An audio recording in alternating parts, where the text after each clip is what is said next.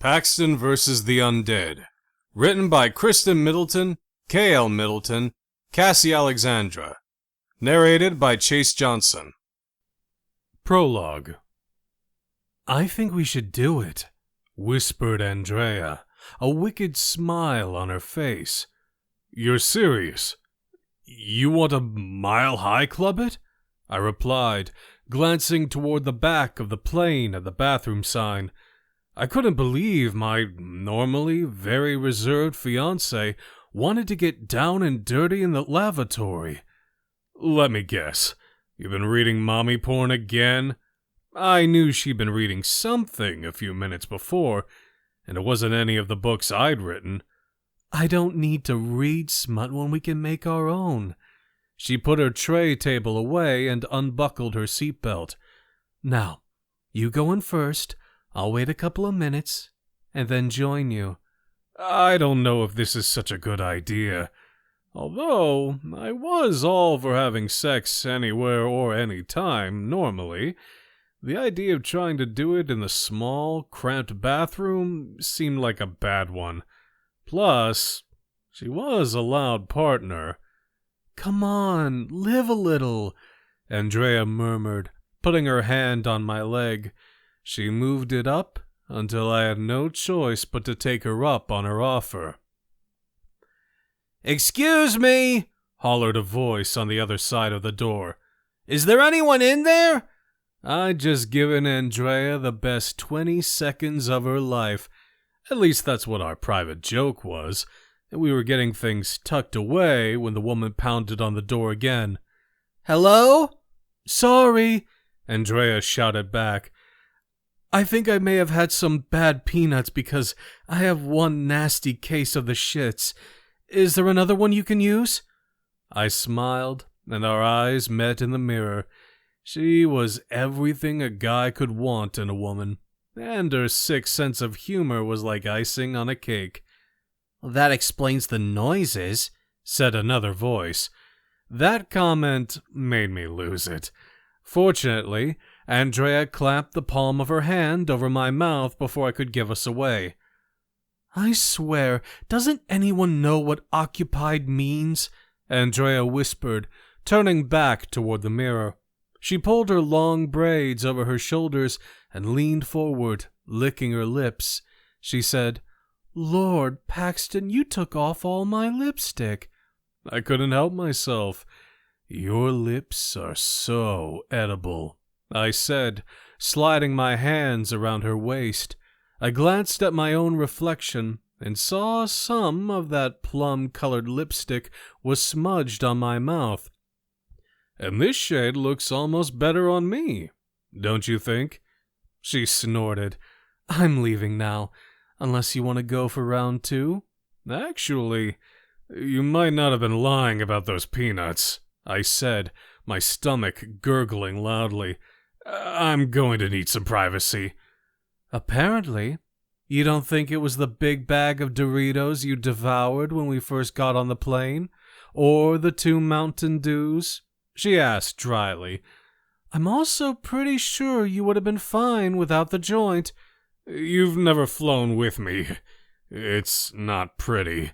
Normally, I wasn't a pot guy, but a buddy of mine had given me some to help ease my anxiety over flying. I hated planes, helicopters, hot air balloons, or anything else that took one high enough to break every bone in the body, should there be a malfunction. I would have rather driven to Las Vegas, but Andrea's parents had given us the airline tickets as a gift. I think they were hoping we'd elope, especially her mother. She wanted grandkids, and was already becoming impatient about our wedding plans, which were still in the works. Andrea wanted a big wedding. I didn't care one way or another. "There's nothing to be afraid of. They say flying is safer than driving a car." "They?" I grunted. "Let me tell you about they. Just last week, they said that coconut oil was good for your heart. Now they claim it will stop it. I don't trust anything they have to say." "You worry too much, Paxton. A plane isn't going to be the death of you. What will kill you is your perpetual fear of things that will probably never ever happen." She sighed. "Let life take its course and go with the flow. When it's your time, it's your time. I'm pretty certain that time is not today."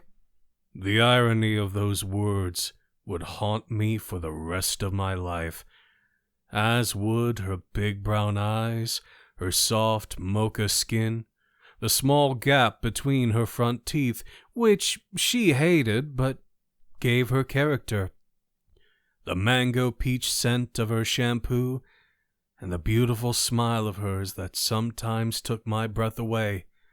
My stomach cramped up. "Right now, my bowels are going to kill me if I don't clean them out," I said. "You'd better escape while you still can." "Sorry," she said with an amused smile. "Good luck." "Thanks." After taking the shit to end all shits, I washed my hands and was about to walk out of the bathroom when another wave of cramps hit me. I quickly sat back down and was going a second round with a hopper when the turbulence began. "Damn it!" I snapped, almost falling off the toilet. I grabbed onto the sink and held on as the plane dipped and rocked again. I thought about the conversation I just had with Andrea about dying. "You worry too much, Paxton." She obviously didn't worry enough. "What the hell is going on?" I whispered loudly as the plane rocked back and forth, making me break out into a cold sweat. "Relax," I told myself. "Don't be a pussy. Turbulence is normal." Closing my eyes, I began counting backward, which I read was supposed to help ease anxiety. It seemed to work, and soon I found myself relaxing as the plane leveled off and the ride became smooth again. Sighing in relief, I said a silent prayer, and then carried on with my business. As I was grabbing toilet paper, an outlandish thought occurred to me. Good thing I'd been on the toilet when the turbulence had hit, because I would have surely shit myself. That would have gone well. In fact, some might have wished the plane had gone down. Whatever I'd eaten smelled worse than death. I smirked as I thought about my body being recovered while still on the shitter. I imagined the headlines: "International best-selling author Paxton Graham's last moments spent pinching a loaf." Yeah, it would probably immortalize me in the book world. There was a loud ding, and the seatbelt turned on. "Seatbelts on," ordered a loud female voice. "Everyone back to your seats." Someone began to pound on the bathroom door. "You need to get back to your seat, whoever's in there," hollered the same voice. I cleared my throat. Okay." "Hurry!"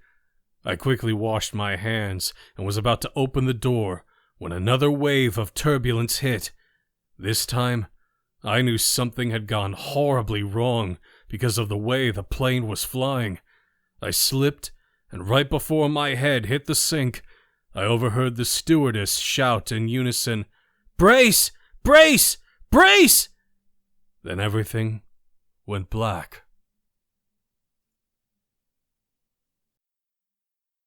Chapter 1. 1 year later. Monday, April 28th, 6:25 p.m. "Paxton, are you there?" "Yes," I typed back, listening to the sirens outside as they drew nearer. I was on Facebook having a private conversation with a woman from Florida. Marissa Storm. At least, that's what she called herself. For all I knew, her real name could have been Ethel Glinkenheimer or Clive Baker. Marissa was a writer. She focused on romance, and I'd learned that many of the authors in her genre used pen names. My specialty was horror and science fiction. Needless to say, I used my real name, which had actually become quite popular, but not in the way I would have ever anticipated. No. My name was well known. It had been in the news for several weeks after the infamous plane crash. Late-night talk show hosts joked about my survival. There were memes dedicated to me, GIFs, blog posts. I'd been an overnight sensation because I'd been the only person to walk away without as much as a scratch. The media had been obsessed with my survival, some even suggesting that I'd been rescued by aliens, while others claiming that I actually was one. The truth was, I'd lost more than my beloved Andrea. I'd lost myself. Now, my writing was the only thing that kept me from going completely insane. That and my lengthy conversations with Marissa, who'd become a good friend. Marissa, have you heard about the flu epidemic? It's bizarre, isn't it? Paxton, yeah, it's all over the news, I messaged back. Everyone was getting sick. It was so bad that many of the schools had even closed temporarily. Marissa, yeah, there's been a lot of rioting downtown. I saw on television that they're bringing in the military.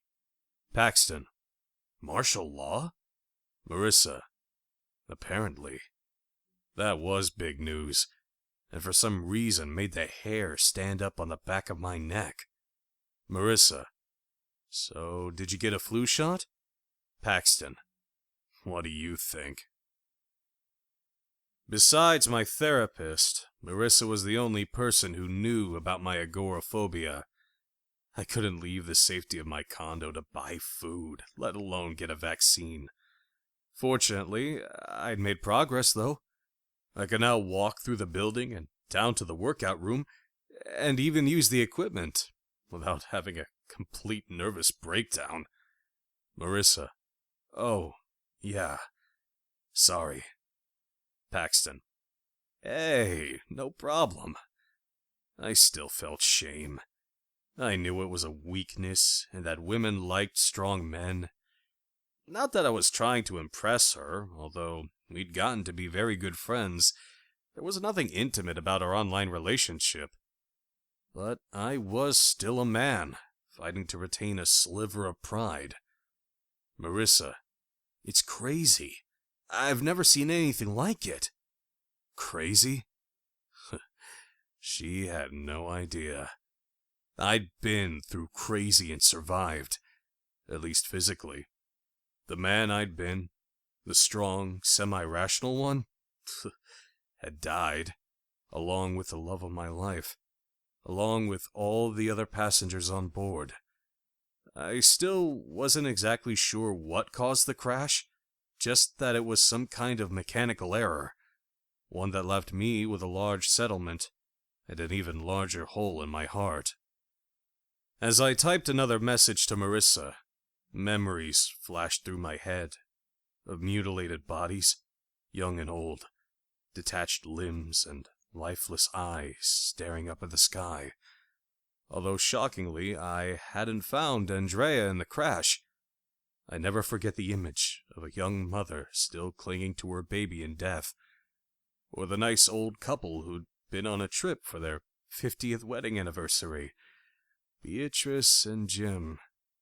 They'd sat across from us, both of them still very much in love. At least they died together, I suppose, if that was any consolation.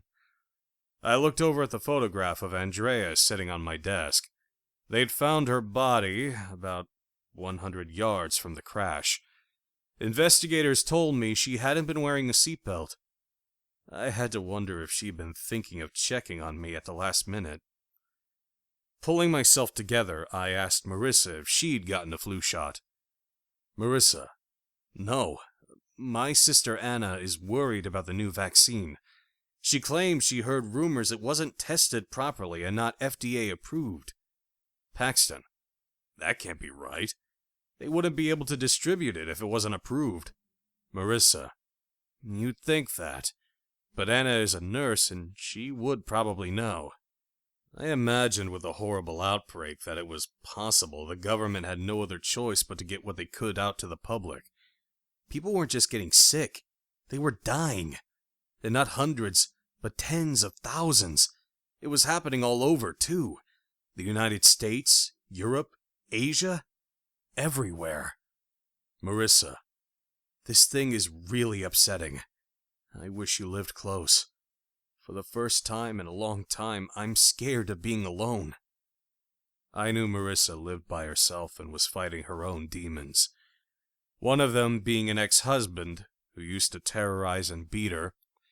He was now in prison, but he'd done such a number on her that she didn't trust many men, and even had a hard time connecting with women. Marissa was also now a hermit in her own right, and spent most of her time writing books and chatting with me on Facebook. Paxton, this will all brush over. Just give it time. Marissa, let's hope. You should sign up for that book signing in Minneapolis next summer. We could share a table. Paxton, I wish I could. The truth was, I was terrified of leaving my condo now. The mere thought of taking a step outside was like imagining myself walking off of a cliff. Not only that, ever since the plane crash, I felt like death was waiting for me because I cheated it. Just like the characters in those Final Destination movies. Something was waiting outside these walls, and one day it would claim me. I just knew it. Marissa, okay, what if I just stopped over when I'm in town for that, and we have a cup of coffee? I had to admit that the idea put a smile on my face. Paxton, I'd enjoy that. Marissa, great. What's your address? I gave her my address and asked for hers. She gave me one from Miami and told me not to share it with anyone. I promised not to, and then after a while we both logged out of Facebook. Afterward, I got up and walked over to the refrigerator, which was looking pathetic. What in the hell is going on with Corbin's? I muttered out loud. I'd sent in an order the night before, and they'd promised delivery by 5 this evening. It was now after 6 p.m., and I still hadn't gotten my food. Normally, I'm a patient guy, but when my blood sugar drops, I tend to be an asshole, even to myself. Frustrated, I walked back to my computer and verified that the order had been placed. Deciding to call, I grabbed my cell phone, and that's when the doorbell rang. Figures. I walked to the door and opened it. Standing in the hallway was a woman I never met before, holding my box of groceries. "Where's Jerry?" I asked, unnerved to find her there. It wasn't because she looked like Megan Fox. Scratch that. She was much prettier. Or that she filled out the Corbin's uniform better than Jerry, who had breasts, but not the attractive kind. What distressed me was that it was something unexpected. What should have been a pleasant surprise made me feel as if the sky could fall at any minute. Little did I know at that point I wasn't too off course. "He has the flu," she said, holding out the box. "Thanks." I took it from her, and suddenly remembered I'd left the tip in the kitchen. "Could you wait a second?" I asked, looking at her name tag again. Jackie? I've got something for you." "It's okay," she said, backing up and staring at me with wide eyes. "Are you sick? You look a little peaked." To be honest, her appearance was definitely making me break out into a cold sweat. I laughed nervously. "No, I just wanted to give you a tip." "You know what? Just forget about that. Seriously, keep the money. I'm good," she said, still scrutinizing me. I wiped the perspiration from my temple with my fingertips. "I'm not sick, seriously." A loud crash from a neighboring apartment made us both jump. It was followed by a blood-curdling scream. "Wow," Jackie said, looking down the hallway and back at me. "I'll be right back." I quickly put the box of groceries on the kitchen counter and rushed out of the hallway just as one of my neighbors, Kathy something or other, stumbled out of her apartment holding her neck. Blood gushed out between her fingertips, and she was crying hysterically. "What happened?" I asked, stepping around Jackie to have a better look. Kathy, a petite redhead in her 30s, looked just as shocked as we were. "I don't know. My husband went crazy all of a sudden and bit me," she replied, raising her hand. Seeing that he'd taken a big chunk out of her neck, I almost threw up on the spot. "What the hell?" "Oh dear God," Jackie mumbled, covering her mouth. Before I could ask her anything more, the man in question, Tony, stumbled out of the apartment and launched at her. Kathy screamed again as he crushed her against the wall. "Hey!" I hollered, trying to shove the bulky man away from his poor wife. He was well over 6 feet and built like a wrestler with a beer belly. Ignoring me, Tony opened his mouth and took a bite out of her cheek. Blood squirted everywhere. This time, Kathy wasn't the only one screaming. Chapter 2. "Paxton, get back!" Jackie hollered over my screams. "Before he bites you, too!" Pulling myself together, I balled my hands up into fists and tried punching Tony in the shoulder several times. Unfortunately, it was like hitting a bag of flour and hurt me more than him. While this was going on, another neighbor opened up his door. An old retired veteran named Mac. He stepped out into the hallway, a cigarette dangling out of his mouth when he saw what was happening. It fell from his lips. "Oh, shit!" "Jesus, stop it, you freak!" Jackie yelled, getting behind Tony as he took another bite out of poor Kathy, moaning in delight while he chewed. She kicked him in the back of the leg. "Leave her alone!" This finally got to Tony. He looked away from Kathy and made an inhuman moaning sound that made my nuts shrivel up into my stomach. "Jackie, get away from him!" I said, pulling her behind me. "Go call 911. Make sure they bring an ambulance, too." She ran into my apartment. Max, still staring at Tony in horror, shook his head. "I knew this was on its way." I looked past Tony at Mac. "What are you talking about?" "The zombie apocalypse, fool! Get away from them before it's too late!" he roared, before running back into his apartment. I grunted and shook my head. Tony opened up his bloody mouth and began gnashing his teeth together. This time, his interest on me. He released Kathy and she dropped to the floor unconscious. "Take it easy now," I said in alarm, raising my hands in front of my face. "Everything is going to be okay." "Paxton, get out of the way!" Jackie ordered from behind me. Before I could react, Tony grabbed my left hand and was about to clamp down on it when Jackie thrust a fireplace poker over my shoulder, shoving into his eyeball.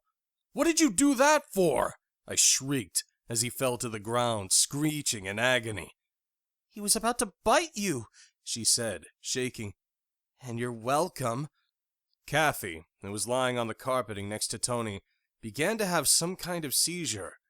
"Did you call for help?" I said, backing away. "I couldn't find your phone," Jackie said, rushing over to Tony. She pressed her shoe against his shoulder and pulled the poker out of his bloody eye. I stared at her in shock. "What are you doing? That's evidence!" She gave me a dirty look. "Evidence of what? Saving your life?" "Yes, no, just... You shouldn't have done that." Matt came charging out of his apartment, now dressed in military fatigues and carrying some kind of rifle with a bayonet attached. When he saw Tony lying lifeless on the ground, his face fell. "Oh, hell, someone beat me to it," he said, disappointed. "Has everyone gone completely crazy?" I stated loudly. They just looked at me. Shaking my head, I ran back into my apartment, grabbed my phone and returned. "And where are the other tenants?" Apparently, nobody else seemed to be disturbed by what was happening in the hallway. Jackie sighed. "Haven't you been watching the news?" "Not since this morning," I replied, looking down at Kathy again. The spasms had stopped, fortunately. "Son, people have been attacking each other all over the city. The government says it's just a rare virus going around, that they're getting it under control. Well, that's bullshit. This is the zombie apocalypse, and it's been a long time coming," Max said angrily. "You can't really be serious," I said, looking at him. "As crazy as it sounds, I think he's right," Jack said. "In fact, I know someone who works at a hospital, and she told me that this new virus is like nothing they've ever seen before. She thought they were getting it contained, though, which is why I bothered to show up for work today. Good thing I did, or your ass would be toast, Paxton. No lie, Max said, looking down at Tony. He kicked him with his boot. Looks like you killed him. Good job. I couldn't believe the conversation we were having. Also, why was I the only person freaking out about killing Tony? Do yourselves a favor and go get supplies. You're going to need to get your hands on as much canned food, bottled water, and first aid supplies you can get, Max said. Pretty soon, people are going to be looting the stores when they figure out what's really happening, and that it can't be stopped. There won't be anything left. I wasn't sure what to believe, but I knew Kathy needed medical attention. I tried calling 911 and was put on hold. Waiting, I crouched down next to her. Her eyes were closed, and once in a while she twitched. You daft! Get away from her, Paxton! Mac warned. Removing my t-shirt, I bunched it up and pressed it against her mangled cheek. Poor thing, I said, ignoring him. With our luck, it will take an hour to get an ambulance out here. Ambulance schmambulance! What Kathy needs is a bullet to the head, Max said, frowning. I looked up at him. Would you listen to yourself? You're talking like a crazy fool. You won't think that when she tries chewing on your face like her husband did to her. Max, she's in so much pain right now. I doubt she could even move, let alone try attacking me. Which is crazy in itself. Just because Tony went nuts doesn't mean she's going to, I said, unwilling to believe such nonsense. He didn't go nuts. He turned into a damn zombie, he grumbled. It wasn't possible. The world was obviously obsessed with them, and it was definitely getting out of hand, just like killer clowns and the Kardashians. I put my fingers on Kathy's neck to check for a pulse. She opened her eyes and stared up at me. Are you okay? I asked, relieved that she regained consciousness. She was bleeding out badly, especially from her face, which would need a lot of plastic surgery when all was said and done. Not to mention, she needed a good head shrink. I decided to tell her about mine later, when the time was right. It was the least I could do. The whites of Kathy's eyes now held the same yellowish tinge Tony's had. I could also see that she'd broken some capillaries. Considering what she'd just gone through, it didn't seem unusual. Paxton, warned Mac, moving closer to me. Kathy opened up her mouth and made a screeching noise. I wondered if Tony had bitten into part of her tongue, making it hard to communicate. I patted her arm. You're going to be fine, Kathy. We're getting you an ambulance. Her arm snaked out and grabbed the back of my head, her teeth clicking together as she tried biting me. Horrified, I shoved her away and scrambled backward on the carpeting. Told you, Max said dryly. Now who's crazy? I stared at her in shock. What in the hell was happening to people? Was any of this even real? Was I actually dreaming? God, I hoped so. Kathy? I said, trying to get through to her. I smiled. Hey, remember me? Paxton? She growled and sprang at me. Gasping, I kicked her in the chest, sending her backward. I got this. Mac raised his gun and quickly stabbed her in the forehead with the end of his bayonet, and then pulled it back out. He glanced over at me. See? You can't help them once they've been bitten, he said, wiping the blood from his weapon with my discarded t-shirt. Haven't you been watching The Walking Dead? Chapter 3. Mac and I put on rubber latex gloves, which he apparently had a stockpile of, and we pulled Tony and Kathy back into their apartment. With all of the flu medicine sitting on the kitchen counter, it was obvious he'd been sick. You believe it now, don't you, Paxton? Mac asked, as we walked back into the hallway. I don't know what in the hell to believe, I mumbled, needing to get back into my apartment. The stress from earlier had made me forget about my agoraphobia. Now that things had calmed, my anxiety about everything else was creeping back up on me. Like I said before, it's the apocalypse. Armageddon! You want to survive? You better buck up, boy, he said, squinting at me. Get your weapons ready, and make sure you have food and water, 'cause it's going to be a long, bumpy ride from here on out. I rubbed a hand over my face. The man wouldn't let it go, and the last thing I needed was more paranoia in my life. I already had my own problems to deal with. Sure, what we just experienced was weird, but I wasn't about to categorize it as Armageddon. I'll keep your suggestions in mind. Shaking his head with disdain, he went back into his apartment and slammed the door. I stepped back into my place and found Jackie walking out of my bedroom. What in the hell are you doing? I asked, thinking she'd taken off a while ago. I've been looking around for weapons. Do you have a gun? No, I replied, hoping she hadn't looked in my bedroom closet where I kept my nudie mags or skin flicks. Not that I had a stockpile of them, just a couple of Playboys and a porno I'd only watched once. And you should probably leave. She walked over to the television and turned it on. I'm not leaving without some kind of protection. Check this out. Warnings from the Emergency Alert System, EAS, flashed across the screen. Although there were no messages about zombies, the public was being warned to stay indoors due to rioting and violence in the streets. Huh. I grabbed the remote and changed the channel. The alert was on every station. Mac was right, you know, she said. People are turning into zombies. Look at your neighbors. Why do you think that woman's husband was trying to eat her face? And she turned into one of those things after he bit her. Max said she would have bitten you too if he hadn't stopped her. What are you doing? I'm calling to find out why it's taking so long for the ambulance to get here, I said, dialing 911.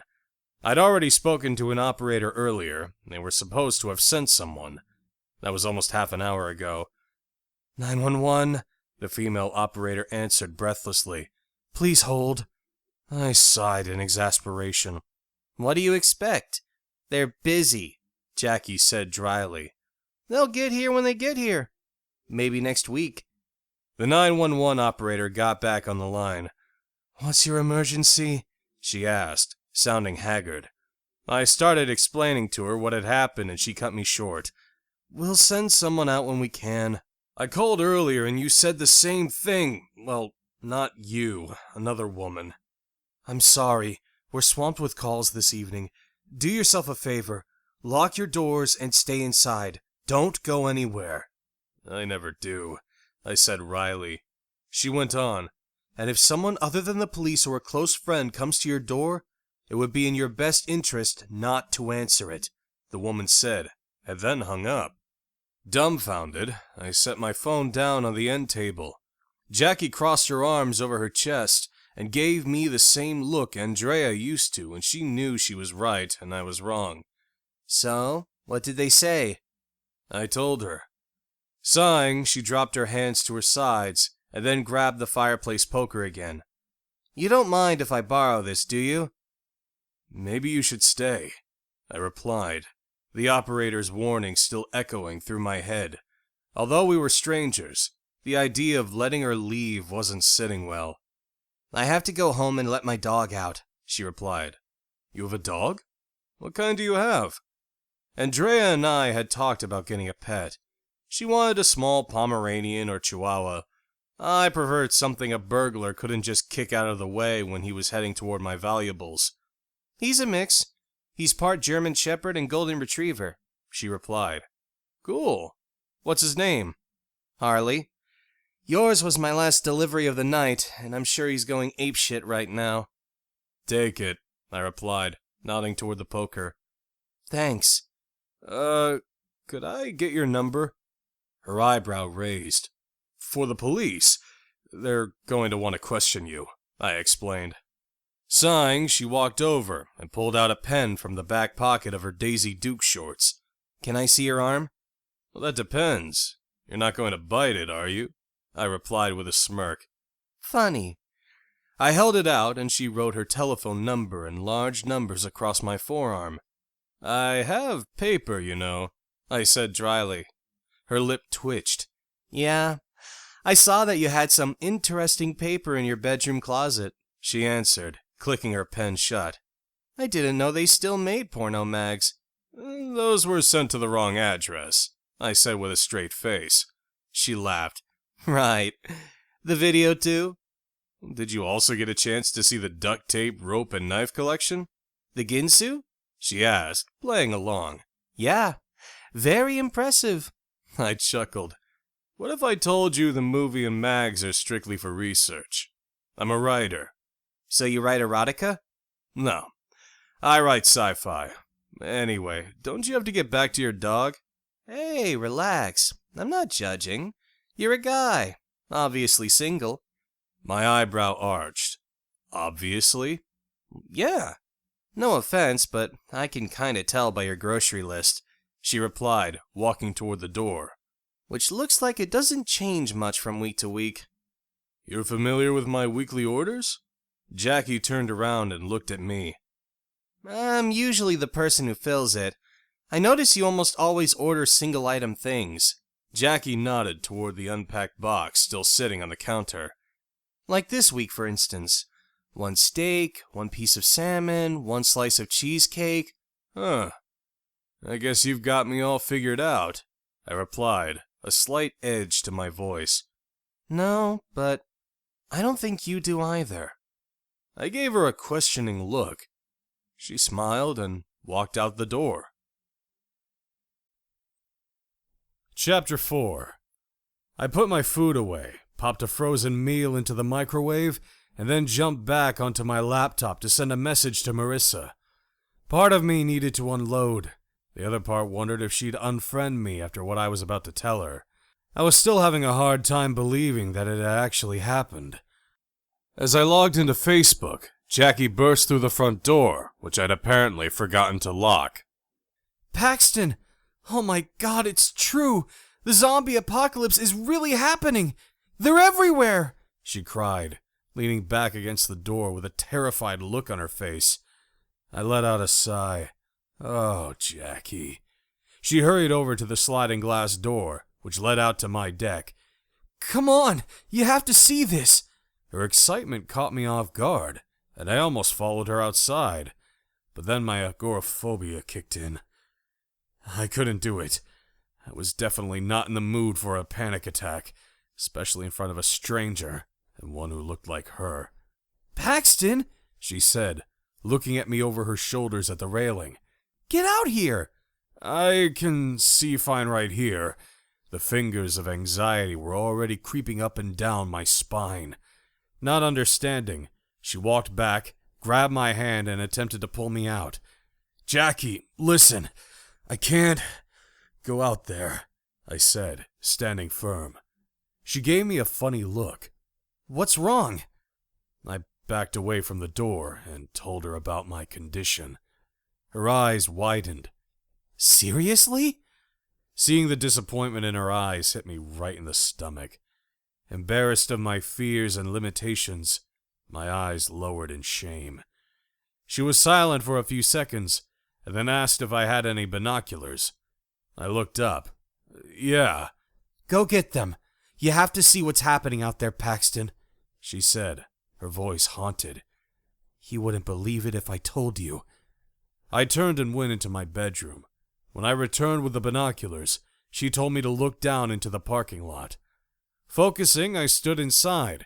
I began searching for what was so important. I lived right next to Lake Calhoun on the 2nd floor. I had a great view of the walking paths, which were normally busy at this time of night. At that moment, there didn't appear to be anyone around. Nobody jogging or walking their dogs, no skateboarders or bicyclists. Well? I lowered the binoculars. It's dead, but why is that a surprise? You saw the television warning. People are afraid to go outside. She let out a frustrated sigh. Look down into the parking lot below. The view was obstructed by the deck, so I walked over to the window in my kitchen. What I saw made me do a double take. There were several people down below. Almost every one of them appeared to be injured and bleeding. Some of them were crawling over each other, like a pack of dogs fighting for a bone.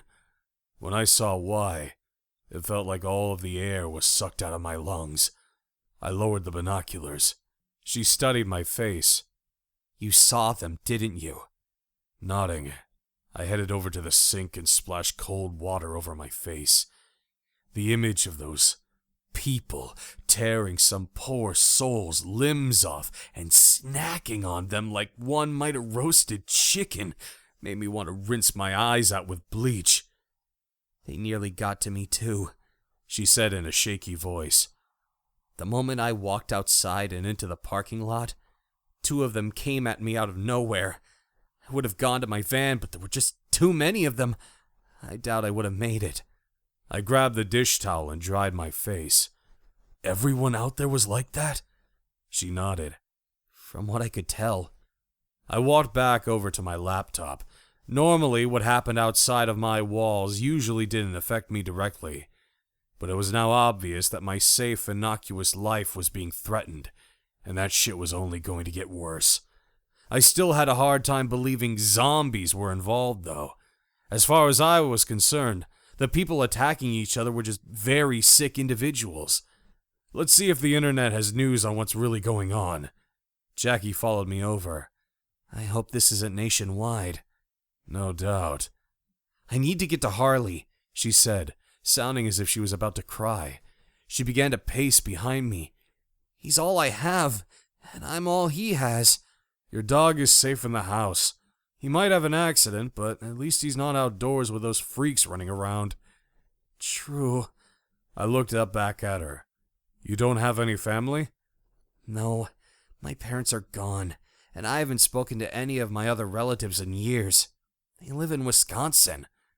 So no husband or boyfriend who can check on Harley? I broke up with my boyfriend last month, she said. Oh, sorry. Don't be. He was an asshole. I could tell by the tone of her voice she didn't want to elaborate. It looks like the internet is down, I mumbled, trying to establish a connection.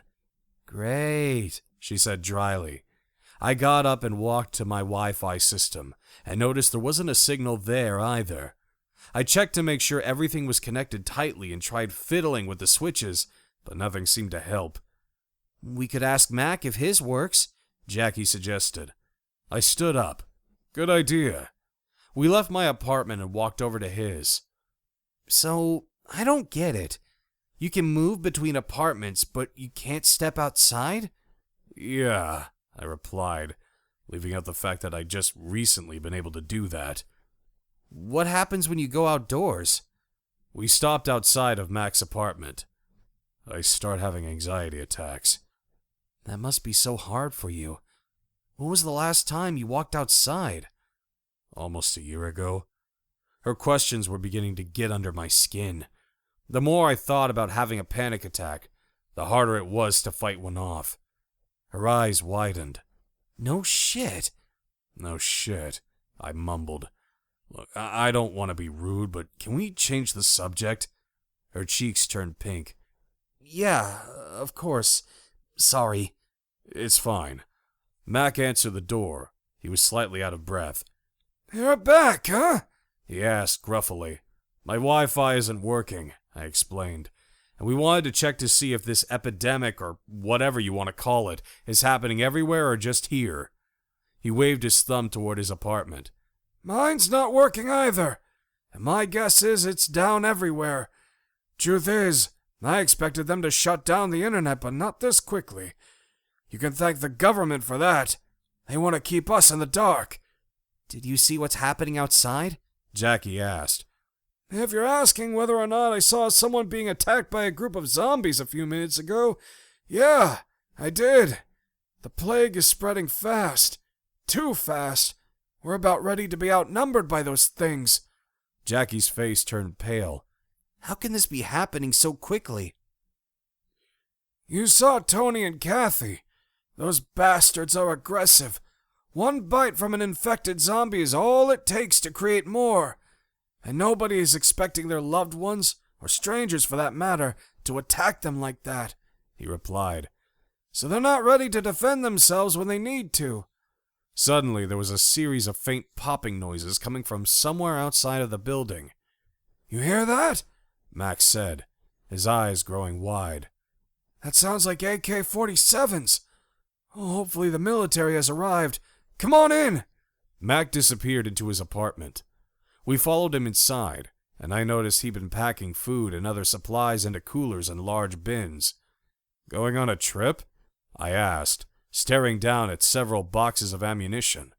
He lit a cigarette. Oh, hell yeah! Too dangerous to be sticking around here. Going up to my cabin. You're going to travel during this craziness? I asked, shocked. Mac grunted. It's better than getting trapped here in the city. Oh, you think it's crazy now. You have no idea what's coming next. He opened up his sliding glass door and stepped outside. Oh, yeah.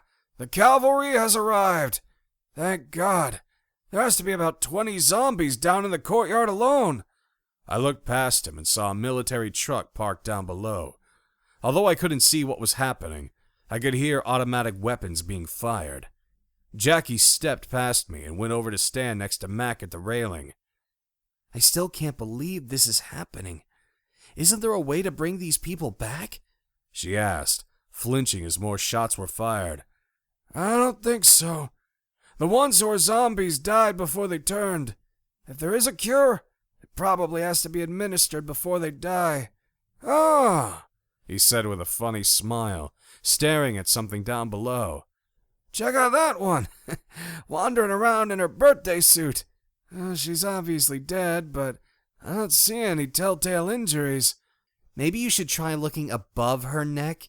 The side of her head appears to be bleeding, Jackie said dryly. Mac gave an embarrassed chuckle. Oh yeah, pretty big gash too. Oh, the head, you know.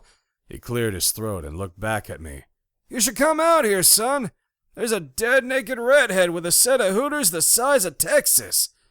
She have a tattoo on her shoulder? I asked, picturing a woman riding a dragon. Looks like it, he replied. I sighed. That's gotta be Shale. Mac was right. She was busty, and very attractive. She also preferred chicks to dicks.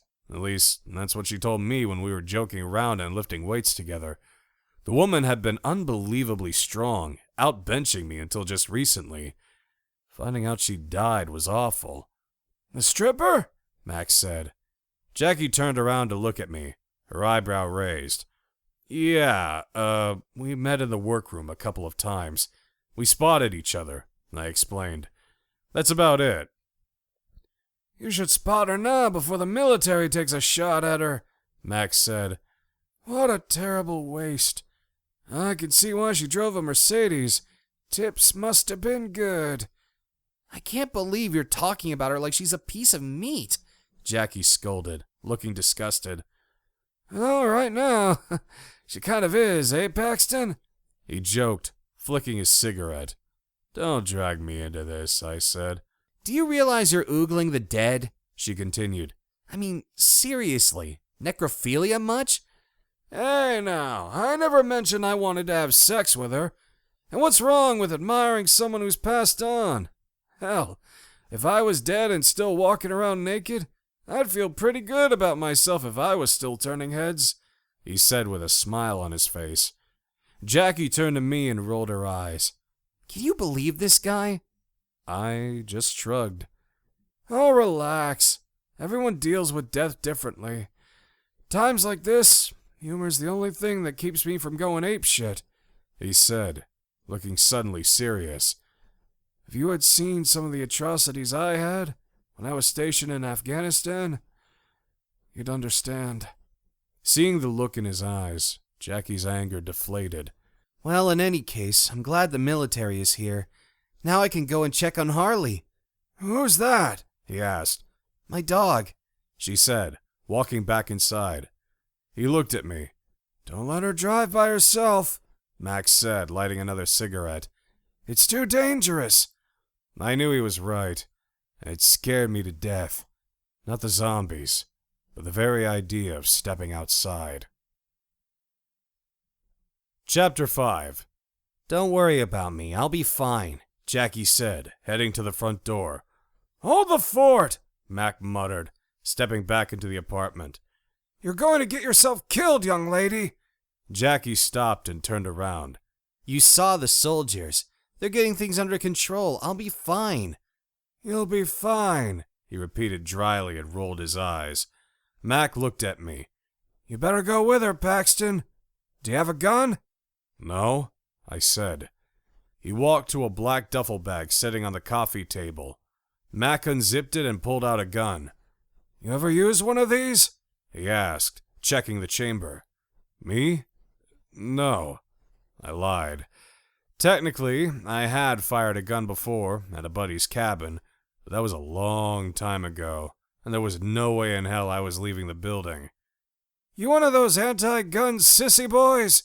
he asked, squinting at me suspiciously. I had nothing against guns, but Mac's attitude was a bit abrasive and irritating. "No?" "What about you?" he asked Jackie. "You ever use a gun?" Actually, yeah. she said, her face going dark for a second. She shoved her hands into the front pockets of her shorts. My ex taught me. We used to go target shooting. "You a good shot?" Mac asked. Good enough to hit what I'm aiming at. She replied. Mac looked impressed. He grinned. "Guess I'll be handing this off to you then." Good idea, since Paxton can't come with me anyway, she replied. "You're not going with her?" he asked me. "What kind of boyfriend are you?" We're not. Dating, Jackie and I said in unison. We actually just met today, she added. I delivered his groceries. "You mean to tell me you're too lazy to go and do your own shopping?" Mac exclaimed, looking disgusted. Before I could answer, Jackie told him about my condition. Thanks, I said dryly, knowing Mr. Sensitive wouldn't understand. "What are you afraid of out there, boy?" he asked, stubbing his cigarette out in an ashtray. "Well, besides zombies." I didn't reply.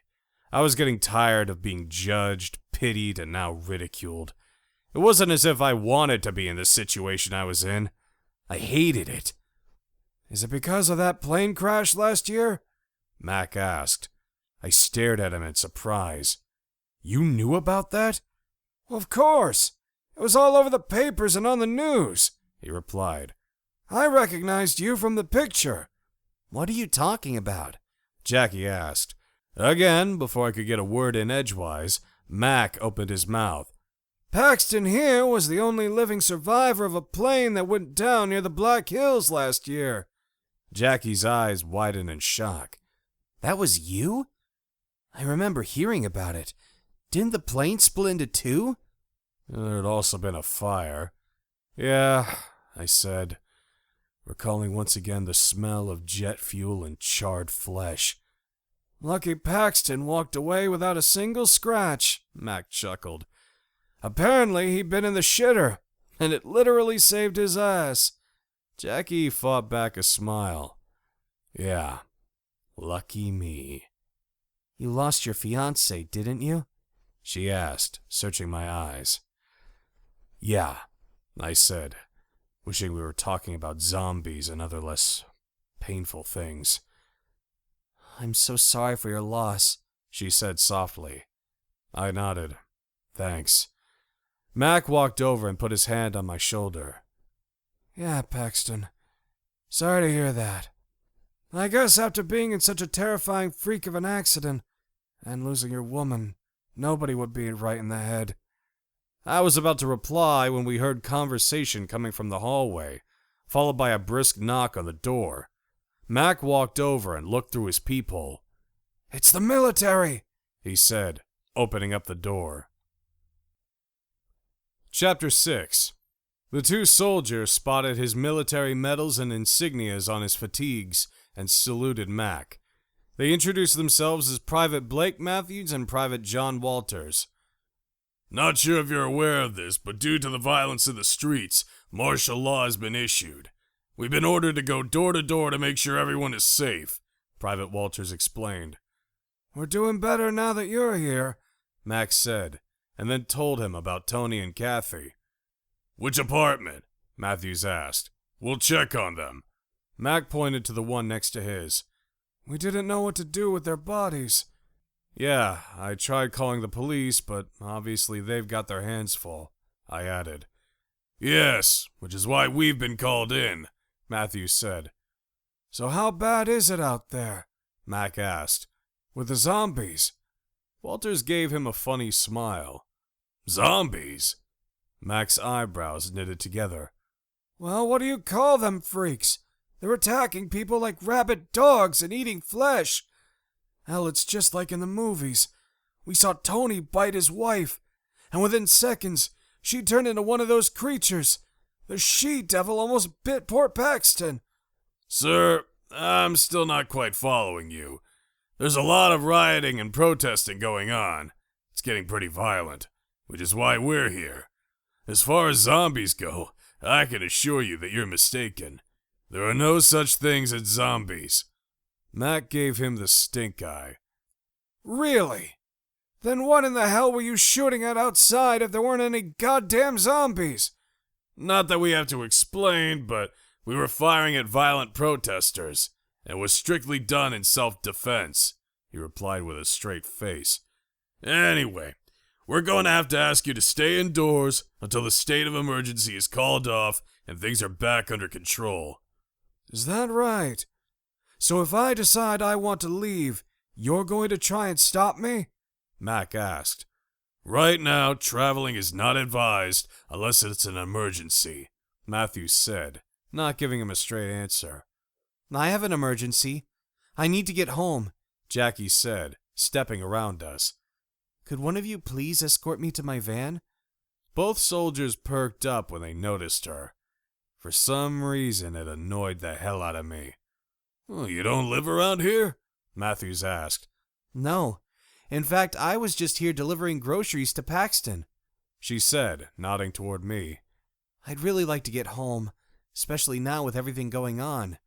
Matthews and Walters glanced at each other, and I knew at some point they would be arguing about who had dibs on helping her. That shouldn't be a problem. How far away do you live from here? Walters asked. Only about 15 minutes, she replied. Cool. Don't worry. I'll make sure you get home safely, Matthews said, smiling. One of us, corrected Walters. Will at least. Jackie, obviously used to male attention, looked more amused than anything. Thank you, gentlemen. I just need someone to help me to the van and I can take it from there. You'll still need a military escort. I didn't catch your name, Walters said, with what he probably thought was a panty-dropping smile. Miss? Davis. You can call me Jackie, though, she replied. Before he could reply, someone in the building screamed. It sounded as if it was down the next hallway.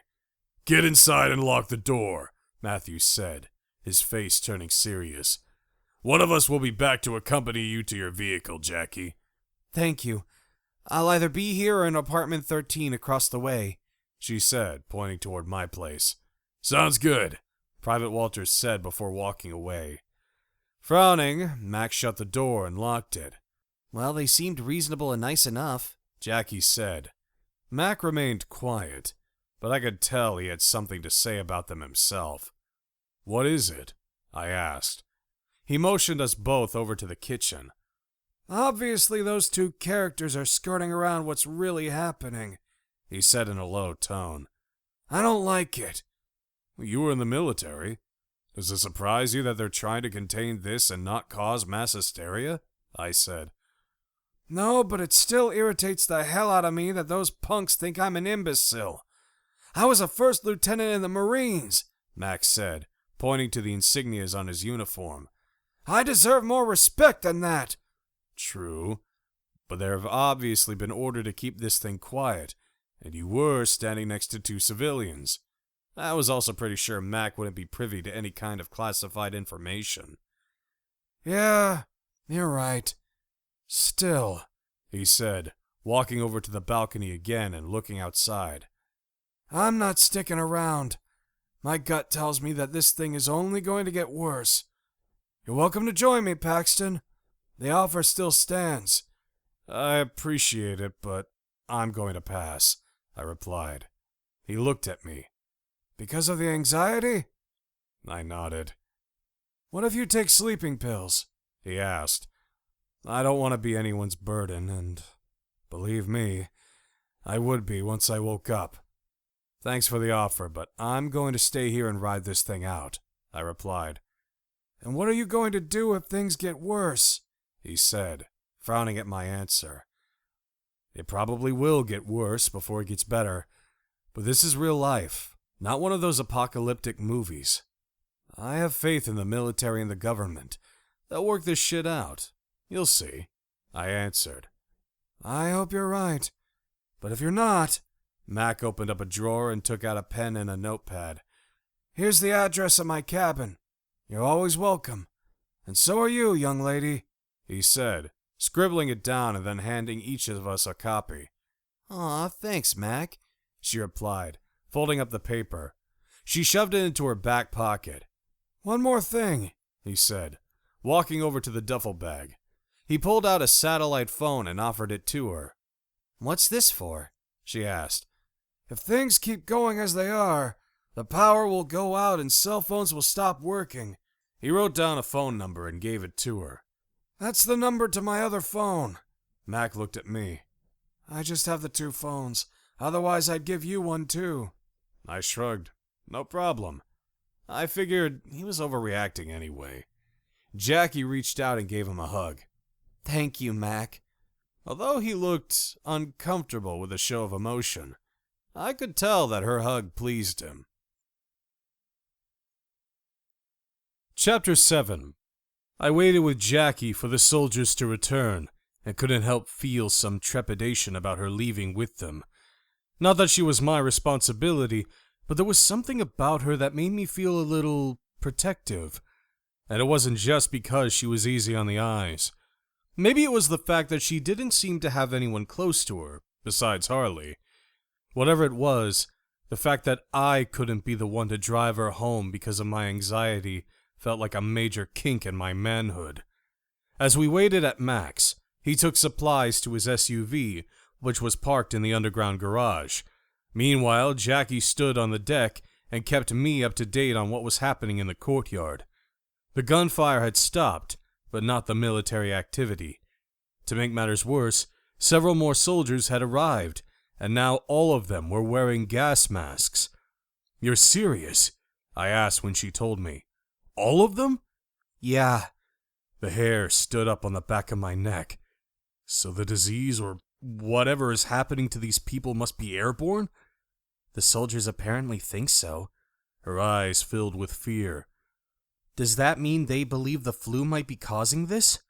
I shrugged. I don't know.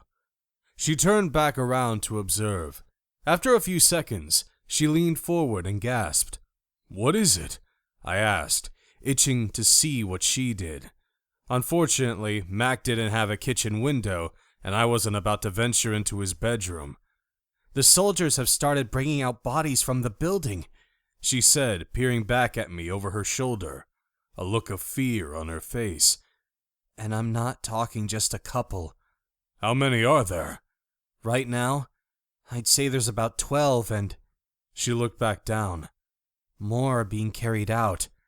Mac's words of doom echoed in my ears. What are they doing with the bodies? Lining them up in a row.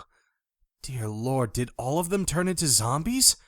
Either that, I replied, or they were killed by some. Do any of the dead look like they've been bitten? I can't tell. They're all in body bags. For some reason, that fact made me shudder more than anything. Just then, Mac entered his apartment, an angry look on his face. What's wrong? I asked. Damn sons of bitches are trying to tell me I can't leave the building, he said, his eyes flashing angrily. Soldiers? I asked. Yeah, ran into a couple on my way to the garage, he replied. They can kiss my ass. I'm not sticking around here. Now with all of the shit going down, I saw them carrying out more dead zombies from some of the apartments. Jackie said they're bringing a bunch of body bags out into the courtyard, I replied as he picked up another container. He looked at me. Oh yeah? They're lining them up, I said. Maybe they're going to burn them? I'd better take a look. Setting the container down, he walked out to the balcony and stood next to Jackie. See? This is exactly what I was talking about, he said in a grave voice as he peered down below. This shit is not going to be containable anytime soon. Jackie gasped loudly. Oh my God! Look at that soldier! Suddenly, there were more shots being fired. Both Mac and Jackie ducked down and hurried back into the apartment. What happened? I asked, my heart pounding in my chest.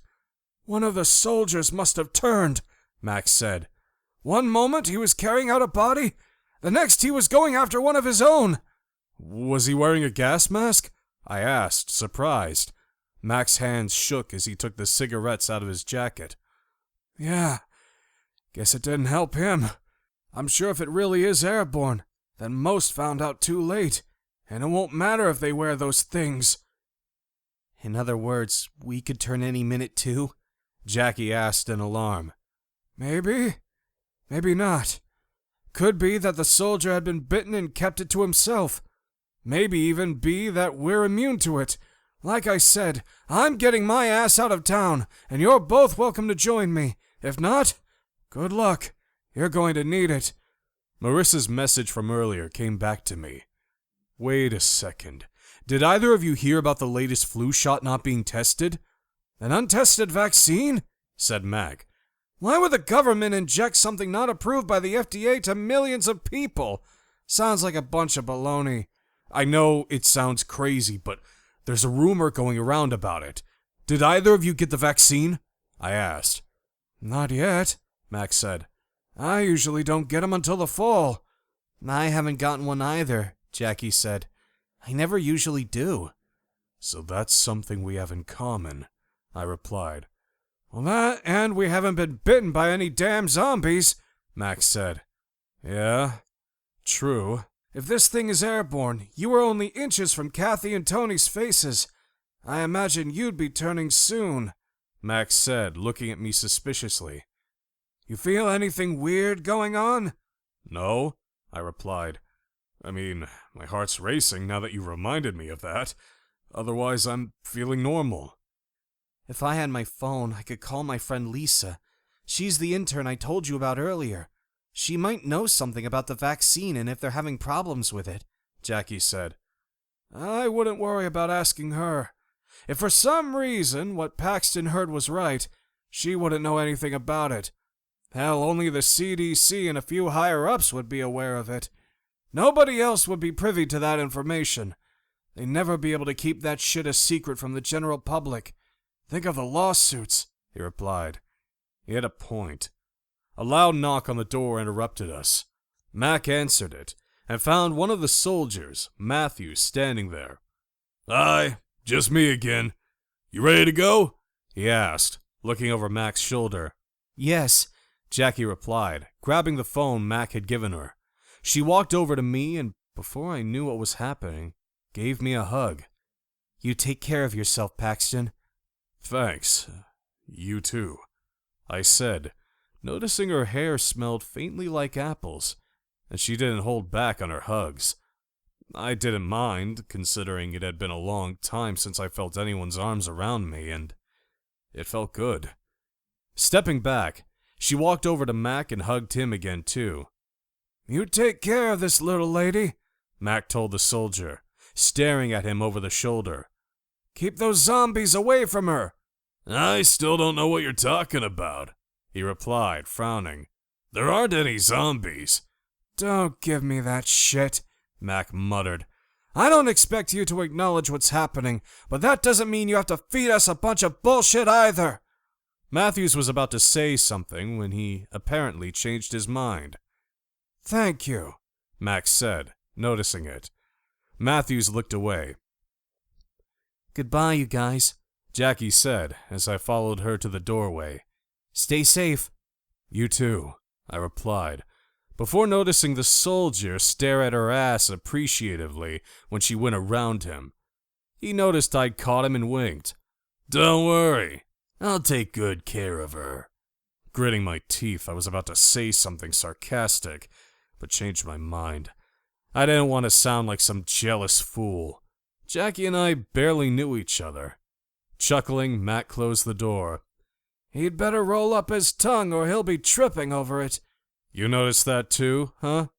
He smirked. Yeah. I also noticed the look on your face, Mac replied. I shrugged. I'm just concerned. Right, he said dryly. She delivered my groceries. There's nothing between us, Mac, I said. You keep telling yourself that. Meanwhile, I'm going to continue loading up my truck. You're really sticking around here? I nodded. Suit yourself, he said as I opened the door. Just remember, when the shit caves in, and it will, don't lose the address I gave you. I patted my pocket. I was actually glad he'd given it to me now. I'd probably never use it, but it was there. I won't. Okay then. Good luck. You too. Chapter 8. When I walked back into my apartment, I checked the television again, but the alerts hadn't changed. Fortunately, my internet was back up, which surprised me.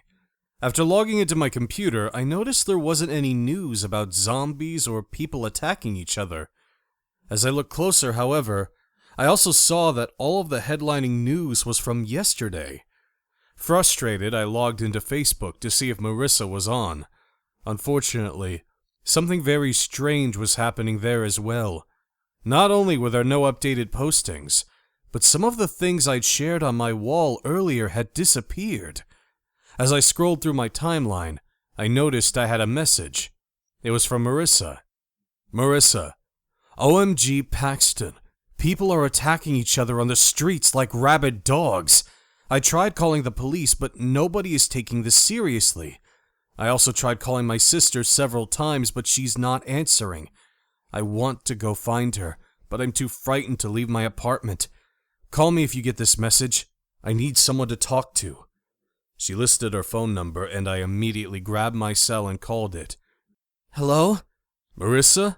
Her voice was lighter than I'd imagined, almost like a teenager's. Yes? It's Paxton. I just got your message. She sighed in relief. Thank God. I was wondering if maybe something had happened to you. No, I'm fine. Crazy shit is happening here though, too. I said, and then told her about my neighbors and the military. The world is going crazy. I have to find my sister, she said, on the verge of tears. You know, it might not be as bad as you think. She could just be really busy at the hospital, I said, trying to comfort her. I imagine with all the things happening, they're swamped with patients. I thought about that, but the receptionists aren't even answering. I've tried calling several different departments and nobody is picking up. Oh. I sat down on my sofa and ran a hand through my hair. A question for you. Did your sister get vaccinated? For the flu? No, Marissa replied. Remember? I mentioned that she didn't trust it. What about you? She gave a harsh laugh. No, definitely not. Do you think it's possible that the vaccine is causing all of this? I asked. Turning people into zombies? Yes, if that's what they are. It's so hard to imagine. Zombies aren't real, right? I mean, are the people attacking each other even dead? I don't know. There's another possibility, I guess. Susan mentioned something once about this new zombie drug that's now on the streets. It's made out of some kind of amphetamine. She said it looks almost like bath salts and makes people violent and have hallucinations. Yeah, I remember seeing a video on Facebook of someone who was on it, I replied, thinking back. It makes people nuts. But here's the problem I'm having with this, though. I told her how Kathy had gotten bitten by Tony, and then became violent within a couple of minutes herself. And then about the soldier who'd been on duty, and how he suddenly went berserk. She groaned. I'm so freaked out right now. I need to find my sister. She's all I have left. So you're going to leave your apartment? Yes, I have to, I guess. I sighed. Do you have any weapons? I have a handgun. I guess that's the only thing I can thank my ex for. Scaring me enough to feel that I needed one for protection. I think it's a bad idea that you're leaving when it's so dangerous out there, but if you're going to do it, you might want to bring it with you. She didn't answer. Marissa? Sorry, I just heard someone screaming down the hallway, she said in a shaky voice. Oh my God, what do I do? The image of Tony attacking his wife flashed through my head. Nothing, Marissa. Don't do anything. You could get hurt. I'm sorry, Paxton, but that's not how I'm wired, she replied. I'll call you back. Before I could respond, she hung up. Frustrated, I plugged my phone into the charger and walked over to the kitchen window to see what was happening outside. It was now almost pitch dark, but the parking lot was lit up. Surprisingly, there were only 3 soldiers standing out there, smoking cigarettes and talking. It looked so calm that it was hard to believe the earlier events had even occurred. I wondered about the bodies in the courtyard and the zombies the military had killed. The crew out there didn't seem too worried about anything at the moment, which had to be a good sign. I gazed toward the other condos and noticed there were only a couple apartments with their lights on. Considering that the building held 90 tenants and it was still relatively early, I had to wonder how many people would be lost by the time this nightmare was over. Chapter 9. An hour later, I still hadn't heard back from Marissa, and there was still no news on what was happening on television. Feeling helpless and frustrated, I decided to eat something to see if it would somehow put things into better perspective for me. Grabbing the steak from Coborn's, I thought about what Jackie had said earlier, and suddenly wondered if my grocery list would ever increase to serve more than one. Not if you keep living like a damn hermit, I pictured Max saying. Not that I was in a hurry to start dating again. I missed Andrea. I missed the hell out of her. But I also missed having an intimate relationship with someone both physically and emotionally. I missed holding a woman in my arms. I missed dinner and movie dates. But most of all, I missed having someone to share things with at the end of the day, and not just on Facebook. Thinking about all of these things, I leaned down to grab a pan from the cupboard, and that's when I heard gunfire again. I walked to the window and almost shit my pants. A giant wave of zombies had appeared and were stumbling towards the soldiers. Although they fired upon the crowd, the zombies far outnumbered the bullets, and it wasn't long before they were overtaken. It was so terrifying to watch that I just stared in shock, unable to believe what was happening. Noticing more of the flesh-eaters approaching from around the building, many injured and wearing military uniforms, I realized Mac had been right. This wasn't going to be handled anytime soon. This was some serious shit. As I backed away from the window, someone began pounding on my door. I quickly walked over to it and looked through the peephole. It was Matthews. I unlocked the door. "What's going on? Is Jackie okay?" "I hope so," he replied, looking anxious. "She took off in her van when things were still under control. That's not why I'm here, though. I'm here because of the zombies," I finished for him. He sighed. "Yeah, if that's what you want to call them. Can I come in?" "Sure," I said, moving out of the way. Matthews walked into my apartment. "Sorry to intrude. I've been trying to find your friend, the lieutenant. He's not answering his door." "Mac? Well, he's gone. Last I heard, he was heading up to his cabin. He didn't want to stick around here." Matthews sighed. "Great. Why did you need him?" A pained expression crossed his face. "Problems with the troops?" He nodded. "I just witnessed 3 of your guys getting mauled by zombies. What's going on with the others?" "We're getting outnumbered already. People are turning everywhere and without warning. One moment they're fine, the next..." A haunted look spread across his face. "They're gone." "Is it the vaccination?"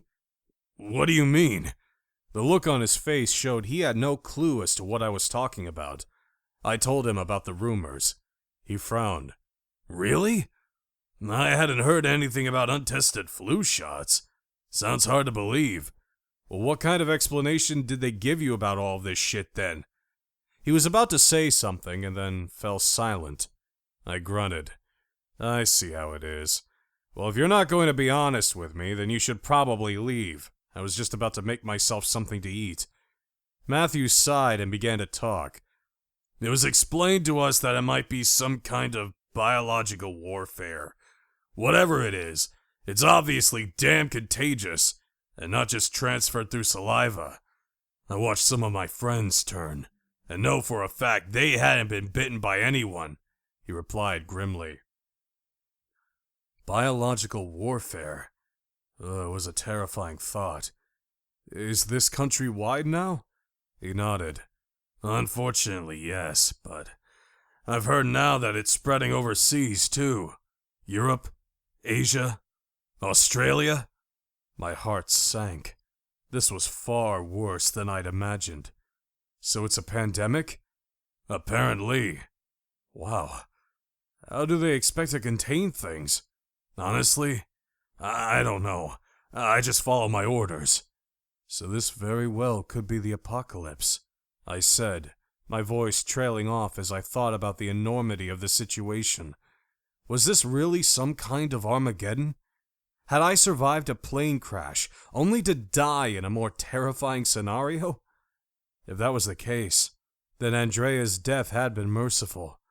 Let's hope not, he replied. Science fiction and zombies brought to life. I remembered how many times I'd laughed about the doomsday preppers. Now the joke was on us. The scoffers, the realists, the non-believers. I looked at Matthews again. Are the infected, or should I say the ones attacking people, actually dead? I haven't gotten close enough to feel for a pulse. Some of them were walking around out there with half of their guts spilling out. I remember some of the people I'd seen attacking the 3 soldiers. Many of them had been injured so badly it seemed illogical they could still be walking. How is it possible? You're asking the wrong person, he said grimly. All I know is that I'm the only survivor of my troop. One moment it looked like we had everything under control. The next, a huge wave of zombies appeared out of nowhere, and I was the only one who'd made it into the building alive. Sorry to hear that, man, I replied. He nodded. To tell you the truth, it really hasn't hit me yet. It's just so hard to believe that what's happening isn't just a goddamn dream. I could definitely relate to that. So, why are you not infected? Did you happen to get the flu shot this year? I asked him.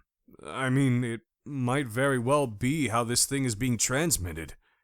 Nope. I had a sinus infection when they were giving them out and received a temporary waiver. Now everything that's gone down, I'm afraid to get one. No shit.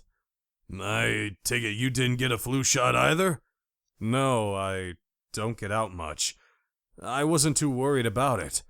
Almost everyone else I know had the vaccine, he said in a husky voice as he stared off into space. My parents?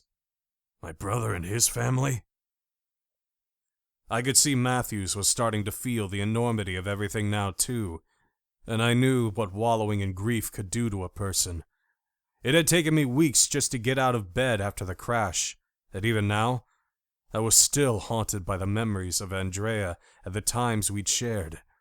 Last month, I'd finally packed most of her things away, but hadn't had the heart to do more than that. However, that would make it too final. Which it was, I knew. I just didn't want to accept it. So what now? I asked, trying to change the subject.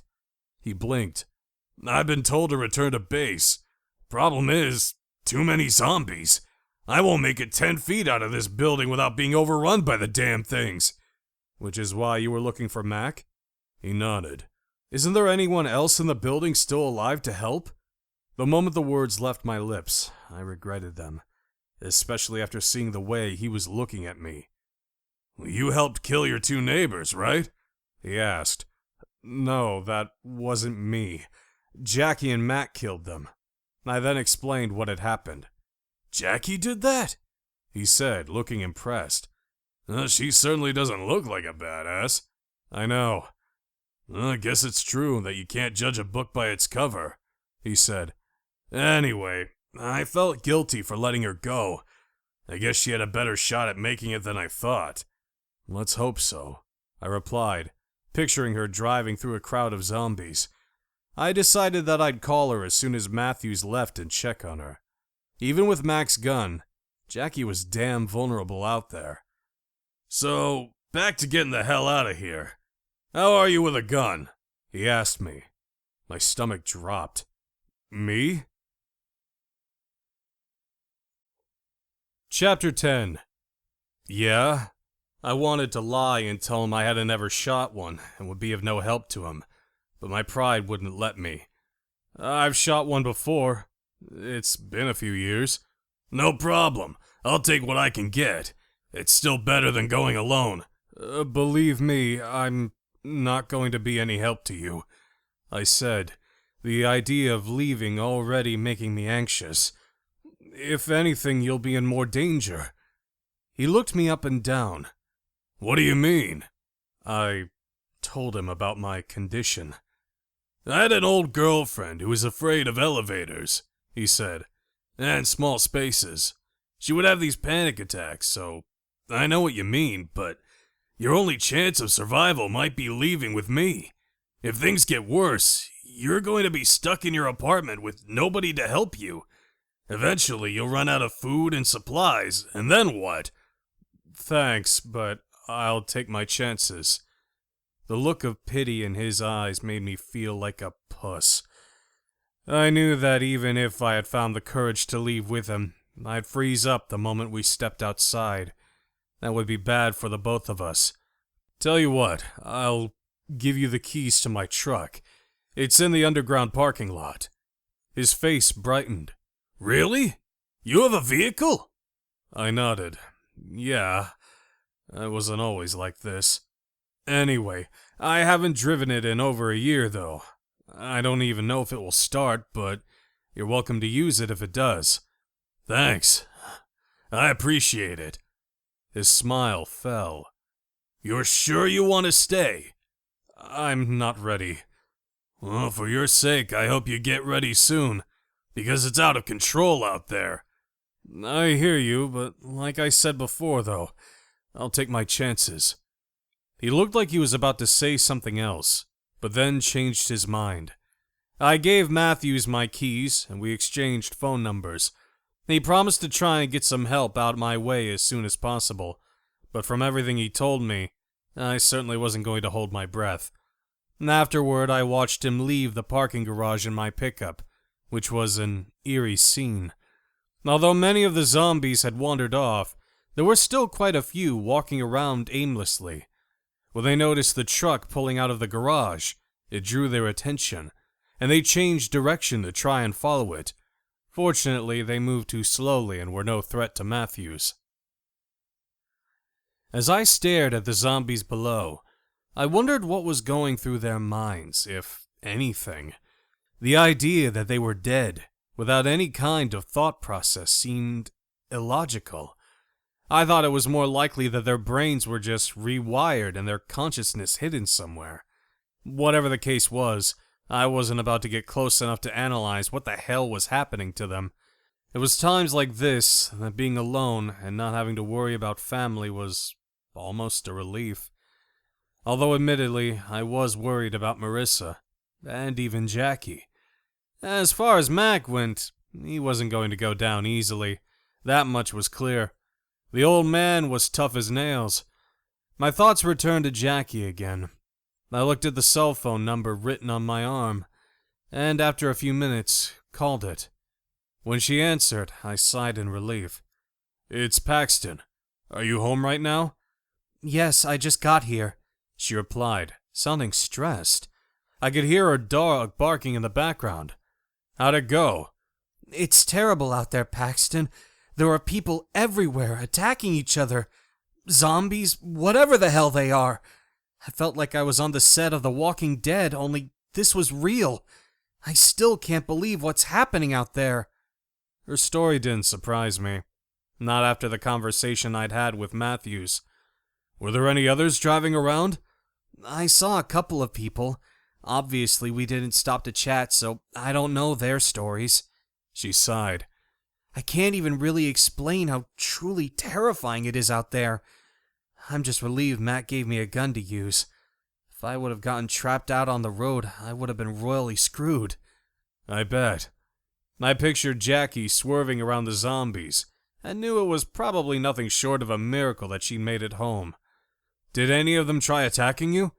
No, they seemed pretty clueless. I mean, I was inside the van and had my windows up. They don't seem to have any concept of what's happening around them other than when they sense that food is nearby. At least that's my opinion. That's somewhat of a relief, I guess. What about the soldiers? Did you see many around? Not really. I mean, I saw several military trucks, but that was it. It almost looked like they just left and abandoned them. I just don't understand where everyone went if we're supposed to be under martial law now. They're probably among the undead now. But they have protective gear and guns. I don't get how the zombies are any match for that. They didn't necessarily need to get bitten to become one of them. I told her about my conversation with Matthews. He said almost everyone he knew received the flu shot. Tell me this thing is still just a rumor, I said dryly. That's definitely too much of a coincidence. So what does that mean for us? She asked in a shaky voice. If our military can't help us now, how are we supposed to protect ourselves? What about law enforcement? Have you seen any cops out there? None that can help us, Paxton. It didn't make any sense. Unless they'd been pressured into getting the flu shots too. I sighed. So, what are you going to do now? I don't know. I guess I'm going to hang tight here for a while and see what happens. Hopefully things aren't as bad as they look. I agreed. After all, this was real life and not fiction. Even though people were turning into zombies, they were no match for the rest of us. We had reason, common sense, and weapons on our side. Are you sure you're going to be okay all by yourself? I'm not alone. I have Harley.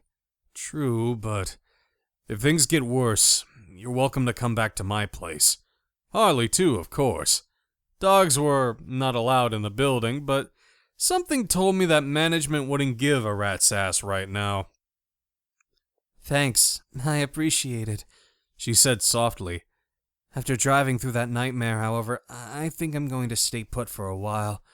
I don't blame you. We should keep in touch, though. I agree. To tell you the truth, I've been trying to get in contact with some of my friends, but nobody is returning my texts or calls. I just hope... Her voice hitched. They're okay. Could be that they're just away from their phones, I said. Although we both knew better. These days, most people had their phone only an arm's length away.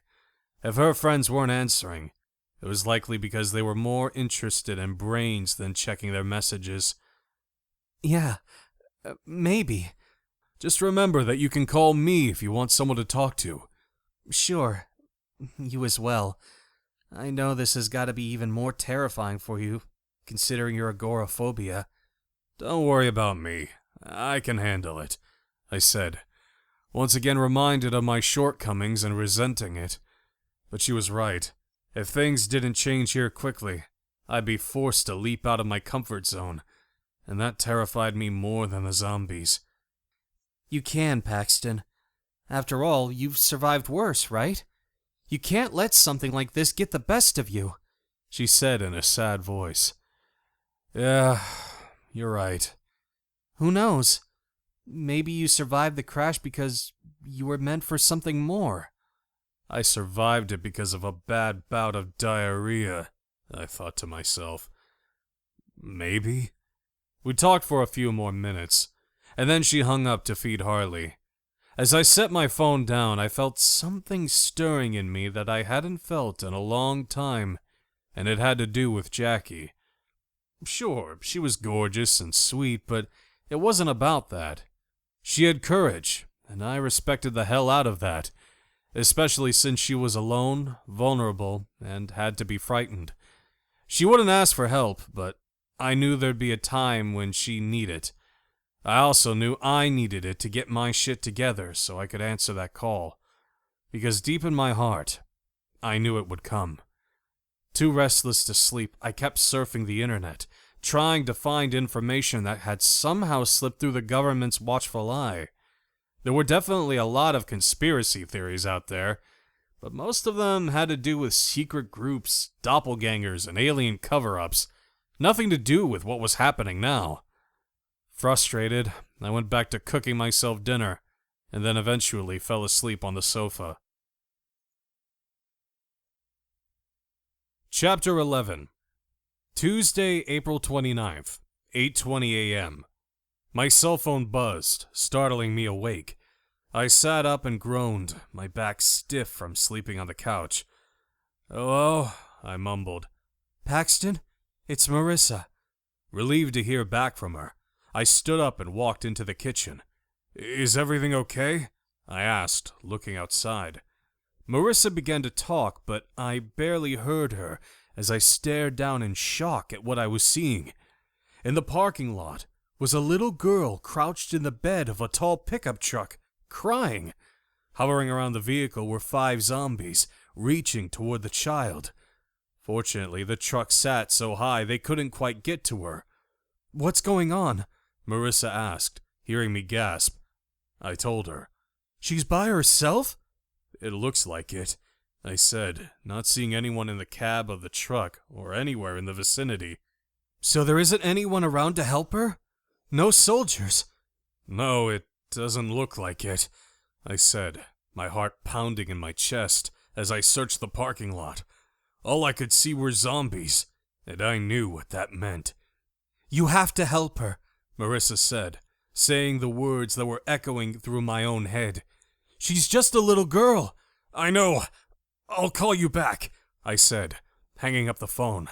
I slipped it into my pocket and searched frantically for something to protect myself. Although I had plenty of knives, I knew I'd have to get close to use them. Too close.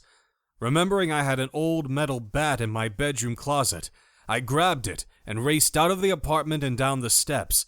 When I made it to the front entryway, I began to lose my courage, the cold fingers of fear grabbing me by the nuts. But as I looked out into the parking lot, I saw the terror on the little girl's face. This couldn't be about me. I pushed the door open and took a step outside, inhaling the fresh scent of the outdoors for the first time in months. The frost on the grass was just melting, and so it was a cool, muddy smell. Oh God, I was actually standing outside. "Focus, Paxton." The little girl noticed me and stood up. The hopeful look on her face gave me the courage to take another step, and another. Unfortunately, as the door clicked shut behind me, I realized that I'd forgotten my key to get back into the building. Panicking, I froze in fear, all rational thoughts overshadowed by my paranoia of the outside world. "Watch out!" screamed the girl, pointing. I heard a deep, guttural moan and looked over to find a zombie stumbling toward me. Thankfully, my fear of getting eaten was much stronger than my agoraphobia. "Stop right there!" I said loudly, raising the bat. But of course, the zombie, a tall guy wearing an expensive but ratty business suit, ignored me. He'd definitely been dead for a while. His irises had lost their pigment, and his skin was already festering with sores. When he lurched at me, I lost the courage to hit him, and jabbed the end of the bat into his chest. Obviously, that didn't do anything other than keep him at bay a little longer. "Behind you!" screamed the girl. "Damn it!" I growled, kicking the zombie hard in the nuts. I wasn't sure if it was as effective now that he was dead, but the thing dropped to his knees. Hearing the other zombie behind me, I quickly turned and cracked him in the side of the head with such force that the clink of metal and bone echoed loudly in the parking lot. He fell to the ground and didn't get back up. moaned the other zombie. I looked behind me to find him getting back to his feet. Frustrated, I raised the bat in the air and slammed it down on his head. It did a number on his skull, and there was no movement from him afterward. My relief was short-lived, however, as the other zombies in the area headed over. Shit. As horrible as it was to hit another human, dead or undead, I knew they could tear me apart, and would if they got their hands on me. So I met each one with a hard swing, putting everything I had into it. The next couple of minutes was like one big blur, but miraculously, I was the only one left standing in the end. Shaking and out of breath, I ran over to the little girl, who was clutching a ratty-looking teddy bear. She stared at me with relief and uncertainty. "It's okay. Come here," I said, holding out my hand to her. She hesitated for a brief second, and then moved toward me. I quickly lifted her out of the truck and spun around, only to find more zombies heading our way. Swearing under my breath, I raced back toward the building with her in my arms. When I reached the entryway, I set her down and was about to smash the glass door with my bat when I saw an old man inside hobbling toward us with a cane. He turned the lever and let us in. "Thank you," I said, pulling the handle shut just as the zombies reached the doorway. "No problem. That certainly was a close call," he said as the three of us stared at the zombies on the other side of the glass. Some of them were pawing at the door. Others were licking the glass. It seemed so surreal to witness this actually happening. It reminded me of the actors I'd seen at a few haunted houses. Only, this was real and not funny. It was terrifying. Frightened, the girl closed her eyes and began to cry. I turned her away from the carnival of horror and bent down on one knee. "What's your name, sweetheart?" I asked with a reassuring smile. "Annalise," she said, clutching tightly to her stuffed bear. She had curly brown hair and big green eyes that had obviously been doing a lot of crying. "A pretty name for a pretty girl. I bet your parents are worried sick about you. Do you know where they are?" She shook her head. "Are they—" I stopped, reminding myself that she was young and already very upset. "When was the last time you saw them?" "Daddy went back inside the building to get his gun," she said. "How long ago was that?" I asked, wondering if I'd made a mistake by rescuing her. As horrible as it was for her father to leave her alone, the zombies hadn't been able to reach her. Still, I had to wonder what kind of fool would leave a young child unattended in the back of a pickup at a time like this. She was probably going to have nightmares for a very long time. "I don't know," she said, before shoving her thumb into her mouth. The old man and I looked at each other. I could tell by the look on his face that he was also appalled by the fact that her father had taken off. The least he could have done was put her in the cab of the truck. "Honey, was it light out when your daddy left?" he asked her. She shook her head. "No." Oh, that was definitely bad news. It hadn't been dark for 3 or 4 hours. Something must have happened to him. I forced a smile to my face. "So, you live in this building?" She nodded. "Which apartment number?" I asked. Annalise gave me the number. I stood up and looked at the old man. "Would you mind waiting here with her while I go and see if I can find him?" "Yes, of course," he replied. "I'm sorry, I didn't get your name," I said, wondering about him now. He had a kind face, puffy white hair, and a small beard, reminding me a little of Colonel Sanders. "It's Artie Rowlands. I live in apartment 4, he said. "Should I bring her there?" I looked at the zombies again, noticing more had arrived. "Yeah, it's probably a good idea. Are you alone?" "My wife Edie is inside. She sent me to check the mail, and good thing I did, or who knows what would have happened," he replied. She sent you to check the mail? I replied incredulously. He smiled sadly. I know. She doesn't know about the zombies yet. Her eyes are pretty bad. In fact, she was scheduled for cataract surgery later in the week. I didn't tell her what was happening yet. I didn't want her to worry. Understandable, I said. I suppose you'll have to tell her something when you bring Annalise home. Yeah, I know. I'll figure it out, he said. I want to go home, Annalise squeaked, staring up at both of us with frightened eyes. I'm sure you do, but it's safer if you stay with Artie for now. Don't worry. If I find your daddy, I'll bring him to you, okay? I replied. She nodded. Come on, honey, he said to the girl. Hey, do you like ice cream? We have chocolate chip and cookie dough in the freezer. Yes, she answered. Good. He winked at me. I have diabetes, and Edie doesn't let me have any, but I think at the present moment there are worse things to worry about. Smiling grimly, I nodded. Artie glanced over at my bloody bat and grimaced. By the way, I have a couple of handguns. You're welcome to use one of them, unless you prefer the bat. The bat was all I had. As for the gun, I replied, I might have to take you up on that. Okay, I'll show it to you when you get back. Let's go, dearie, he said. Apartment 4, right, Artie? I said, watching him limp away on his cane with Annalise. He looked over his shoulder. Yep. She looked back at me, too, and my heart went out to her. Although she was so young, I knew Annalise was smart. We both knew something had happened to her father. I could only hope it wasn't the obvious. Chapter 12. Heading toward Annalise's apartment, I thought about what had happened in the parking lot. It was hard to believe that any of it was real.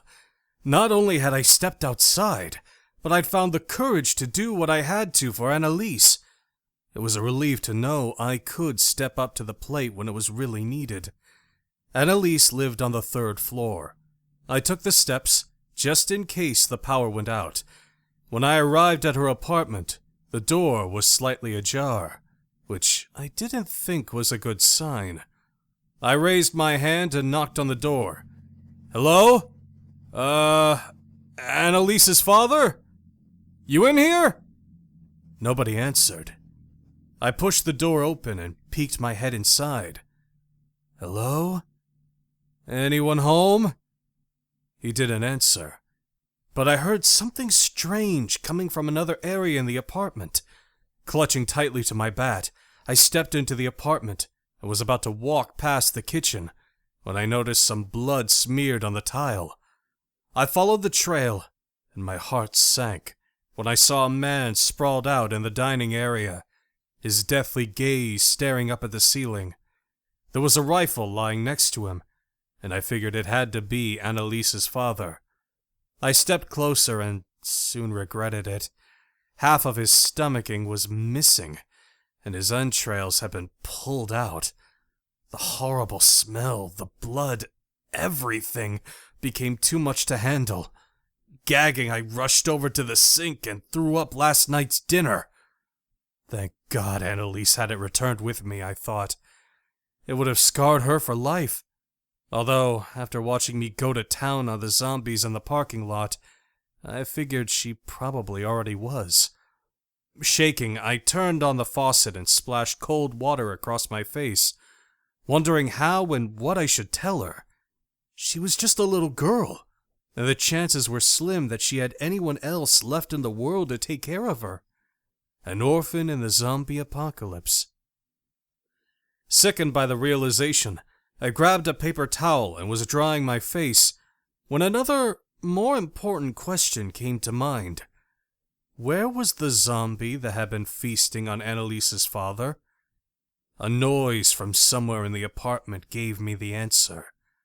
Grabbing the bat, I stepped quietly around the corner, my stomach still sour from throwing up.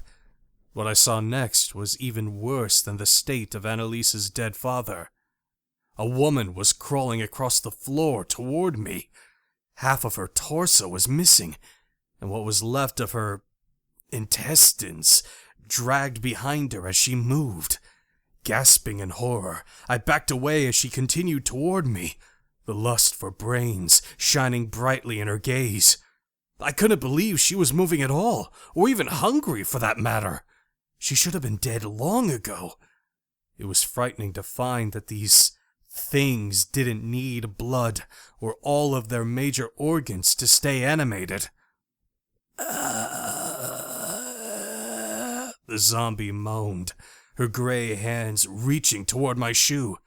Shuddering, I kicked her hand away and was about to leave when I decided to put the poor thing out of her misery. I grabbed the gun from the floor and aimed it at her head. As I stared down at the zombie, I wondered if the woman was actually Annalise's mother. She hadn't mentioned anything about her, so I had no idea. "I'm sorry," I mumbled, pulling the trigger. Her head exploded, and I quickly looked away. Before I could step away from the nauseating scene, I heard a noise, and when I saw where it was coming from, I groaned. It was Annalise's father, returning from the dead, or becoming the dead. Taking another deep breath, I checked to make sure the shotgun had more shells, and then put the poor bastard out of his misery. Chapter 13. As I headed to Artie's place, I contemplated telling Annalise that I hadn't found her father. But then, I didn't want her to think he'd abandoned her either. Regardless, I was going to break her heart, and it made me sick inside. When I reached the apartment, I knocked on the door, and the old man answered. When he saw the expression on my face, he knew the news was bad. "You're alone?" "Oh, that's not good," he said sadly. "Come in." "Did you find my daddy?" Annalise asked, rushing up to me before I could step inside. I opened my mouth to answer, but couldn't seem to get the words out, especially after seeing the hopeful look on her face. "Where is he?" she asked, stepping around me to look in the hallway. "Where's my daddy?" I put a hand gently on her shoulder. "He's not here." Annalise looked up at me and frowned. "Didn't you find him?" "Come on," I said, leading her back into the apartment. "We'll talk in here." "Who's that, Artie?"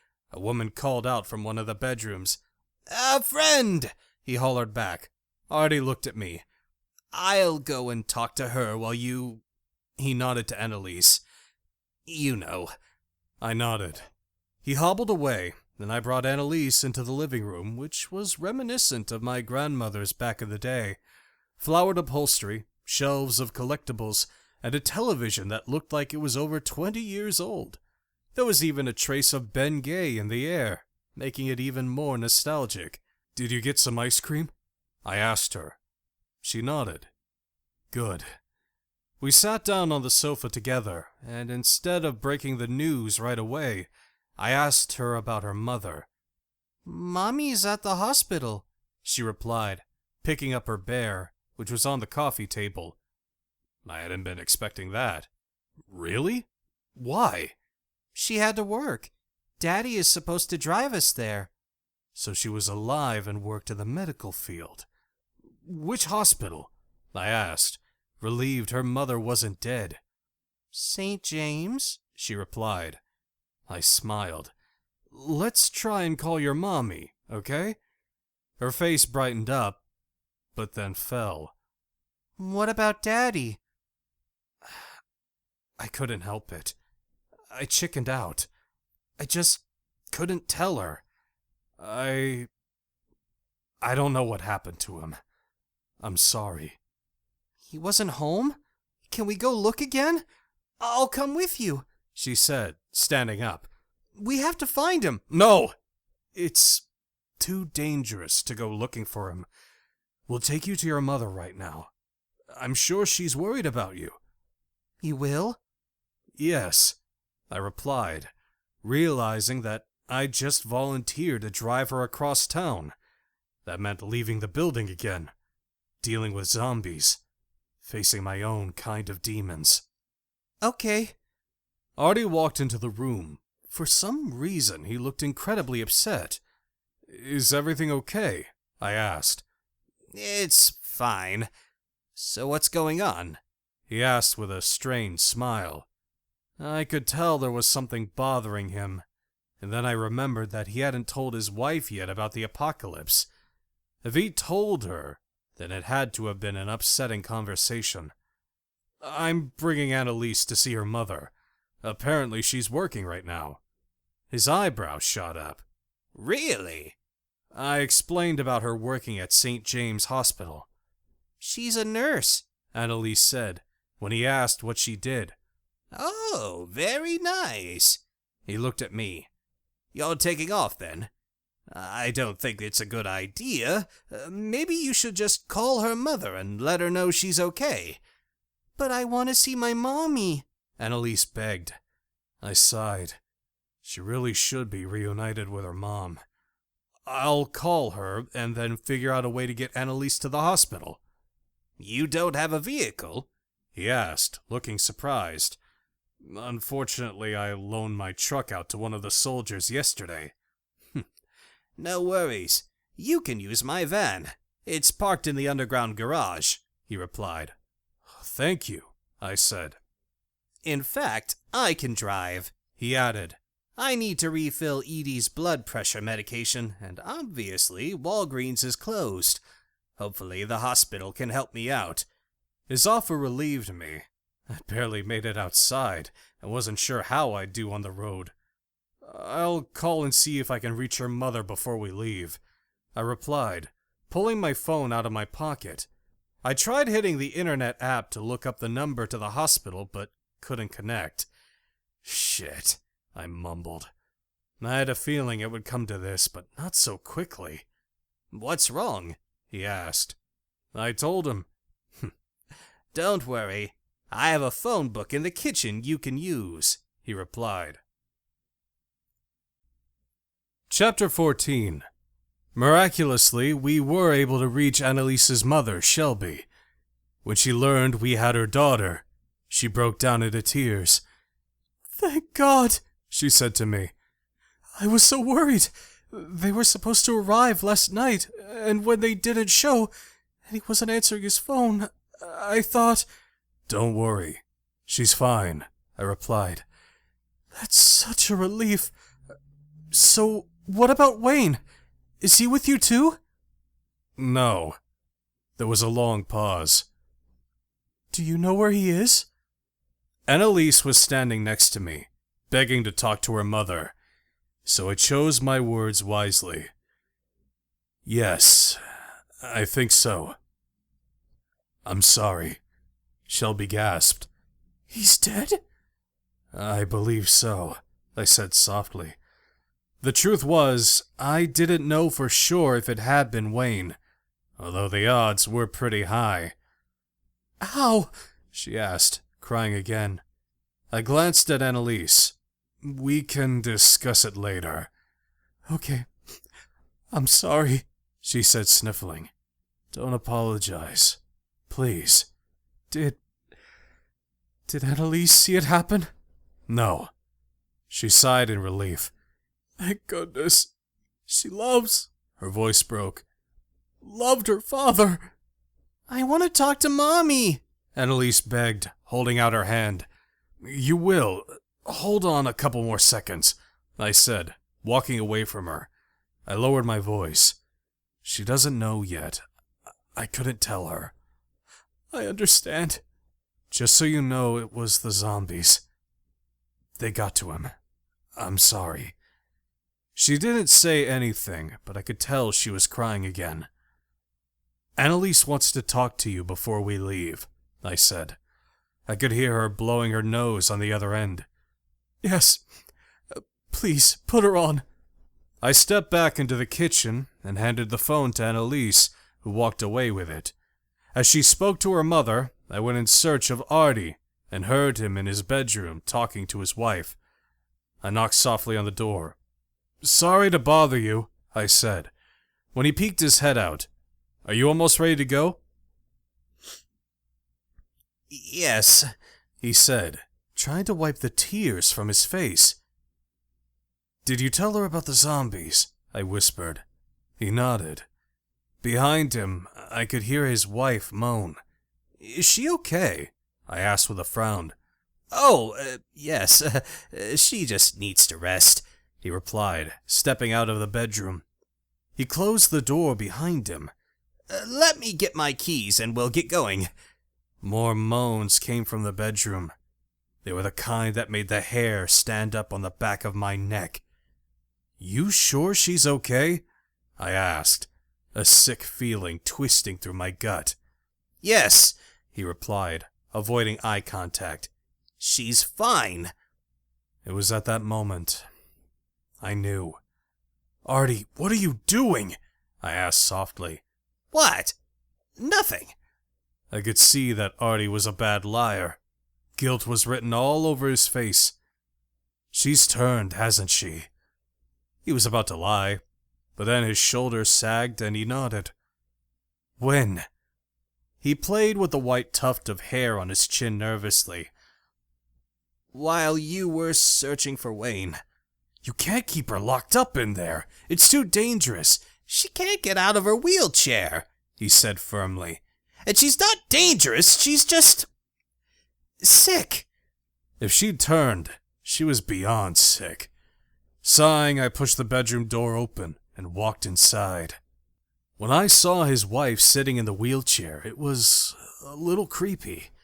She looked normal, with her short, neatly styled hair, pink housecoat, and fuzzy slippers. The only difference was that her eyes were cloudy, but that was from the cataracts, I remembered. "I don't know for sure if she's turned, to be honest," Audie said. Hearing him speak, she reached out hungrily and began to growl. I turned back to him. "Unless she's always acted like a rabid dog, then she's definitely turned, Artie." He gave me a dirty look. I reminded myself that Edie was his wife, and he'd just lost her, even if he didn't quite believe it yet himself. It was actually pretty heartbreaking, and I had no right to talk about the woman he loved so insensitively. I apologized.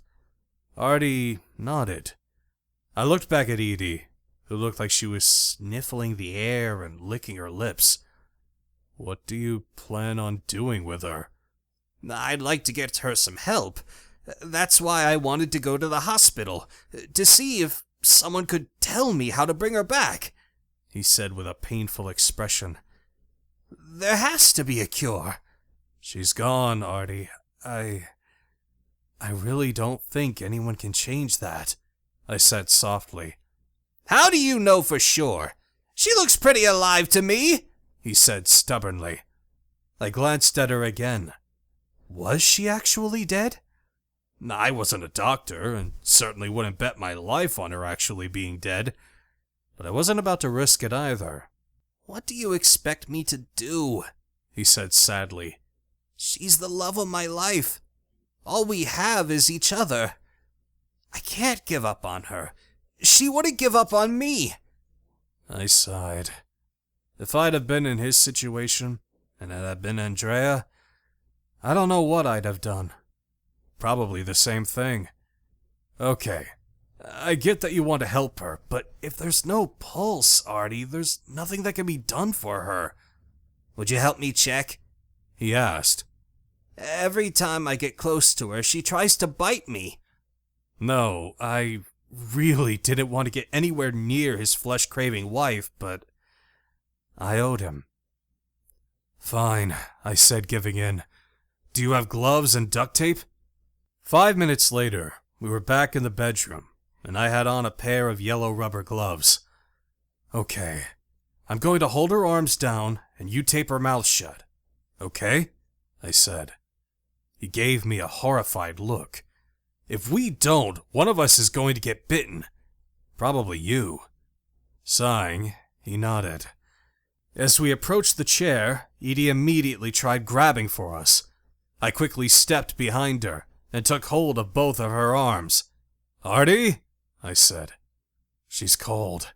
I can feel it through the gloves." Ignoring me, he ripped off a piece of duct tape. The noise seemed to make her even more agitated. She snapped at him with her teeth, trying hard to take a bite. Artie held the tape in front of her face with both hands. I'm sorry, hun. He reached forward, and it took him a few attempts to get it over her mouth. She was moving around so much. When he finally succeeded, his eyes filled with tears. "Artie," I said, trying to keep her arms secure, which wasn't exactly easy, especially with him standing so close to her. "Quickly, feel for a pulse." Leaning forward, he kissed her on the forehead and placed his hand on her neck. After a few seconds, he stepped back, and I could tell by his expression that he wasn't happy about the results. "Well," I said, releasing her arms and moving away. He looked at me, but didn't say anything. There wasn't a pulse, was there? Sighing, he shook his head. "Edie is gone, Artie. This isn't your wife. She's just a flesh-craving vessel, and that's going to start decaying very soon. You don't want to watch that." "And you don't know for sure that's all she is," he mumbled. I took off the gloves. Obviously, I wasn't going to change his mind, and there were more pressing matters to attend to. "We should go." "Okay. Let me say goodbye to her." Nodding, I stepped out of the room and found Annalise playing games on my phone. "Can I have that back?" Sighing, she handed it to me. "We're leaving soon," I said, closing the game she'd been playing. "To see your mother. Don't forget your bear." Her face perked up. "Okay." Suddenly, I heard Artie cry out. I rushed into the bedroom and saw him stumbling away from Edie. "Damn it!" he cried, holding his arm. "I took the duct tape off and she bit me!" Having seen what happened to Kathy after her husband had bitten her, I knew he was in trouble. Chapter 15. "Let me see," I said, walking over to him. Artie pushed his sleeve up and showed me his forearm. There were teeth marks, but fortunately she hadn't broken through his skin. "I'm no doctor, but I think you'll be fine," I said, and then told him about Kathy. Tony had really ripped into her, though. He grimaced. "I guess it's a good thing she wears dentures." Artie rubbed his pink skin. He looked over at Edie, who was still blindly reaching for one of us. "I'm fine, honey," he said dryly. "No harm done." She snarled and snapped at him. Annalise walked into the room and cried out when she saw Edie. "It's okay," Artie said. "She won't hurt you." Sensing the little girl, Edie clawed at the air, trying to find her. "Annalise, wait for us in the living room, please," I said. Backing away, she turned and raced out of the room. Artie looked at me. "She wouldn't hurt her." "Only because she can't. She's immobile in that wheelchair," I said. "But she wants to, Artie. The hunger she has is greater than anything. I've seen it firsthand." Artie only sighed. 20 minutes later, we were standing in the elevator, on our way to the underground garage. "You know how to use that thing, right?" Artie asked, nodding toward the gun now strapped to my ankle. "Yeah. Besides the ankle holster, he'd given me a Smith & Wesson semi-automatic pistol and a fresh box of ammo, which was now in my leather jacket. Artie was also packing. He patted the hidden shoulder holster under his jacket, a Smith & Wesson X-frame centerfire. "I used to have more guns, but Edie made me get rid of most of them. I had to hide the two I kept from her. She just doesn't understand how dangerous the world is, especially for seniors. We're easier targets." Especially now, I thought. Artie was easy prey without his gun.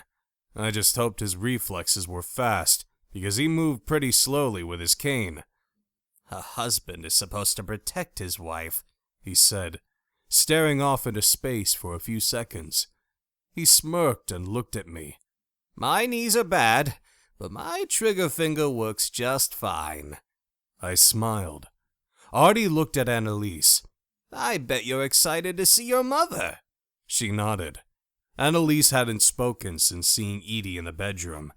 I knew she was confused as to why he was keeping a zombie there. After being terrorized by a group of them for who knows how long, she had every right to be spooked. The elevator door opened up, and I half expected to see a horde of zombies waiting for us. Fortunately, the garage appeared quiet. We stepped out of the elevator. My van is that way, Artie said, moving slowly toward the right. I hadn't been in the garage for months, and I could feel the first familiar pangs of anxiety begin to take shape in the pit of my stomach. My agoraphobia was still holding strong, unfortunately.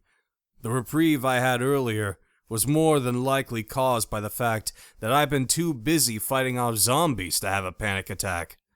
Annalise, who'd walked ahead, turned around to find me frozen in place. She gave me a curious look. Paxton? I forced a smile onto my face. Don't worry, I'm coming. Okay. She turned around and followed closely behind Artie, holding her bear tightly. There's no time for this. Stop being a pussy. Clenching my jaw, I willed myself to move forward, going slowly with each step. Unfortunately, I found it harder to breathe. Artie, noticing something was amiss, also turned around. You okay? Yeah. Which one's yours? I snapped, not meaning for it to come out so rudely. He frowned. That one, he replied, pointing to a newer gray van parked about 50 feet away.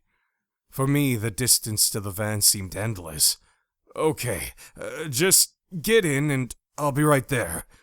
I could tell by the look on his face that he knew something was going on, but decided not to ask.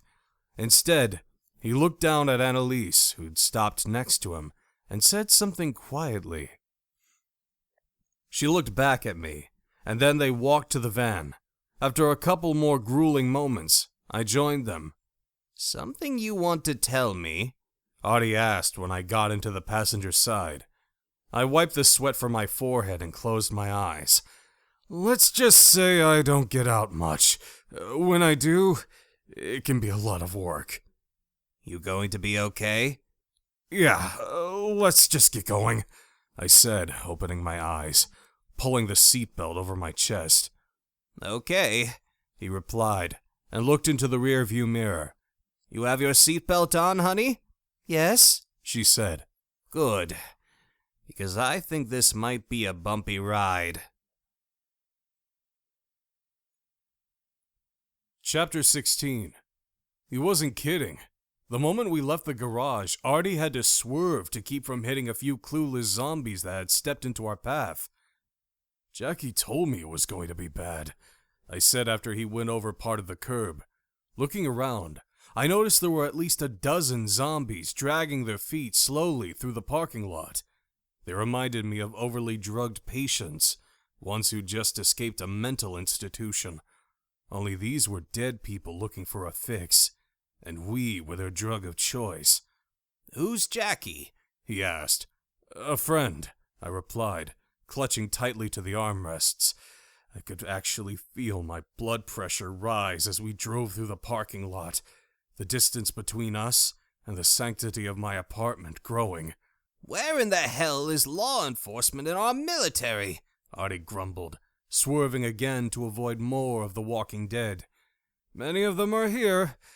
They're just zombies, I said, and quickly explained what Matthews had told me. So we're on our own? He asked in disbelief. Pretty much. Watch out! I said, as another zombie stepped directly into our path. Artie jerked the vehicle. We went over the sidewalk, and then out of the parking lot, nearly hitting more zombies. Seeing everything happening around us was like sensory overload. I started to sweat, and again, and become nauseous. I thought about opening up the window to let some fresh air in, but knew it was a bad idea with the zombies. "It's hot in here," I said, reaching forward to turn the air conditioning. I set it at 64 and opened the vent in front of me. The cool air felt good, but it did nothing to relieve my anxiety. "You're panicking," Artie said. "You need to relax.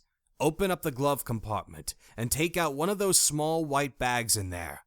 I reached in and found a small pack of them, lunch-sized. "Now, put it over your mouth and take some deep breaths, breathing in and out slowly. It will make you feel better," he said. Closing my eyes, I did as he said, and it seemed to help. After a short time, I stopped and thanked him. "No problem," he said. "I keep those bags in here in case Edie needs one. She gets carsick easily. There's plenty more in the back." "Good to know," I mumbled, feeling my own stomach roll as I looked around. The farther we drove, the more zombies we saw. The majority of them were lost in their own little worlds, just walking forward with no particular place to go. But then there were some others that looked a little more lively and aware of what was happening. Like the one we were coming up to. A younger man, maybe 18. He was crossing the street and staring right at us. The zombie was covered in blood, and as we drew closer, I noticed his eyes weren't exactly like the others. "Stop," I said sharply, as Artie was about to swerve around it. He stomped his foot on the brake. The zombie rushed over and pounded on my side window frantically. "Help me! I'm not one of them! Please!" Shocked, it took Artie a few minutes to act. He unlocked the doors and the man jumped into the back with Annalise, who stared at him in horror. "Don't worry, I won't hurt you," he said, locking the door. "I'm not one of them." She wrinkled her nose. "You smell." Annalise was right. He smelled like shit, and other things I couldn't identify. I cracked the window. The smell, so pungent it was suffocating. "What did you do, roll around in dog shit?" Artie asked, fumbling with the knobs on the air conditioning. "I rubbed some of the dead's blood on me. It's why they ignored me, I guess," he said with a grim smile. "Saw them do it on TV and figured I'd try it out. Turns out it works. Who'd have thought, right?" "Smart kid. How long have you been out here?" I asked, looking back at him. "About an hour, I guess. I was at work yesterday when people started going crazy and turning into those things.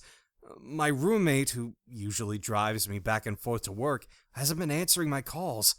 Anyway, I was forced to hide up in the rafters of the warehouse all night." "Do you know what's happening then?" Artie asked. "Looks like a zombie apocalypse to me," he said, taking off his bloody jacket. He opened up the window and tossed it out. Immediately, the air in the van smelled better. "Where are you guys headed?" I told him. "Can you drop me off at home on the way? I don't live far from the hospital," he replied. "You sure you want to go off on your own?" Artie asked. "I need to check on my roommate and make sure he's okay," he replied. "What's your name?" I asked. "Trent," he said. "Trent, did you or your roommate get the flu vaccination this year?" I asked. "No, I didn't at least. I don't think he did, but I can't say for sure." "Why?" Trent asked. I told him what I'd learned. "Whoa, could that really turn people into zombies?" he asked. "Who knows? Something is, and it's the one thing they have in common," I replied. "Of course, it looks like you can also turn by getting bitten by one of them too, so be careful." "Yeah, I noticed that. I saw some of my coworkers get bit and they turned," he replied sadly. "Something tells me if your roommate isn't returning your calls, the news is bad," I said. "Are you sure you want to do this?" "Yeah. I mean, I can't abandon him. What if he's stuck there or hurt?" Trent replied. Artie let out a sigh. "Okay, kid. We'll drop you off, but we can't stick around. We're bringing Annalise to see her mother, and I need to consult with a doctor about some things. I get it. I'm just happy you stopped and let me in. I don't know how much longer I would have gone unnoticed around the zombies, he replied. How did you manage to get the zombie blood? I asked, impressed he'd had the courage to test it out. I got it off one of my coworkers after he was bitten, he replied. How did you manage to get close enough to do it? I asked. Get the blood? He shrugged. Once he turned into a zombie, I hit him in the head with a fire extinguisher a few times. Nobody said anything. I did what I had to do, he added, looking out the window. We're not judging you, I replied. I've had to kill some of them too. Sorry about your coworker, Audie said softly. It couldn't have been easy. Well, it is, when you realize what they've become. They're soulless now. Killing them is showing mercy, he replied. I could tell by Artie's face that he didn't agree. I just hoped he'd open his eyes soon and realize that Trent was right. Edie was gone, and there wasn't anything anyone could do to bring her back. Chapter 17. We drove up to Trent's apartment building. Just like everywhere else, there were zombies hovering around. Shit, he said, staring at them. I should have kept my jacket. I'll be a welcoming smell to them now. He was right, and without a weapon, he'd never make it inside. Artie wasn't going to be of any help, not with his cane. It was up to me. Sighing, I reached down and pulled the gun out of my holster. I'll cover you. Trent's face brightened up. Cool, thank you. Try and hurry, Audie said, turning off the engine. Yeah, I know. You sure about this, Trent? I asked, staring at the building. It was an older complex, run down and probably very cheap. A decent enough place for a couple young guys to be starting off, though. Yeah. Besides, no matter what happens in there, I don't have anywhere else to go, he replied, his hand already on the door handle. You don't have any family around? Audie asked, looking back at him. Well, not nearby. They live in Madison. Anyway, if it's the vaccine that's changing everyone into a zombie, then it's too late for them anyway, he said in a grim voice. They always get flu shots. We don't know for sure, I said. You should try calling them. I will. He looked at Annalise. Goodbye. Goodbye, she said shyly. Trent turned to Artie. Thanks for the ride. Good luck to you, he said. You too, Trent replied. Artie looked over at me. You sure you're going to be okay? If I do this quickly, yeah. The idea of stepping out of the van felt like going straight up in the broken-down roller coaster. But I knew Trent needed help getting into his building, that I was the most capable, anxiety or not. Ready? Trent asked. Yeah. Let's do this before I change my mind, I mumbled. You don't look so good, he said, noticing the expression on my face. I'm fine. Let's go on the count of 3, I replied. 1, 2, 3. We both quickly got out of the van and headed toward the front entryway. Noticing us, 3 zombies turned and began moving in our direction. Breathe in, breathe out. Raising my gun, I aimed at the one closest, a bald man in a biker vest. With his muscular arms and big, meaty hands, he looked like he could rip a man in half. From the blood on his knuckles and mouth, he probably already had earlier. Shoot it! Trent, who was standing behind me, hollered. Staring at the giant looming toward me, I took a deep breath and steadied my hand, reminding myself of the recoil. Then, I pulled the trigger. Boom! The bullet hit the zombie in the forehead, and it fell backward, blood and brain matter spraying everywhere. I fired the gun again, missing the next zombie, a rail-thin woman with long, stringy brown hair.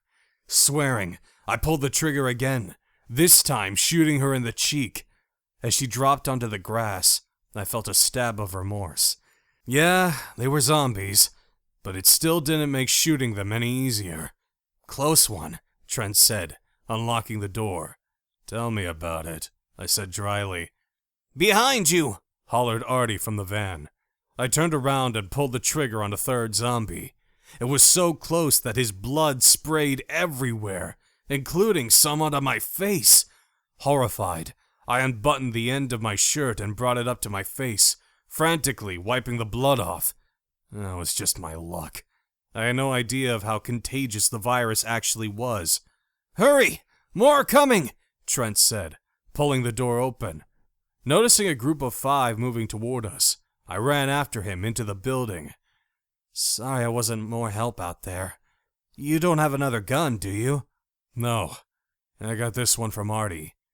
He looked at my face. "Well, you can wash that crap off at my place." "Thanks." I hadn't planned on going all the way to his apartment, but was freaked out by the zombie blood.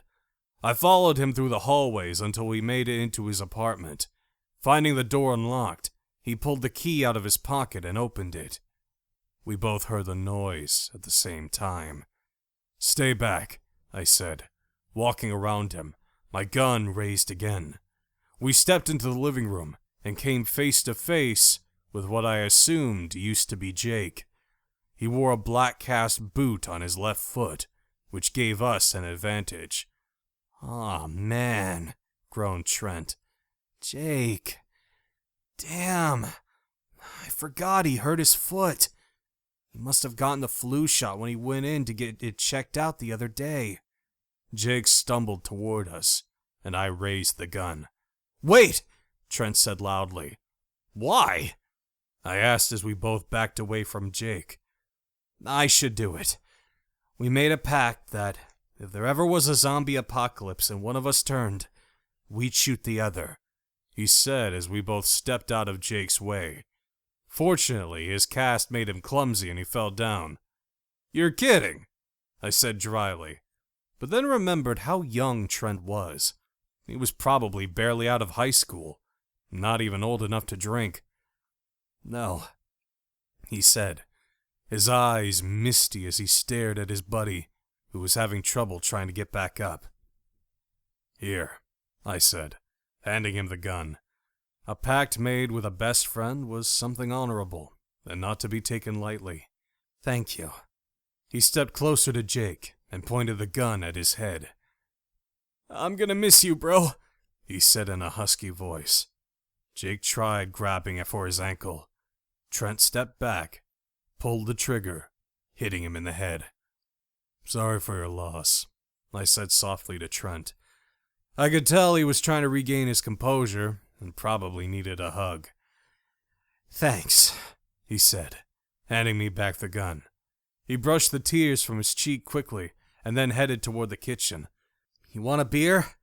Jake's brother bought us some." "Did I ever?" "I'd better not," I said, sighing. "We'll have more zombies to deal with soon, and after the last 24 hours, I might not stop at just one beer. Anyway, I better get going." "Wait," he said, walking back to the living room. Trent looked over at his roommate. "I don't think I can stay here anymore." I couldn't blame him. Besides, the way things were looking, the few remaining survivors needed to stick together. "No problem.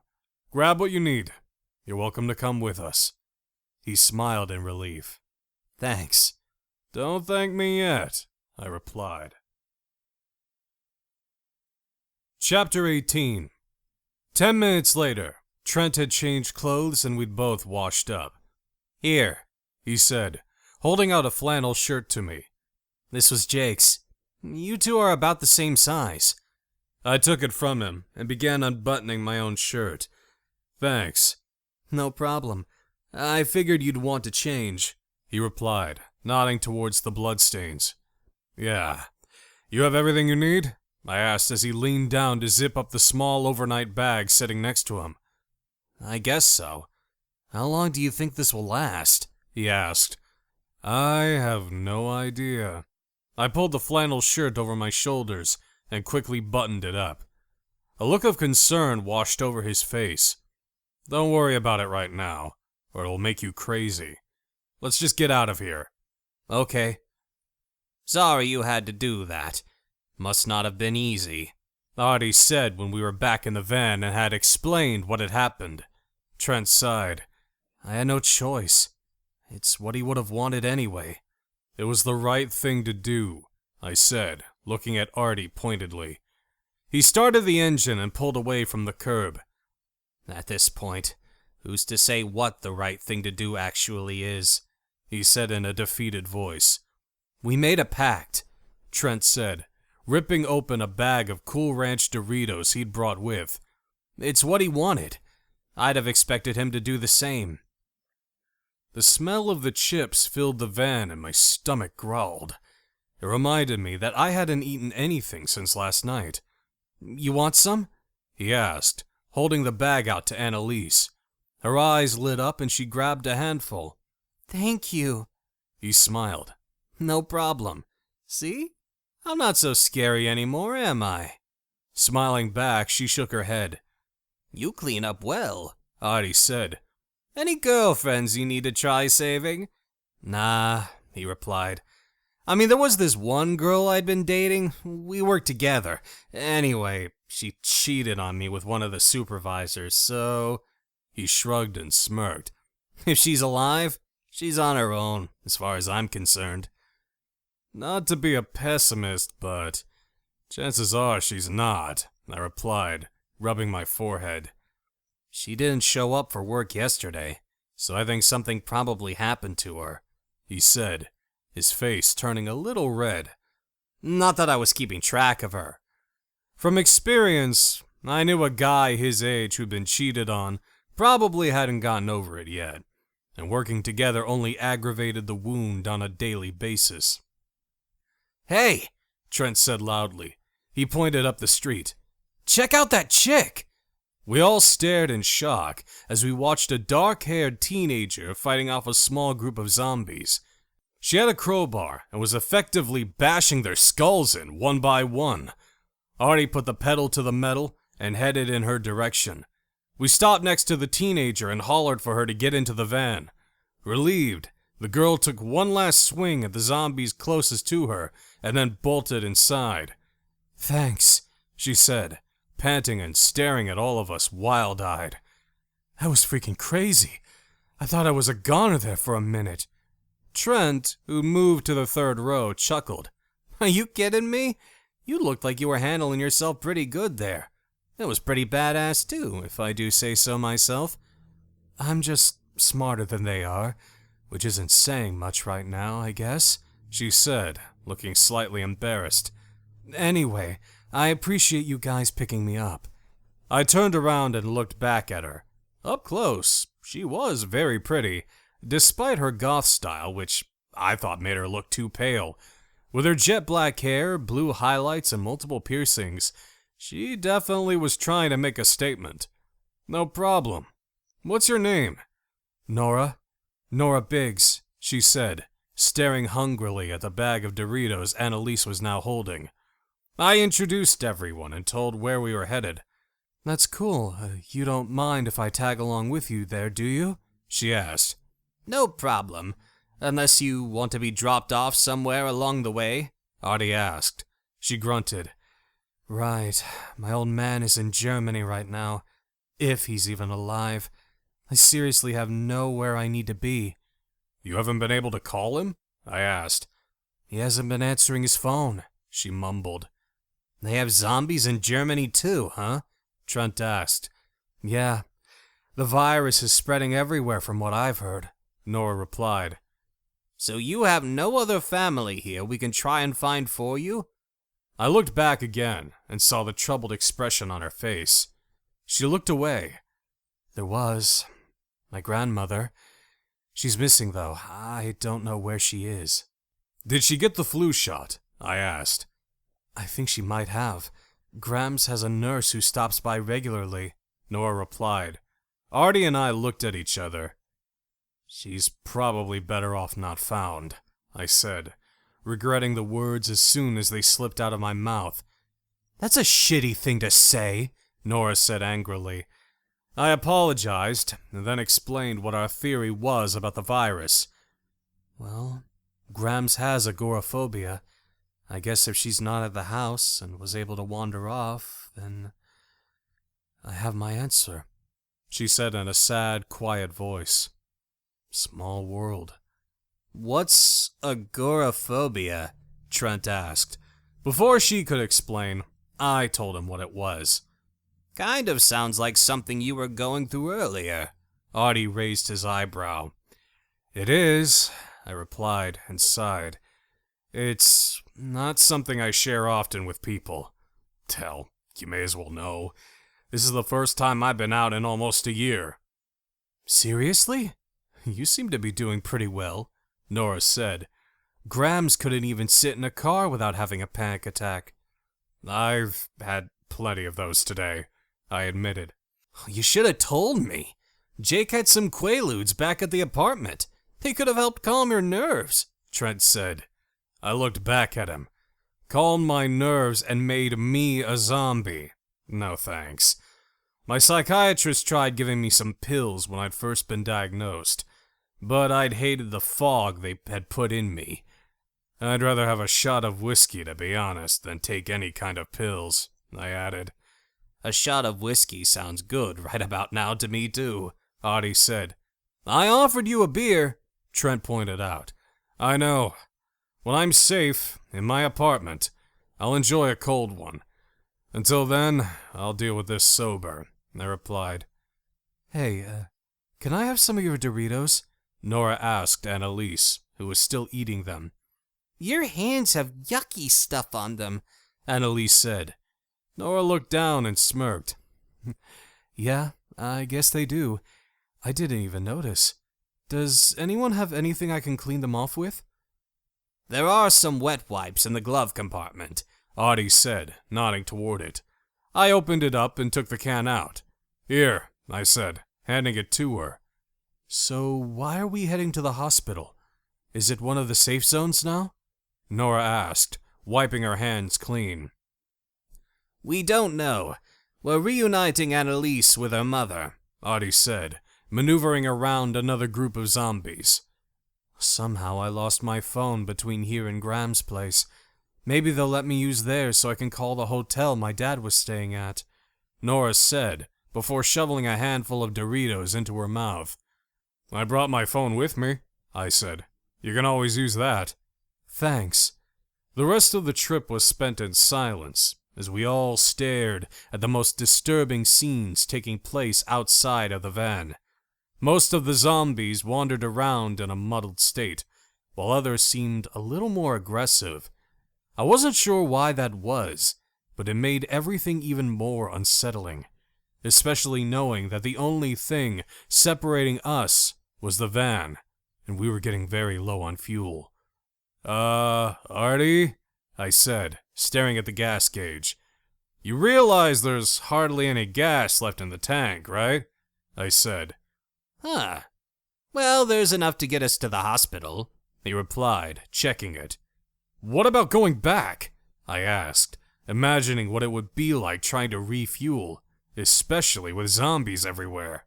We'll worry about that when the time comes, he said and looked at me. Well, you didn't expect me to get gas on the way, did you? No, but you could have mentioned we were almost out. I said, we could have tried, I don't know, siphoning some from the other cars in the garage? You know how to do that? He asked. No, but I could probably figure it out, I replied. I know how to siphon gas, Trent said. We just need some plastic tubing and a gas can. Cool. Can you teach me how to do it? Nora asked, impressed. I think now would be a good time to learn. Sure. Sorry, but we don't have a tube or hose, Audie said. But we have bullets and 2 guns to ward off zombies. We'll just stop at a station later. Trent and Paxton can cover me while I refuel. If we make it to a station, I said, concerned. Can't you guys just take another vehicle? Nora asked. I'm sure there are a lot of abandoned cars in the parking lot. I'm sure there are. Without keys, Audie said. No worries. I can probably hotwire one, Trent said with a proud smile on his face. Jake taught me. Older models are a lot easier. Son, normally I'd be worried about you.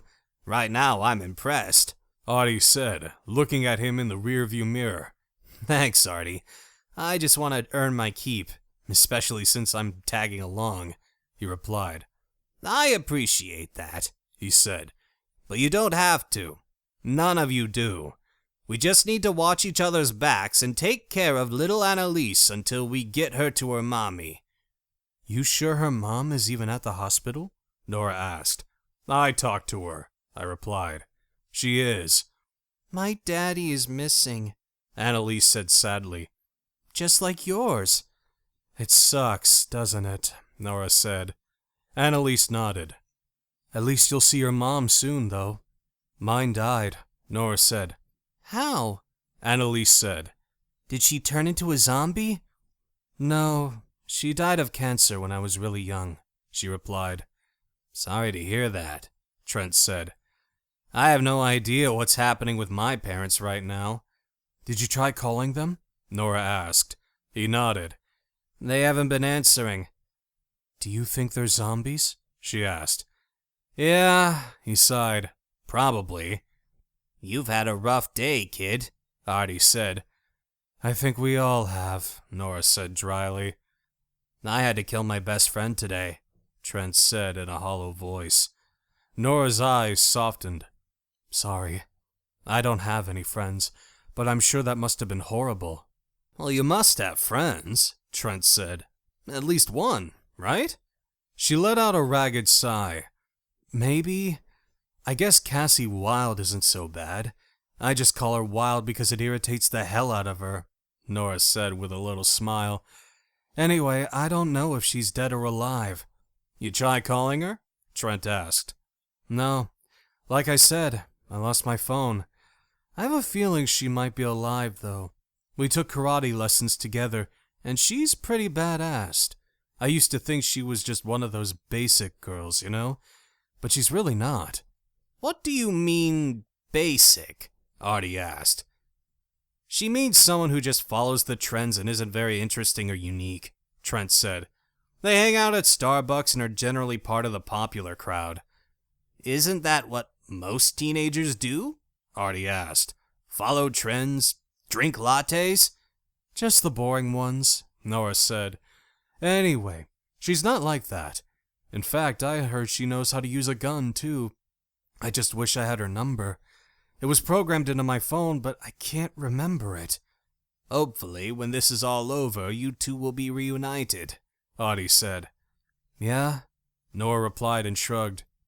Doubtful, though. Chapter 19. When we finally reached the hospital, it was a relief to see that the parking lot was filled with military vehicles and soldiers, alive and well, guarding the facilities. There were about 50 of them, armed and wearing full body armor and helmets. Now we know where our servicemen have disappeared to. I guess it makes sense. We need the hospitals to remain open, Artie said as we were directed on where to go. This is a relief, Nora said, as we watched them take out a swarm of zombies. Maybe things aren't too far gone. Let's hope not, Artie said as we drove by a secured area where they were taking the dead zombies. I wonder what they're planning on doing with them, Nora asked as we drove past. Burn the bodies, probably, said Trent. He's right, Artie said. They might try to identify them first, but from the look of things, there are definitely too many to store and bury. That's sad, she replied. Yeah, it is, Artie agreed. The soldiers had us pull into the hospital's emergency entrance, and immediately they started asking Artie questions. We're here to deliver this little girl to her mother, Artie said, motioning toward Annalise. A woman named Shelby. She works here in the hospital. Do you have a last name? The soldier asked, writing the name down on his clipboard. Honey, what's your mom's last name? Artie asked, turning around. Berg, just like mine, she replied with a smile. Artie winked at her and turned to the soldier. Her name is Shelby Berg. Okay. Have any of you been bitten by the infected, or received this year's flu vaccination? He asked, eyeing all of us. Just what we've suspected. The vaccination caused this mess, I said to the soldier, and that's a no answer for everyone in here. I already checked. He looked around at the others, as if expecting a different answer. When nobody corrected me, he nodded. Okay, can I have you all step out of the vehicle? We followed his orders, and after a few more questions, they brought us into the hospital. Mommy!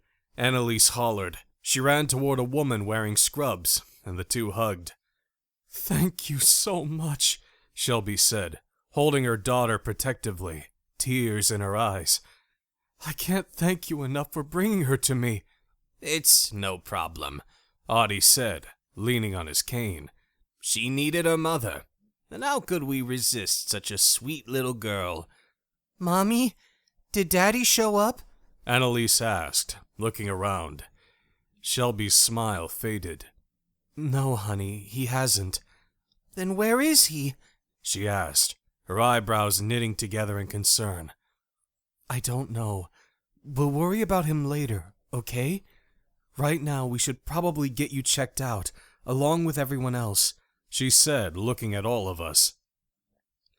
The hospital is requiring that anyone entering must have their blood tested for the virus.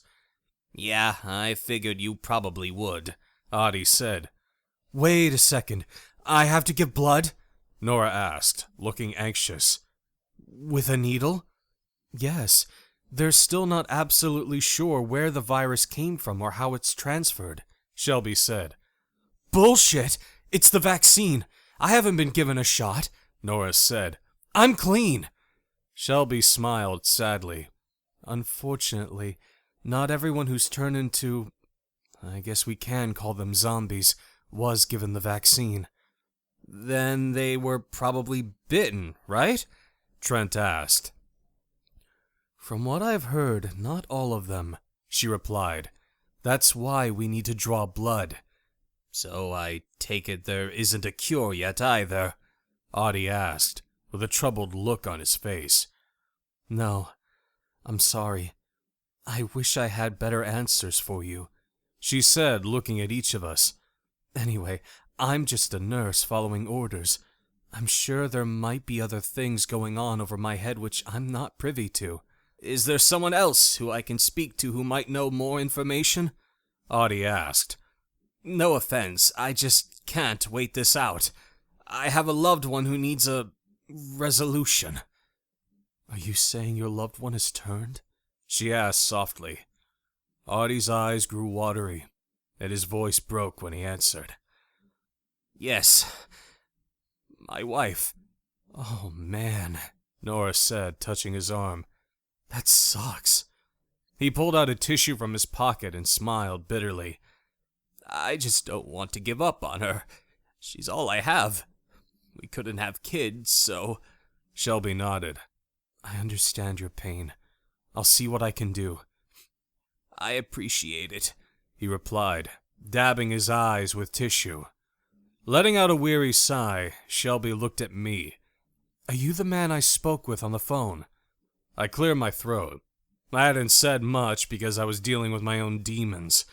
Already I wanted to get back into the van. All of this talk about not having a cure or knowing what would happen next wasn't helping me either. Yes? Her eyes filled with sadness. Paxton, right? Could I have a moment alone with you? Yes, of course, I replied. Honey, let me talk to Paxton for a moment, okay? Shelby said to her daughter. Okay, Annalise replied. Shelby gave her another hug and kiss, and then we walked out of earshot. So what happened to Wayne? She asked.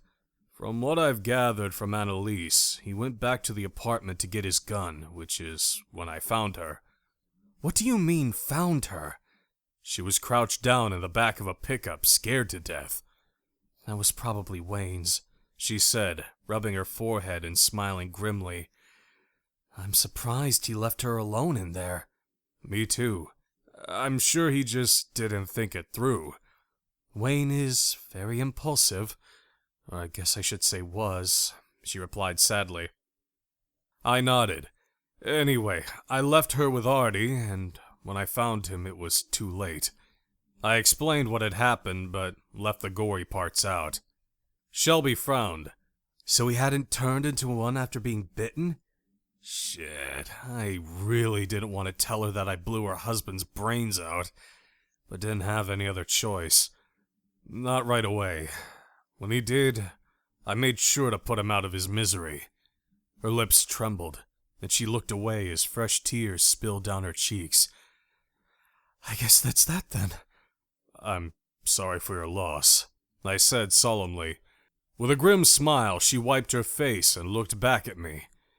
To be honest, Paxton, Wayne wasn't the best husband in the world, or even the best father. In fact, he was one cruel son of a bitch when it suited him. I stared at her in surprise. She went on. I tried leaving him a few times, but he always sweet-talked me into giving him another chance. I always thought karma would get him.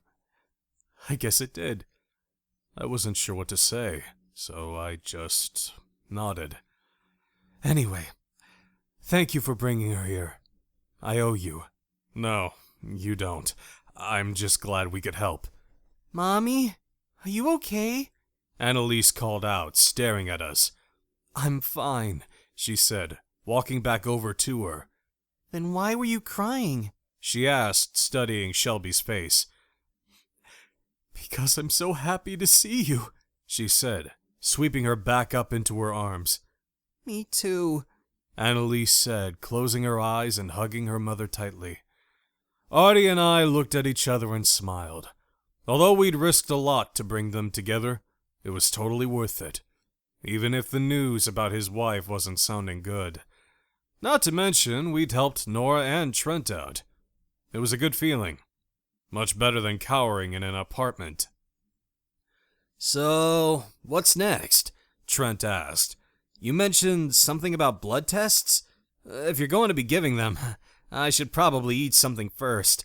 I get woozy when giving blood. Of course, Shelby said, setting Annalise down. We'll get you some orange juice and crackers first. Anyone else? We all held up our hands. Shelby chuckled. Right this way. Chapter 20. The tests took no time at all, which was good, because I really needed to get back home, despite knowing that the ride back would probably be hectic again. So, how do we get the results? I asked Shelby after she placed a band-aid on my forearm. You'll know by this evening, she said, looking at her watch. So, you'll call? She looked at me in surprise. No, wait a second. You're not planning on going back home, are you? Yeah, I said. Artie will want to check on his... I could barely get the word out. Wife, and I'd like to get home too. It's too dangerous. You should stay here at the hospital until the government gets things under control, she said, frowning. Thinking about not going back was beginning to seriously rattle me. Sorry, but no can do. I actually need to get back to my place. Her eyes searched mine. Are you waiting for someone to return to you? No, I said, getting chills down my spine from the way she was staring at me. It was weird. Someone died, though, didn't they? Someone close to you? Before all of this? I stared at her in surprise. What are you, some kind of psychic? Or did you see me on the news? The news? She shrugged. Maybe. I don't remember, quite honestly. I just get these feelings sometimes. They're usually very accurate. It's kind of weird, I know. Nora, who was listening in, hopped down from one of the examination tables and walked over to us. What do you mean you were on the news? She asked me. I told them both about the flight I'd taken last year. Nora gasped. Oh my God, that was you? I nodded. I remember that now, Shelby said, her eyes softening. You were the only survivor, right? I nodded. First the plane crash and now this. You're one lucky dude, aren't you? Nora said, staring at me like I was some exotic bug. I smiled. I wouldn't exactly call it lucky, since I'm now stuck in the middle of this shitstorm with everyone else. True, she replied. It can't stay like this forever, Shelby said. You'll see. We'll get through this. I looked over at Annalise, who was being entertained by Trent inside. It was horrible for us as adults. For children, it couldn't get any more frightening. Let's hope so. Chapter 21. You ready to go? I asked Artie an hour later. I couldn't wait around anymore. I was antsy and needed to get home. He took a sip of coffee and stared at me. From the look in his eyes, I knew something had changed. I'm not leaving. I stared at him in surprise. You're not? What about your wife? Artie sighed. We both know she's gone. It's taken me a while to accept it, but I know there's nothing I can do to bring her back. She's dead, and hopefully in a better place. Part of me was glad he was finally accepting the fact that she was gone. The selfish part of me needed a ride back home. The thought of driving was scary. So you're just going to stay here and hang out? It could be a long time. He shrugged. Yeah. Which is why I think it's better to be surrounded by people who can protect us. He motioned toward his knees. I'm no spring chicken, and I can barely walk as it is. Anyway, you shouldn't be going back either. I have to. Artie sighed. Because of your agoraphobia. Is that why you need to get back? Yeah, and I'd like to finish this story I'm working on, I said, the excuse sounding lame even on my lips. The truth was, deep down I knew he was right. It was safer and smarter to be there with the soldiers. There were far too many risks leaving the hospital, but I knew I'd go crazy if I didn't get out of there and get back to my place. I was already feeling the pressure. Story? I nodded. I'm a writer. Paxton, you should stay, he said, staring at me with concern. Obviously, he wasn't buying my I need to work on my book excuse. Please consider it. Thanks for your concern, but I'm going back. I have to, for my own sanity. He let out a weary sigh, and then reached into his pocket. Here, he said, handing me his van keys. I can see that I'm not going to change your mind, so the least I can do is make sure you get back safely. I took them. Thanks. Artie nodded. There is something I'd like you to do for me, though. I can't do it, but it needs to be done. What's that? His eyes grew sad. Put her down. I stared at him in surprise. If she knew what she was right now, she'd demand it. Edie was one of the sweetest women to walk the face of the earth. She wouldn't want to be living as a monster. I nodded. Sure, Artie. It's the least I can do. And I know this is asking a lot, but if you get the chance, could you bury her? My heart was breaking for this old geezer. He looked totally destroyed by having to talk about this. Yes, of course. I'll make it happen. He smiled sadly. You're a good man, Paxton. I hope you take care of yourself. Don't let them get you. I held out my hand. I'm pretty good at avoiding things. I'll do my best. Artie shook my hand. Good. Because when this is over, I'd like to see you again. At least I'll know where to find you. I chuckled. Yeah, true. A short time later, I told the others that I was leaving, and Trent immediately wanted to join me.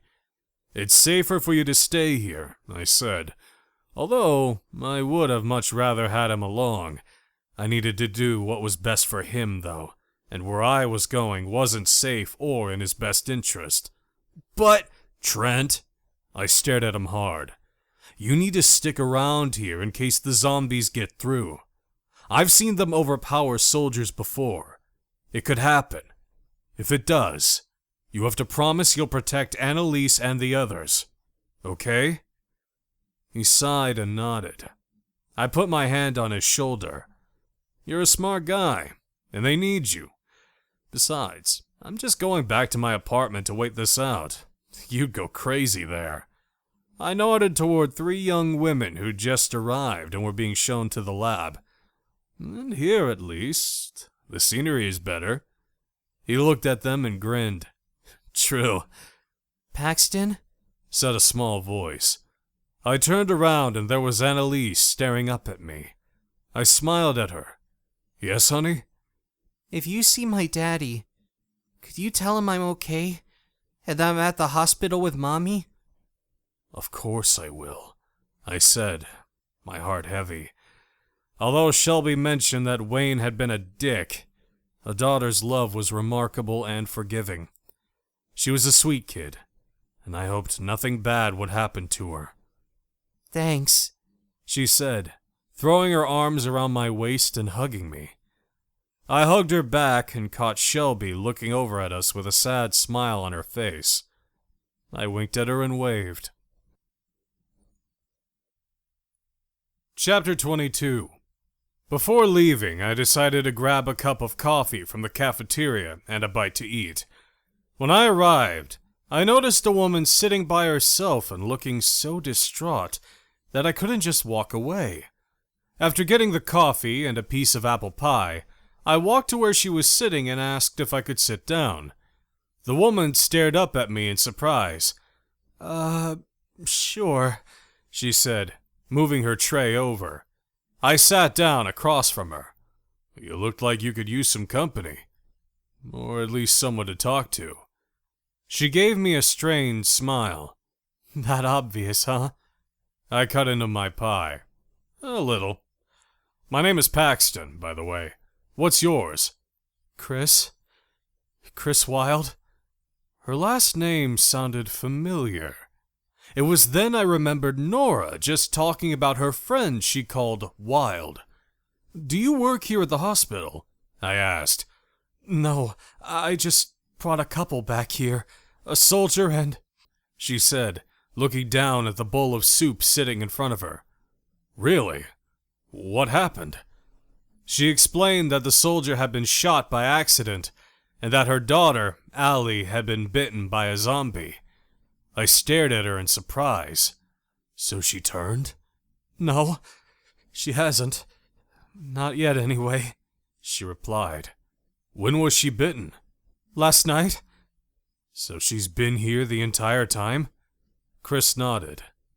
Well, I smiled. Then that's good news, right?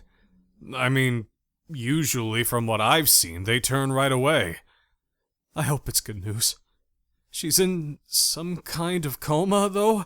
They're not sure what's going on with her. Her voice broke. I'm so worried. I just feel like I'm going to lose my baby. I reached over and touched her hand. Hey, don't give up. I know it sounds like a catastrophe right now, but things don't always turn out the way you'd expect. Sometimes miracles do happen, even in the worst scenarios. Chris blinked, and tears spilled down her cheeks. Embarrassed, she wiped them away quickly. I know you're right. I just need to believe she'll be okay. I just wish they could do something more for her. Before I could say anything, a man wearing a doctor's coat approached us. Mrs. Wilde, I have some good news for you. Chris's face brightened. Is she awake? No, but we have a chopper that will take you and your daughter to Atlanta, to the CDC. They're going to do everything they can there to try and save her. She stood up. Okay, I guess if they can't help her, nobody can. He smiled. There will be a couple more patients going with you, so it will take a while to prepare everyone. No problem. Can I see Allie right now? She asked. Yes, but you'll need to wear protective gear. I'll find some for you, he replied. Thank you, Doctor, she said. You're welcome. I'm just going to grab a cup of coffee first, and then we'll get started, he said. Okay. Her smile fell. What about my family? Is there someone who can send a message to let them know where we've gone? I was about to volunteer when the doctor suggested asking the soldier she'd brought in. Austin is very grateful to you for saving his life, and has already been talking about how to repay the favor. I'm sure he can get one of the other soldiers to send a letter to your family, if you can't get to them by phone. Her smile returned. That's a great idea. Thank you. No problem, he said. I'll be back in a moment. As he walked away, Chris looked at me. Thank you. For what? I asked, surprised. Bringing me luck. I laughed. I highly doubt this was because of me. Maybe. Maybe not. Just thank you. You're welcome. I'm just glad things are looking brighter for Allie. I just hope my other daughter is doing okay, Chris said, staring ahead pensively. How old is she? 17. I left her at home with a friend of mine, and hopefully my husband has made it back home. I didn't have to tell her how challenging that would be. She'd been driving around, too. Did your family get the vaccine? No, not the flu ones. Polio and the others, yes, but my children have never had flu shots. That could be why your daughter is fighting this then, and not, one of them. Although from what it sounded like, the last vaccination was the only faulty one. I don't know. I guess time will tell, huh? She said softly. I nodded. The doctor returned with his cup of coffee. Ready? Yes, she said, and looked at me again. Good luck to you, Paxton. It was nice meeting you. You too. And good luck to you and your family, Chris. I'm rooting for you. She smiled. Thanks. Hey, aren't you the same Paxton who survived the plane crash last year? The doctor asked, studying my face. I nodded. Chris stared at me in shock. I remember that. I just smiled. It must be true what they say then. What doesn't kill you makes you stronger, she said, her eyes bright. If she only knew, I thought. I still felt like a broken man. Although, admittedly, I was beginning to almost feel as if the pieces I'd lost were suddenly almost within reach. Chapter 23. Are you sure you want to do this? The soldier asked as I started up the van. I looked at him. No, but I have to. Are you going back for someone? Yeah, myself, I wanted to say. Instead, I just nodded. Sighing, the soldier stepped away from the window. Okay, for the record, I think it's a very bad idea. I do too, but that doesn't change the fact that I have to do it. He nodded. Wait for us to give you the okay and then you can take off, he said. Thanks. After a couple of minutes, the soldiers had cleared most of the zombies in my path and I was told to go. The moment I put my foot on the gas, my heart began to race. You can do this. Taking a deep breath, I drove through the parking lot, my hands shaking on the wheel. As I was exiting, I decided to try some music to see if it would take my mind off driving. Unfortunately, the radio stations were down, but I did find 2 CDs in the middle console. One of Paul Anka, and the other The Temptations. What the hell? Why not? I said, popping the Temptations CD in. My Girl started to play, and although I liked the song, it was eerie listening to it while trying to dodge zombies. Turning it up, I decided that focusing on eerie was better than thinking about my anxiety. Things were going better than expected, or so I thought as I drove home. My palms were still sweating, and I was in high anxiety mode, but it was manageable. Then I noticed the low fuel light on the dashboard. Shit, I growled. I'd forgotten all about the need for gas. Even worse, I was on the freeway, and nowhere near a station. Hopefully, I'd be able to get off on the next exit to refuel, I said a silent prayer. Unfortunately, the man above either had a cruel sense of humor or was too busy answering other people's, because eventually I was forced to pull over to the side of the road. I sat there for a few minutes, debating on what to do, wishing I'd given in and allowed Trent to return with me. At least he could have tried hot wiring another vehicle, especially since I'd passed several abandoned cars along the way. Or he could have, at the very least, shown me how to siphon gas. Sighing, I got out of the van and began to hoof it. It was almost 4 p.m. and about 60 degrees. A relatively nice spring day, especially for Minnesota.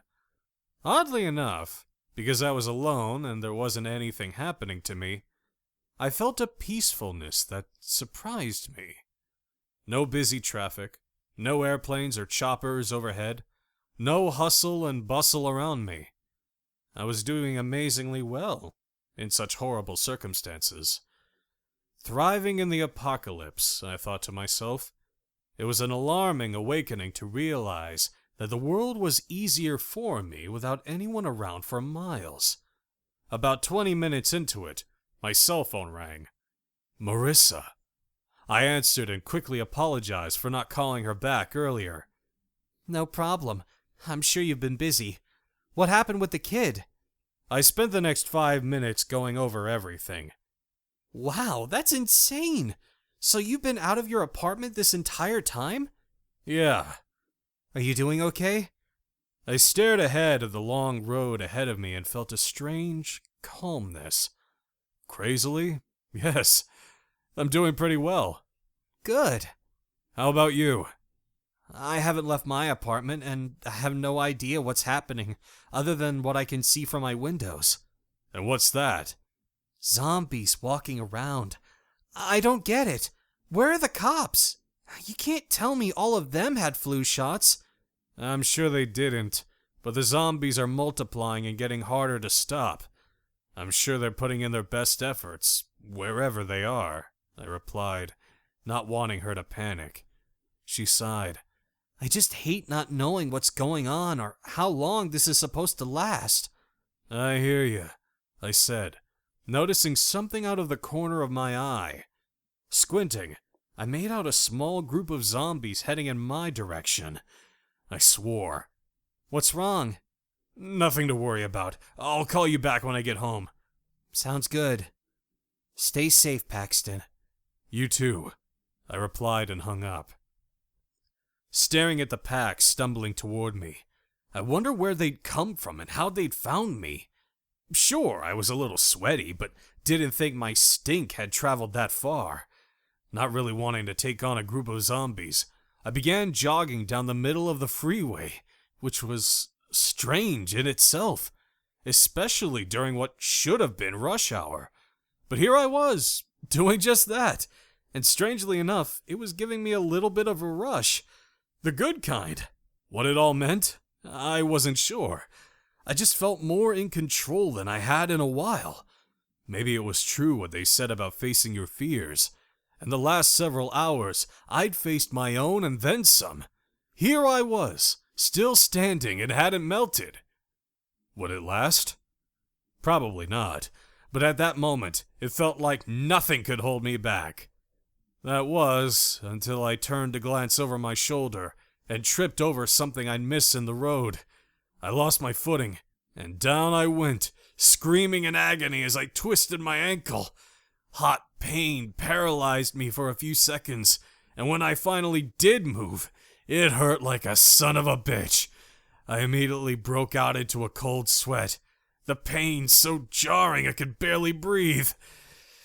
This was bad. Knowing my life was in imminent danger, I had to move. I slowly stood back up, my ankle and foot already feeling swollen. Damn it, I gasped, trying to limp on it. The pain was intolerable, and I could see the zombies closing the distance between us. I was royally screwed.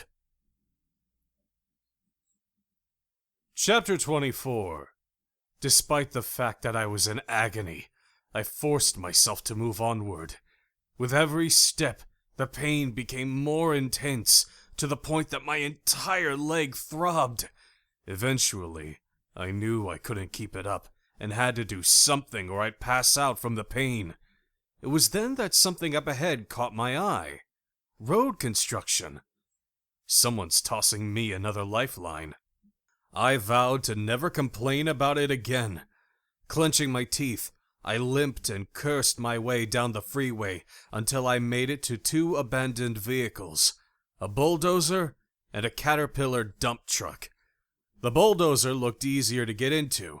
Wiping the sweat from my brow, I climbed up and onto the tracks until I was able to get to the door. Relieved that it was unlocked, I climbed inside and sank into the seat, so exhausted that all I could do was close my eyes and let the darkness take me away. It was my cell phone that woke me, and not the groans of mindless hunger circling the bulldozer, which was quite loud. Not even looking to see who it was, I answered it. Paxton? It was Jackie. Yeah, I said, wincing as I tried to move my leg. I was just wondering how you were doing. I've been a lot better, let me tell you, I said, trying to bend down to untie my tennis shoe. I gasped and swore. What's going on? I explained that I twisted my ankle, running from zombies. What? How? Where are you? You wouldn't believe it if I told you, I said. Try me. I carefully pulled my shoe off and felt only a slight amount of relief. My foot and ankle were so swollen, I was surprised I hadn't busted out of my tennis shoe. Paxton? You there? Yeah, sorry. I started from when I found Annalise in the parking lot and told her everything. And you're in a bulldozer now? She asked incredulously. Yeah, surrounded by zombies, I muttered, staring at them from the bulldozer. What are you going to do? It was then that I saw a key in the ignition. Although I never operated one before, there was no time like the present to learn. I'm gonna drive out of here, I said, looking over at the dump truck. I wondered which would be a better choice. Of course, I wasn't sure if I could get to the other vehicle, or if the keys were inside. My luck had to be running out. With the bulldozer? Yeah, I think so. Have you ever operated one before? No. It can't be too difficult, though, can it? I said, looking around at the controls. There was a throttle on the left, and 2 joystick-looking controls, one on each side of me. Down below, I found a pedal, which I assumed was the brake. Do you want me to come and get you? She asked. I knew how dangerous it was, and didn't want her risking her life for me. No, I'll figure this out. Don't worry. Even if you get the thing to work, you might not get very far, she said. Let me pick you up. I glanced over at the dump truck again. If I could drive the bulldozer close enough, I could climb over and check to see if the keys were inside. I told her what I planned on doing. I don't know. I have a bad feeling about this, Paxton. I released the safety brake and then put my foot on the other pedal. I'll be fine. I turned the key in the ignition and the engine started. You hear that? I asked, smiling in relief. You started the engine? Damn right. I'm going to see what this baby can do. Okay. Call me back so that I know you're okay. Will do, I said, and then hung up. Looking around at the controls, I began experimenting with them until I got a handle on what I was doing. It was actually much easier than I had expected. The joystick on the left made the bulldozer go forward or backward. The one on the right operated the blade. I stared down at the zombies. The noises coming from the bulldozer seemed to stimulate them because they were moving faster. But they weren't running away in fear. They were still very much in the way. "Move it or lose it!" I hollered out loud. "I mean it!" Of course, none of them paid any attention, which I'd expected. Giving them some kind of warning made me feel like a little less of a dick, especially when I knew what would happen next. I sighed. This was going to get very ugly, but I had no choice. Shifting the lever, I backed the bulldozer up and ran over 2 zombies. Hearing the thumps underneath made me shudder. But it was them or me, and hell, they were already dead. Operating the bulldozer actually turned out to be fun. I played around with it for a while, and at one point started shoveling zombies across the road and away from the dump truck. After a while, they were all too injured to be any kind of threat, so I decided to quit wasting time and drive back over to the dump truck. Several minutes and swear words later, I managed to crawl up the narrow staircase in front of the Caterpillar and get inside of the cab. Again, I was rewarded with another key in the ignition. And even better, a half tank of gas. Thanking my lucky stars, I started the engine and got back on the road, but not before I called Jackie back. Hey, how did it go? She asked me. Great, actually. She chuckled. You sound like you're in a really good mood for someone who's been through so much hell today. I know. It's because I made it through that hell. Although, I could use a handful of pain medicine right about now, I said. I have some Advil. You should stop over, she said. I had some myself, but I could tell she was getting tired of being alone. I couldn't blame her, not with all the shit going on. Okay, why don't you tell me where you live, and I'll stop by? Great. I was just about to make dinner. Do you like sloppy joes? Love them, I replied, remembering the promise I'd made to Artie about his wife. She could wait, though. She wasn't going anywhere. Jackie gave me directions to her home, and before we hung up, she told me she was glad that I was okay. Thanks. I've been starting to think that this isn't going to go away anytime soon, she said softly. Doesn't look that way. She sighed. I couldn't sleep last night. Even with Harley lying next to me, I kept thinking that the zombies were going to break in and eat us. It was certainly a realistic threat, and not one to take lightly. Yeah. I don't think I want to stay alone tonight. Do you think you could stay the night at my place? Of course, I said, surprised at myself for agreeing to. But the woman was frightened and needed company. My company. It made me sit up a little straighter. You shouldn't be alone. Nobody should. She breathed a sigh of relief. Great. I mean, we don't have to sleep together or anything, I said, thinking out loud. Realizing I'd said the words, I groaned inwardly. Idiot. Jackie burst out laughing. Oh, Paxton. My face turned bright red. I meant I don't have to sleep in the same room as you, if it makes you uncomfortable. Otherwise, I can sleep on the floor if you're afraid of being alone. Let's worry about that later, she said, a smile still in her voice. You just drive safely and call me if you get lost. Yeah, will do. After we hung up, I groaned out loud. I've been out of the game for so long that I'd forgotten how to play things smoothly.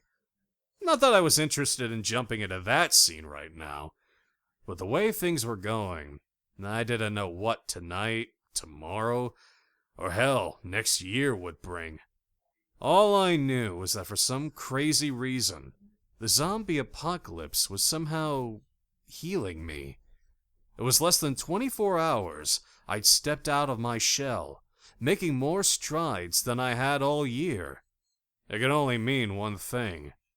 I really was one crazy son of a bitch. Chapter 25.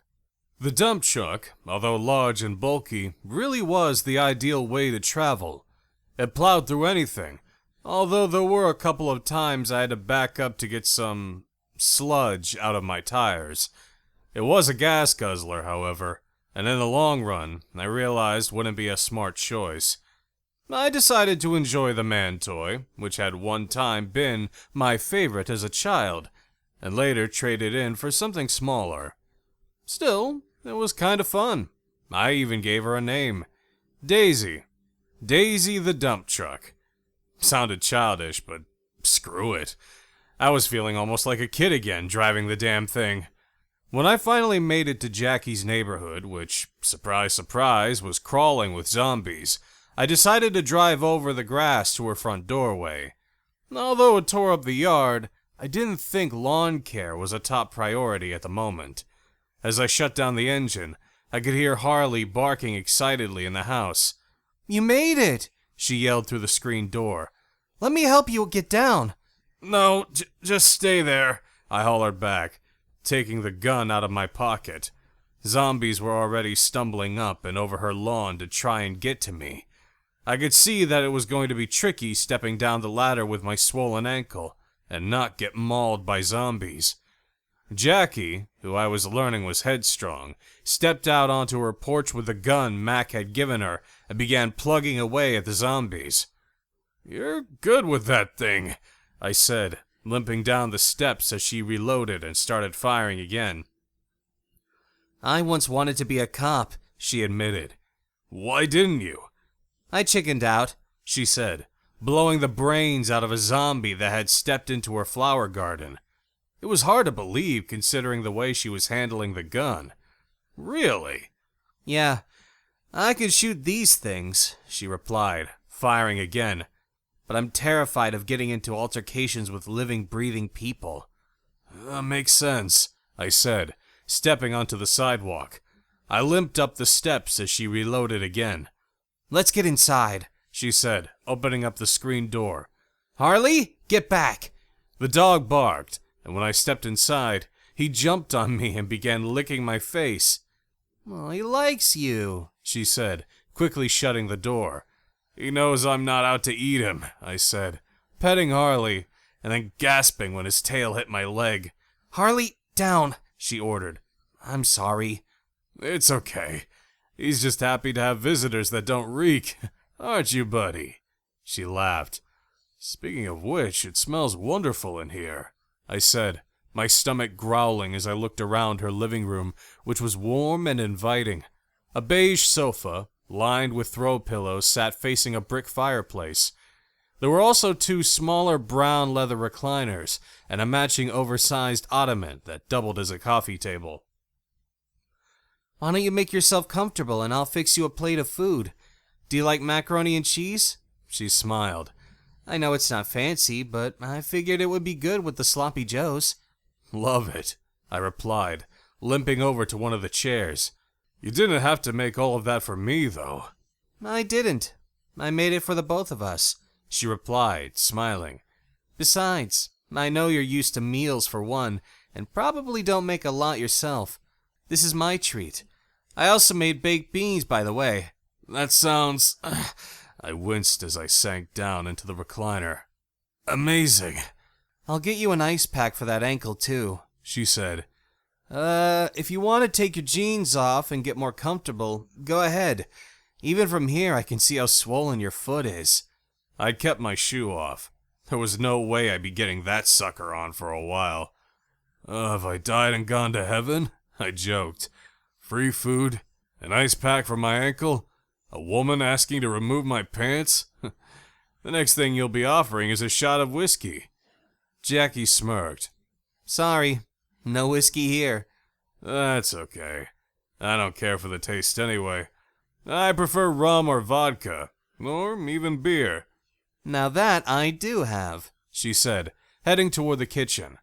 What? Rum or vodka? She looked back at me. Both. And beer. I also have 2 expensive bottles of wine I've been saving for a special occasion. Since you made it here alive, I think that's a good enough reason to celebrate. Sounds wonderful. I certainly could use something to numb the pain, I said, trying to roll the leg of my jeans up. Jackie grinned. If you're really that shy, we can just cut them. I'm not shy. I stood up.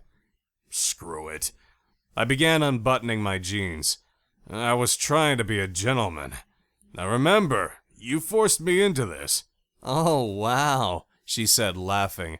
Nice boxers. They had tiny bananas printed all over them.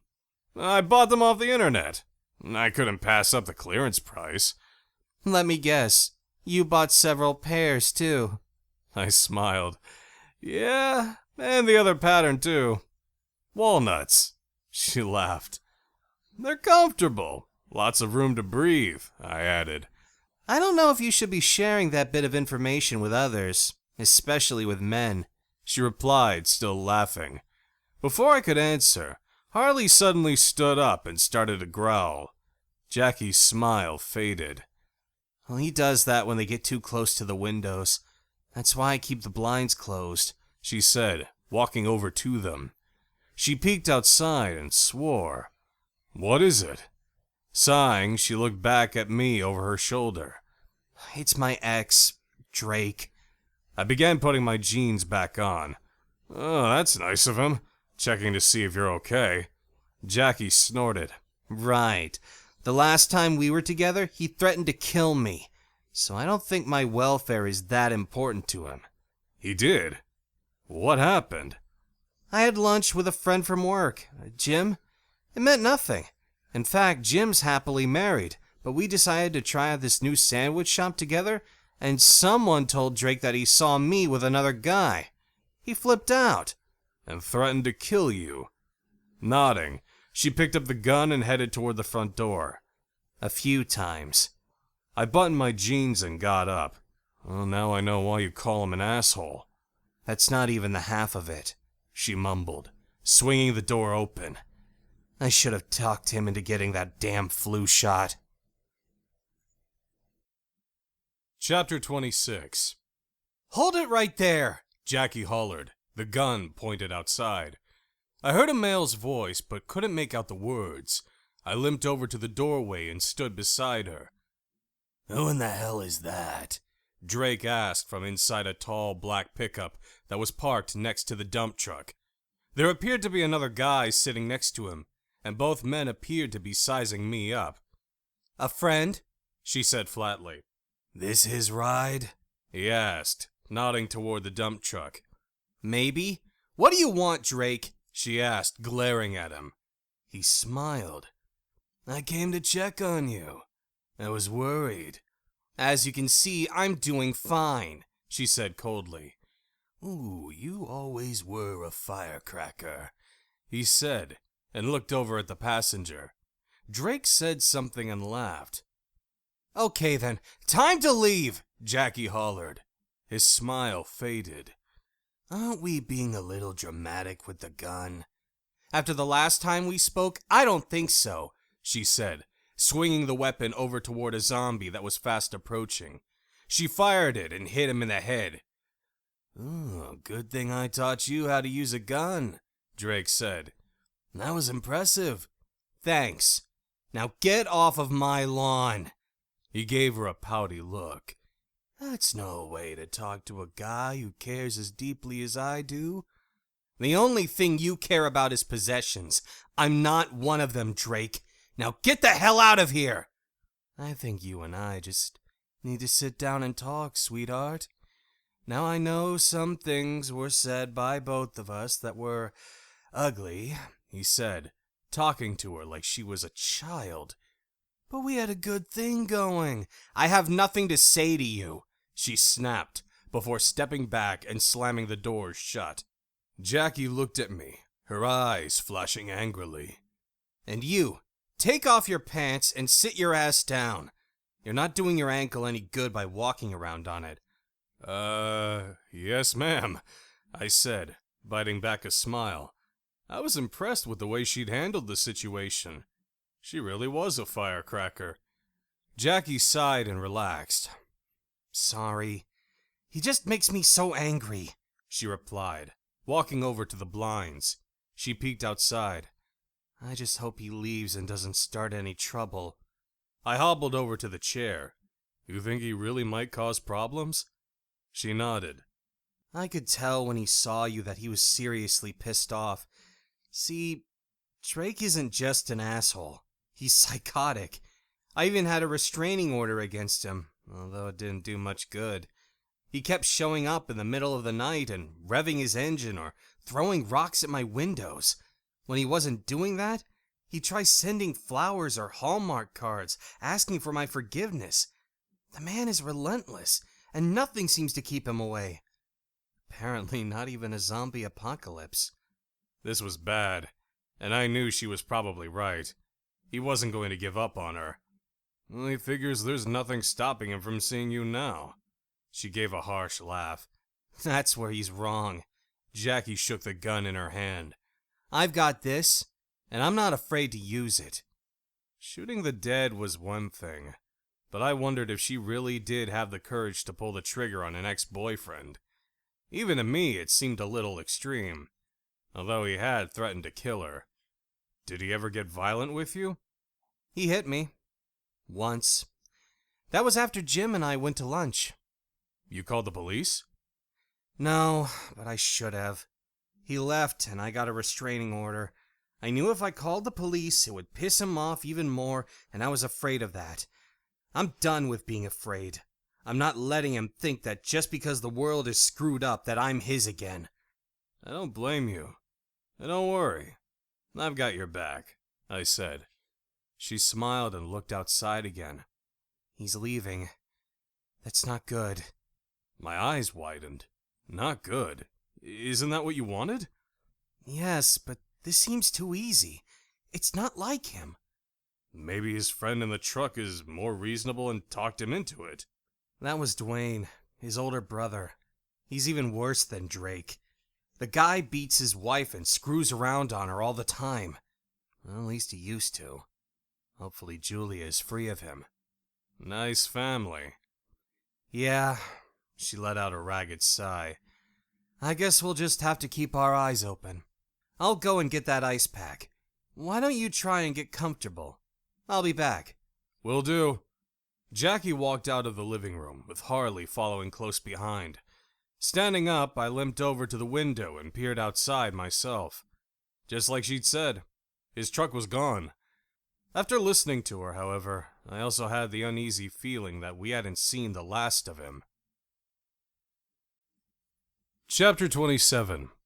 The rest of the evening was nice, despite the fact that we were both on the edge about Drake. The food was comforting, and the wine loosened up our lips, so I learned a lot more about her. Jackie had grown up in Madison, and had been an only child. Her parents were older when they had her. In fact, close to 50. A miracle baby, they'd called her. They'd attempted for years to have children. It wasn't until they stopped trying that I showed up, she said with a twinkle in her eyes. They never thought of adopting? No. She never tried any of the fertility treatments either. She was a stubborn woman and wanted her own, without the help of modern medicine. My father, on the other hand, wanted to adopt when they were younger, but she refused. Did they fight about it a lot? I don't think so. But my mother told me he'd been willing to do anything to have a child in their life, but that ultimately he stepped back and let her decide. He must have loved her very much. She nodded. He had a lot of patience, and it paid off in the long run. Jackie smiled sadly. It's just too bad I didn't get as much time with them as I'd wanted.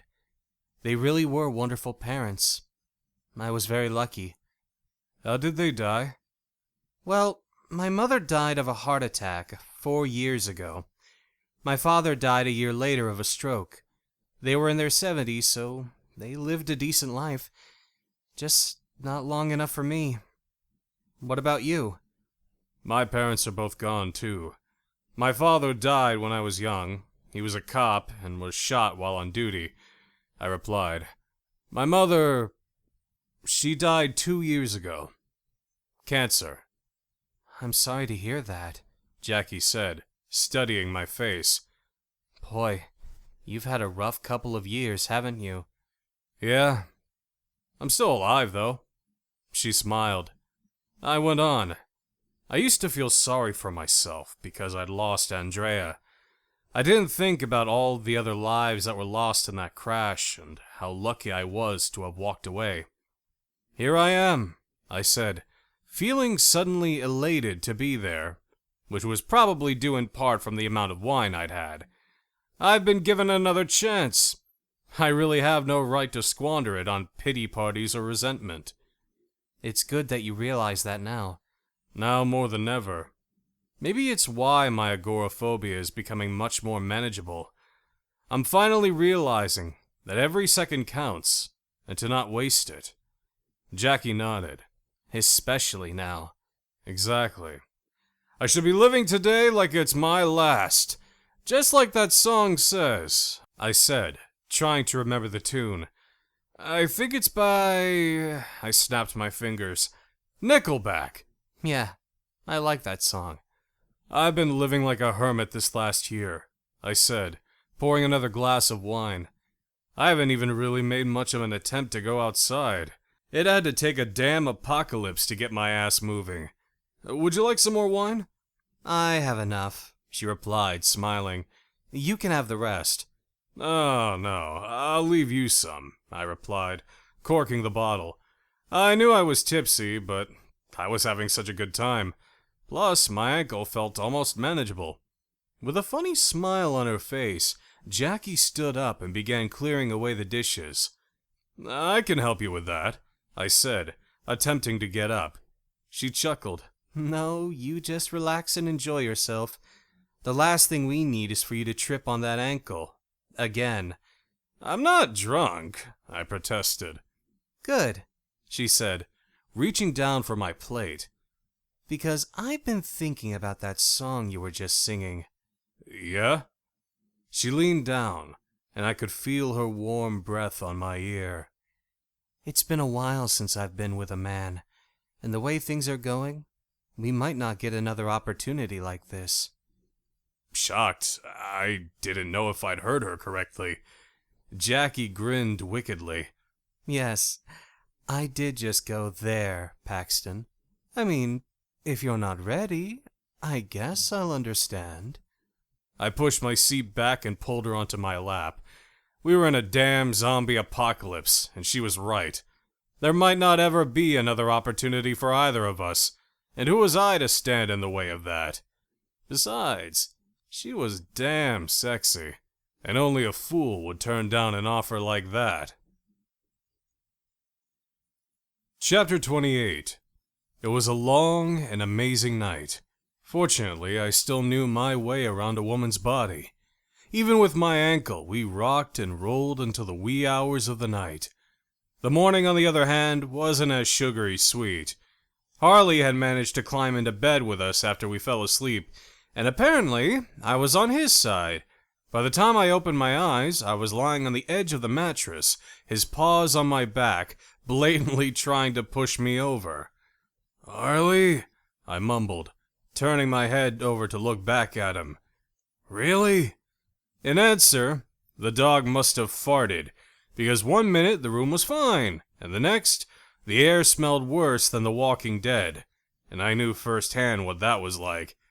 "Ugh!" groaned Jackie, who was lying on the other side of Harley. "Not again, Harley!" "He does this often?" I asked, waving a hand in front of my face. "For the love of God, what do you feed this dog?" "Dog food? The good stuff, too," she said, crawling out of bed. "I let him out about 2 hours ago. He might have gotten into something on his way back to bed." I looked at the clock. It was almost 9 a.m. It surprised me I hadn't heard the two of them leave. I mentioned it to her, and she smiled. "You were sound asleep, Pax, snoring away." I gave her a faux shocked look. I snore? I guess that was what was coming out of your mouth. It actually sounded more like a bear sniffling berries. Sorry for that. I only snore when I drink. You sure about that? I grinned. No. But that's my story and I'm sticking to it. Tell you what, I'll let you know in the future if it happens only when you've been drinking. We had a future? You're serious? We get to do this again? I asked with a smile on my face. She chuckled. Unless you have other plans? Hell no! My future is open. For you, it's all yours.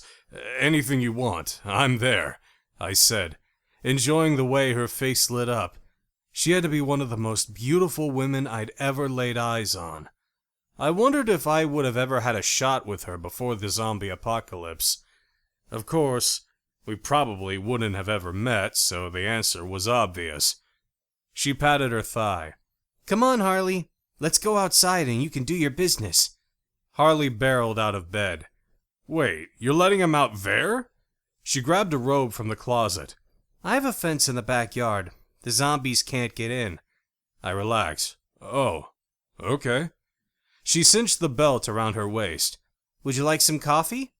Before I could answer, everything in the house seemed to go silent. Shit, the power just went out, she said, staring at the alarm clock. That's a very bad sign. No doubt. I pulled my pants on and followed them out of the bedroom. The power was definitely out in the entire house, and we had to assume it was like that in the entire neighborhood. Maybe everywhere. I don't understand. Why did the electricity go out? Jackie said a short time later, while we were watching Harley run around the yard. I have a theory. From my understanding, most power plants require maintenance. A lot of these grids run off of fuel to keep electricity running through the cities. If nobody is refueling, then the power plants eventually shut down. She sighed. Shit. Yeah. Which reminds me. Do you have a generator? No. I didn't think she did, but had to ask. Don't worry. I'm sure we can pick up one relatively cheap right now. Jackie snorted. Yeah. Dead light special. Her smile fell. Wait, we'll need fuel too, right? To keep it running? Yeah. We should be able to siphon some if the gas pumps aren't running. She rubbed her forehead. I just can't believe this is happening. You know, I almost thought that we'd wake up today and learn things were going to be okay. That the government had gotten their shit together and fixed this mess. I hate to say this, but I think we are pretty much stuck on our own right now. Then what are we going to do? Take it day by day? I shrugged. Adapt and do whatever we need to survive. It'll be hard, but we'll do what we have to, until things finally do turn around. Do you think it even can? She asked as a group of zombies stepped around the side of the house, apparently drawn by our voices. Yeah, I said, as Harley began barking at them. I mean, they're mindless and fairly slow. They shouldn't be a match for the living. Well, most of the living. Your Neanderthal X might have a difficult time. Laughing, she grabbed Harley's collar and pulled him toward the house. Maybe that's why he didn't return. They got the best of him. Or maybe he knows he doesn't stand a chance with a guy like me in your life right now, I said, winking at her. Jackie sighed. Right. I wish that was the case. I still think he'll be back. If he's stupid enough, we'll deal with it when the time comes. She smiled. Let's go back inside and figure out how we're going to get a generator and talk about whether we even want to stay in the city. You think we should leave? I asked, as more zombies arrived. They kept running into the fence, oblivious to it. Some were even falling over each other. It would have been comical if it wasn't real life, but it was, and that made it more eerie. Mac did say we could join him if we wanted to. It would probably be safer. She had a point. Plus, the more populated an area, the more zombies. Already dozens more were headed this way, obviously picking up our scent. We could hear their hungry groans approaching them from everywhere. They reminded me of rabid dogs, and I wondered if their senses had somehow become superhuman now. If that was the case, more would come, and we didn't have an endless supply of ammunition. "You still have that satellite phone he gave you?" I asked, pulling out my cell. Shit, mine is almost dead. Yeah, I still have it. It's been charging, or rather it was. Let's call him and see what he says. Good idea. Chapter 29. Max seemed happy to hear from us, and it was a relief to find out that he'd made it to his cabin. Jackie did most of the talking and told him what I'd been up to. "So, the little missy says that you found your gonads," he said when I got on the phone.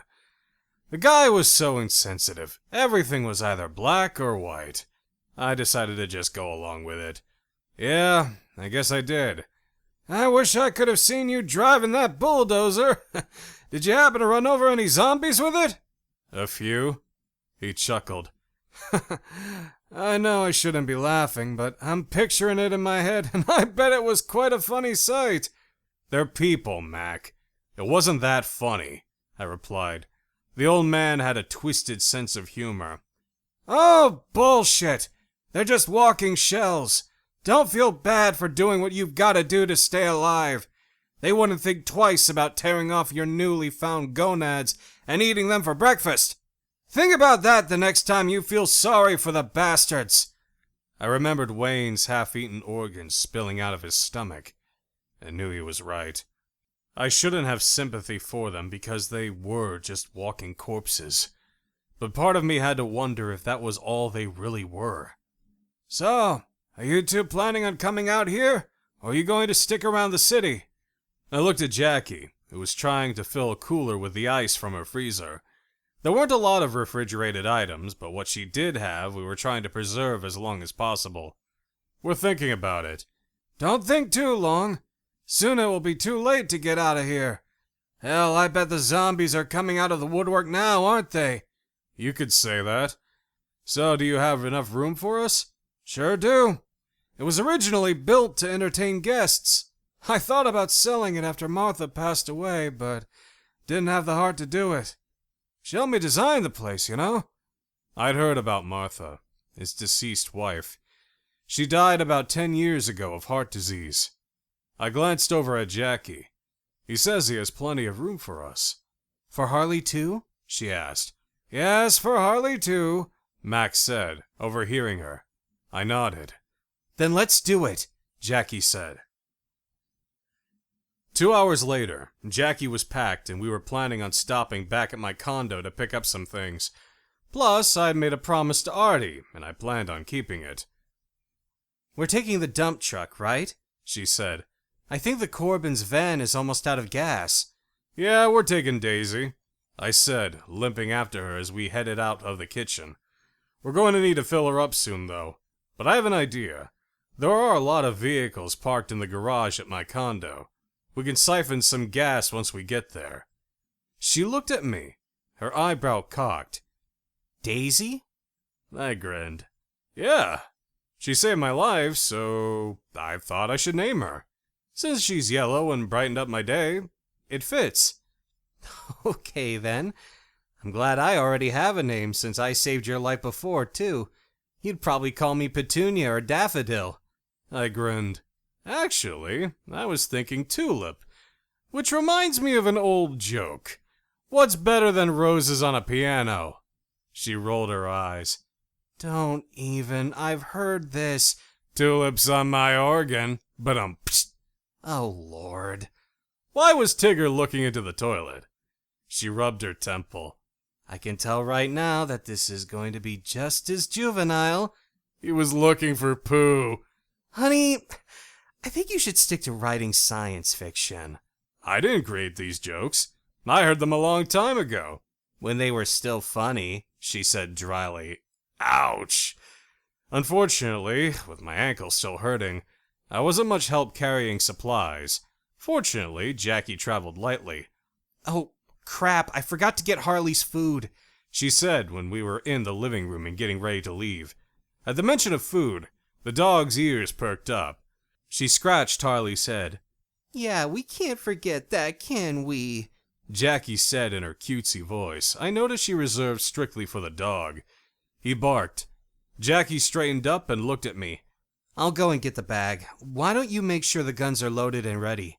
Sure, I said, picking mine up from the top of the fireplace. She disappeared back into the kitchen, leaving me with Harley, who was suddenly interested in the front window. What's up, Harley? I opened up the box of bullets. More zombies? Or... I grunted. Is it that loser, Drake? The dog began to pace, clearly anxious about something. Suddenly, Harley stopped and his ears perked up. Then we both heard a scream. Chapter 30. Harley raced toward the kitchen, and I limped after him with my gun. Jackie was in trouble, and I wondered if the zombies had somehow gotten into the house. Unfortunately, she wasn't in the kitchen, and I found Harley scratching at the back door. I flung it open, and that's when I saw Drake racing across the lawn with Jackie over his shoulder, kicking and screaming. "Stop right there!" I hollered. Ignoring me, he reached the exit leading to the alley. Parked on the other side was the truck from yesterday and his brother Dwayne behind the wheel. Seeing the shit-eating grin on his face, I wanted to shoot it off. "Drake, let me go!" screamed Jackie, frantically trying to beat him with her fists. Unfortunately, it didn't do any good. Although I could see he was much shorter than I was, he was obscenely muscular, possibly from steroid use. And it kinda made sense, too, considering his temper and small penis. Not that Jackie and I had talked about the latter. It's just something I'm pretty confident about. Raising the gun in the air, I fired toward the clouds. Unfortunately, Drake called my bluff and didn't so much as hesitate in his stride. Swearing, I hobbled toward them as fast as I could, but Drake managed to get her into the back seat of the pickup before I could get to them. "Ha, asshole," Drake's brother said, still grinning like a prick. He gave me the middle finger and then they tore away. I knew I had to do something fast, so I ran out into the alley and began firing at the tires. The first time, I missed, but not the second. I hit the back right tire, but it only slowed them down. Damn it! If that wasn't bad enough, Harley had followed me, and now several zombies were heading toward us from the end of the alley. I quickly got the dog back into the yard, shut the gate, and went into the house to grab Daisy's key. "Harley, stay," I ordered when he tried following me out of the house. But the dog was fast, and I couldn't chase him worth shit, so we ended up outside anyway. Frustrated, I limped after him and tried calling for the dog. Harley paused at the edge of the lawn and looked back at me. "You want to go for a ride, boy?" I asked, eyeing a couple of zombies that were headed toward us from across the street. Fortunately, he understood what ride meant, because he ran back and followed me up Daisy's steps. Once we were both inside the cab, I started the engine, hoping we weren't too late. Chapter 31. The first thing I noticed as we headed away was that there were more zombies than I could count in the neighborhood. Hundreds. Mac had been right. If we planned on staying there, we'd just keep attracting more, and we didn't have an unlimited supply of bullets. "There you are, you bastards," I growled, seeing the truck trying to inch its way through a mob of undead a couple blocks ahead. I kicked it down and caught up with them right away. Zombies, no match for Daisy. When Drake noticed we were behind them, he opened up the back window slider and tried firing his gun at us, but then quickly realized it was a bad idea. The bullets did nothing but ricochet off the dump truck. Eventually, he gave up and shut the window. Frustrated and not sure what to do, I hung back and followed them through the next few blocks. Eventually, the zombies became sparse, and Dwayne decided to stop the truck and deal with me. I turned off the engine to save gas, while Drake opened his window. He hung out the side and motioned for me to get out of the cab. "What the hell you doing, moron?" he asked, when I peeked my head out of the cab. "Let Jackie out of the truck," I demanded angrily. I couldn't see her moving around inside and wondered if she was okay. "She's fine, and she's with me, her boyfriend. Now do yourself a favor and quit following us before someone really gets hurt. Not until you let her go, I replied. Sighing, he raised the gun and fired it at me. Luckily, he was a horseshit shot. I quickly got back into the cab and decided that if he wasn't going to play fair, then neither was I. Gritting my teeth, I rammed the back of their truck and then put Daisy in reverse to do it again. The second time I hit them so hard, they launched over the sidewalk and into a tree. Enraged, both men got out of the truck and started firing their guns at me. Shit. Harley whimpered in terror from the gunfire. It's okay, boy, I said, putting Daisy into reverse again. This time I charged toward Dwayne, who turned and started running away. That's what I thought, I mumbled, smirking. I backed up Daisy, and that's when Drake pulled Jackie out, holding his gun to her head. He threatened to shoot her if I didn't leave. I didn't know if he was bluffing, considering that Drake loved her in his own twisted, awful way. But he was psychotic and unpredictable. He was also clueless, because he didn't notice the 3 zombies heading their way. I opened up the cab door and screamed, "Behind you! Zombies!" When Drake glanced back over his shoulder and noticed the trio, he let go of Jackie. Thinking she would use that opportunity to run, I was shocked when Jackie kicked the gun out of his hand before he could fire at the zombies. "You crazy bitch!" hollered Drake. Ignoring him, she launched herself at the gun and tumbled into the grass. Grabbing it, she rolled over and shot Drake in the knee. Screaming in pain, he fell to the ground, holding his leg. "Jackie, get out of there!" I yelled as the zombies drew closer. She stood up and shot the one closest to her, and then raced towards me. "Help me!" Jackie froze. With a deep sigh, she turned back around, and I thought for a second she was going to shoot the zombies. Instead, she pointed the gun at Drake and fired, hitting him in the chest. He met his maker with a shocked look on his face. The 2 zombies got down on their knees and began to tear into him. Looking rather pale, Jackie turned around and jogged over to me. "You chose to shoot him instead of the zombies?" I said, still surprised. "Yeah, I showed him some mercy, even though he didn't deserve any. You should have heard what he wanted to do to you," she replied, climbing up. I was about to ask her what he'd said, when I noticed Dwayne jogging back toward his brother. He shot the zombies that were on his brother, his face filled with rage.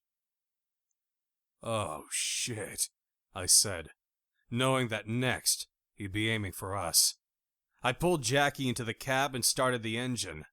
"If he didn't want his brother to die, he shouldn't have run away," Jackie said as Harley licked her face. "You're such a good boy. I didn't know you were in here."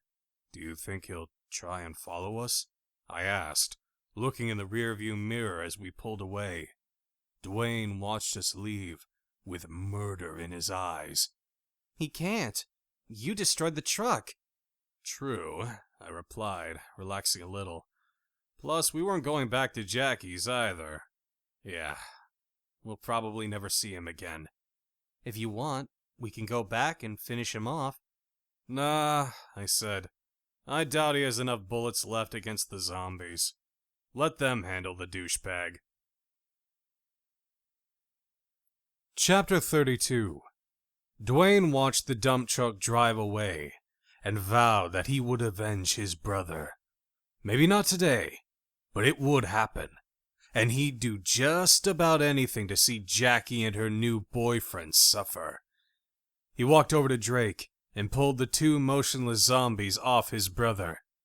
They'd done such a number on him that it brought tears to his eyes. "You dumb bitch!" he cried, running his hands through his hair. If she'd only been true to Drake, but no. She was a little slut who was never satisfied, just like most women. Noticing Drake hadn't been shot in the head, he knew what he had to do. Cocking his pistol, he aimed towards his little brother's skull. "Sorry, Drake," he said, pulling the trigger. 20 minutes later, Dwayne managed to find himself a new truck and proceeded to return to Jackie's. Unfortunately, nobody was home, and the area was crawling with so many zombies, he doubted they'd even return. Frustrated, he left and began to drive around, not really sure what to do anymore. Drake had been the planner, and their original idea had been to travel to Alaska. Dwayne hadn't really wanted to, but his little brother had been adamant about going. There should be less zombies to deal with, he'd said. Plus, it gets damn cold in the winter, just like here. I think it's the perfect place. Now that Drake was gone, he could do what he wanted. And right now, he needed to get drunk. Fortunately, there were a lot of liquor stores in the area, and most of them were free for the taking. After driving around for a few more minutes, he found one that wasn't overrun with zombies, and was pleased to find the front door was unlocked. He stepped inside, grabbed a cart, and walked over to the cooler to find his beer of choice. Finding it, he began to fill his cart. Why settle for the cheap stuff now when the sky's the limit? A voice said behind him. Startled, Dwayne turned around and saw a man with red hair and an easy smile watching him from the front counter. He was sitting on top of it, cross-legged and relaxed, as if he didn't have a care in the world. "Who are you?" Dwayne asked, surprised to see the man. He hadn't even heard him come into the store. The stranger uncrossed his legs and hopped down. "The name is Travis." "Here," he said, walking to the refrigerated section next to his. He opened up one of the doors and pulled out a strange-looking bottle. "Try this. Samuel Adams Utopia. It's one of the most expensive beers in the store." "Is it good?" Dwayne asked, watching him open the bottle. Travis handed it to Dwayne. "I don't know.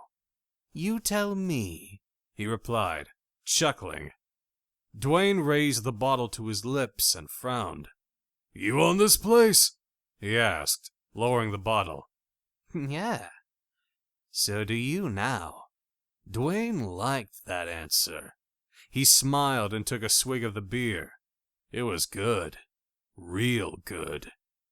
"You can own more than this, you know," Travis said. "What are you talking about?" he muttered, wiping his mouth. "Well, the zombies have made the impossible possible. Everything is up for grabs now," he replied. "And it doesn't have to stop there, Dwayne." He stared at him in surprise. "How did you know my name?" "I know a lot of things. Stick with me, and you will too," Travis replied with a smile that made the hair stand upon the back of his neck. "You wanna hook up? Partner up?" "That's exactly what I want," said Travis, patting him on the back. "A partnership. You and me. We'll do some traveling and have ourselves a blast doing it. You up for it?" He shrugged. "Well, sure. Why not? I've got nothing better to do." Although he still wanted to find Jackie and the asshole in the plaid shirt. But that probably wouldn't be happening anytime soon. "Good," Travis replied. "And don't worry. If you help me, I'll help you." Dwayne's eyebrows knitted together. "Help you with what?" "I'm looking for someone," he replied. "Really? Well, so am I." "Yes," he said, smiling again. "I know." Chapter 33. After leaving Dwayne standing in the middle of the road, we drove back to my condo. Unfortunately, we couldn't get into the underground parking lot because the power was out there too. "What are we going to do about gas for this beast?" Jackie asked. I looked around the parking lot and my eyes settled on one of the army trucks. "We'll take one of those instead," I said, pointing. "Okay." "First, I have a couple of things I need to do," I said, driving over the curb and onto the grass. I parked the dump truck next to the front door and told her to wait for me. No, you're still limping. I'm going with you, she said stubbornly. She was right. I did need her. Okay. Harley better stay in here, though. If he gets away, he'll be zombie chow, I replied. Yeah. Harley, she said in her high, cutesy voice. You've got to stay here. Mommy will be right back, okay? Good boy. I smirked. Fortunately, there weren't too many zombies around, which was good, because we had to break the glass door to get into the building. This way first, I said, leading her down to Artie's. Why are we going down here? I told her what I needed to do. How are we going to bury her? I was thinking maybe we could wrap her in a blanket and then carry her outside? She let out a ragged sigh. You're hurt, and if we both have our hands full, we won't be able to defend ourselves very easily. True. Wait, she has a wheelchair. What good is a wheelchair going to do? She said dryly. Fine. I'll shoot her and leave Artie a note explaining that I was hurt and it was too risky. I'm sure he'll understand. If he even comes back here, she said. Right. He might not, I said, hoping he didn't. I already felt guilty for not keeping the entire promise. What if we burn her? I grimaced. I don't think I could handle watching that, she sighed. Yeah, me neither. We entered Artie's apartment, and she followed me into the bedroom. When we stepped inside, Edie was in the exact spot we left her. The poor thing, Jackie said, smiling sadly. She'd probably just waste away there after a while. It's good that you're putting her out of her misery. I walked over to stand just out of arm's reach of Edie. If you really are in there somewhere, Edie, I'm sorry. Your husband loves you more than anything in the world. He said you were the light of his life, and that's why he didn't want you to suffer as a zombie anymore. Aww, Jackie said, smiling at me. That's so sweet. Yeah, that's me, I said dryly, before pulling the trigger. The sweet zombie killer. Chapter 34. It took us almost 4 hours to reach Orr, Minnesota. The ride was pretty quiet, and I suspected that it was because Jackie felt guilty about the thing with Drake. As angry as she'd been, I knew it had to have been hard, killing a living human being, especially a person she'd once had feelings for. Are you okay? I asked, as we made the turnoff toward Mac's property, which was supposed to be on the west end of Pelican Lake. She looked over at me. Yeah? Why? You've been awfully quiet. Sighing, she looked ahead. I'm just nervous about staying out here, I guess. So it wasn't about Drake. That was somewhat of a relief. Really? Why? She leaned over to scratch behind Harley's ears. I'm a city girl. Always have been. Plus, I feel like we're distancing ourselves from the other survivors when we should actually be trying to find them. But it's just the two of us, and we're not exactly Batman and Wonder Woman. I know, she sighed. I guess it's silly. It's not silly. Your intentions are good. I totally get it. But we have to think of ourselves right now, and I'm not exactly in my best form. She looked down at my ankle. I know. We can rest and figure things out from here, where the air is fresh and the views are spectacular. Plus, we don't have to be on the lookout for zombies every second of the day. In fact, I hadn't seen any since we'd driven into Orr. Not that there was a big population anyway. From what Mac had said over the phone, it was only around 300. Now probably a total of 3 plus Harley. I suppose, she said, her eyes becoming wide as the lake came into view. Wow, that's beautiful. Yeah, I replied, looking myself. It wasn't a huge lake, but very calm and peaceful looking. I could see myself fishing in the lake and enjoying a cold beer, Do you like to fish? I asked. Her eyes sparkled. Yeah, my dad used to take me when I was a little girl. We'll have to get out there and do some. Max said he has a boat. That sounds like fun. Jackie's eyes widened. She pointed. Is that his cabin? Seeing it for the first time myself, I was glad we decided to drive up. Set back from the lake, the log cabin stood tall, with large windows overlooking the lake and a deck on the upper floor that wrapped around the building. Yeah, I'm pretty sure it is. It's not what I expected, she said, smiling in delight. No, I think it was far more luxurious than either of us had anticipated. I parked the truck and the three of us got out. Welcome! Hollered Mac, who was now standing on the upper deck and wearing a fishing hat and sunglasses. We looked up at him and waved. I was wondering who you were. Where'd you get the military truck? He asked. It was abandoned and full of gas, so I thought, why not? I replied. Unfortunately, I had to ditch Daisy. Oh, damn. I was hoping to get to drive that dump truck. I'll be right down and let you in, he said, before disappearing into the cabin. I slid my arm around Jackie's waist. See? I said, looking toward the lake. This isn't so bad, now is it? Yes.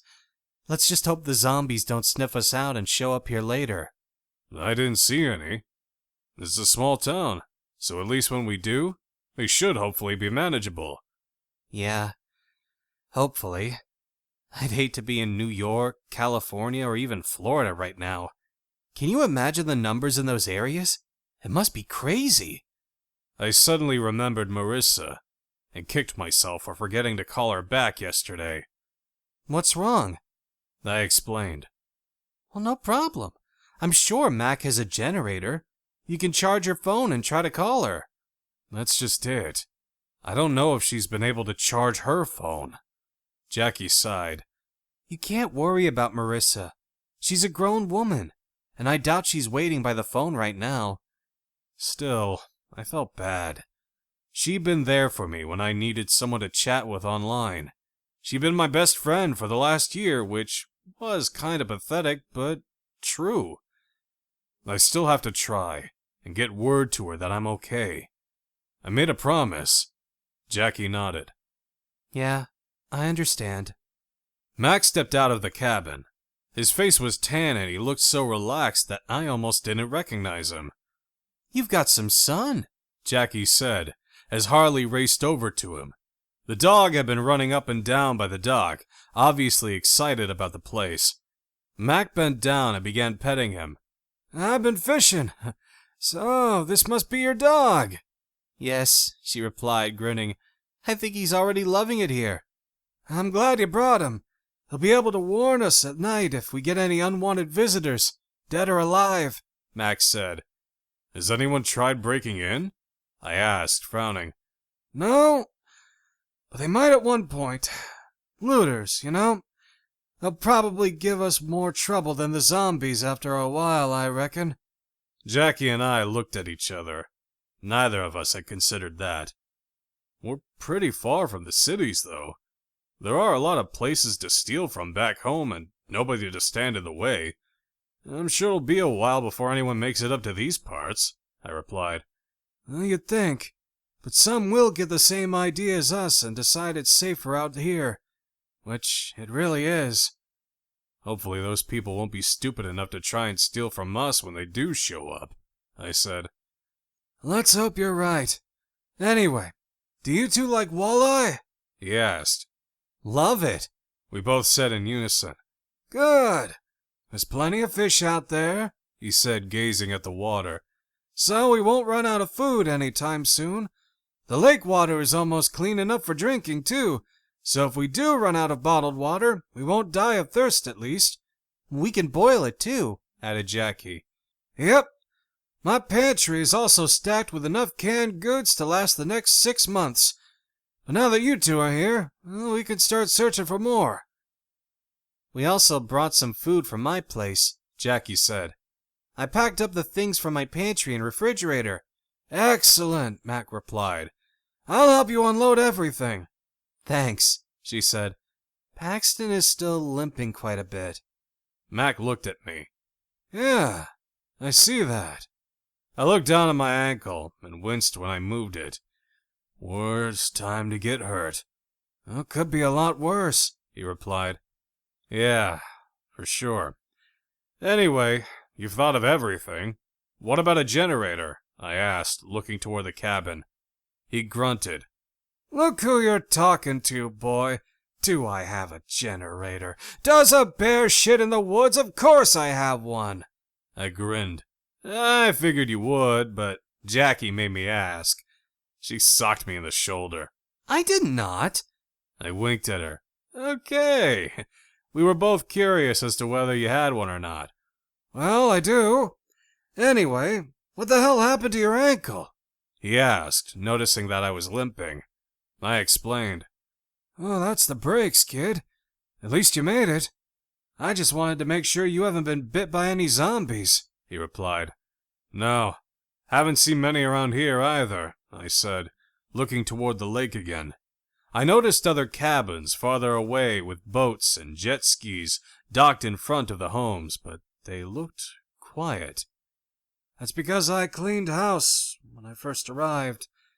Went visiting the neighbors and gave them all proper burials, he said in a somber voice. That must have been pretty difficult, Jackie said softly. He nodded. Yeah. Martha and I were friends with a few of them, Max sighed. But at least I laid them to rest, instead of letting them roam the earth for the rest of their undead years. Good point, she replied, smiling at him. Mac looked up at the sky. It's almost dinner time. Let's go inside and I'll show you around. We have plenty of bedrooms, so you can choose which ones you want. Sounds great, Jackie said, as we began to follow him. Should we tell him we want a room together? I whispered. Jackie smiled. Why, so I can hear you snore every night?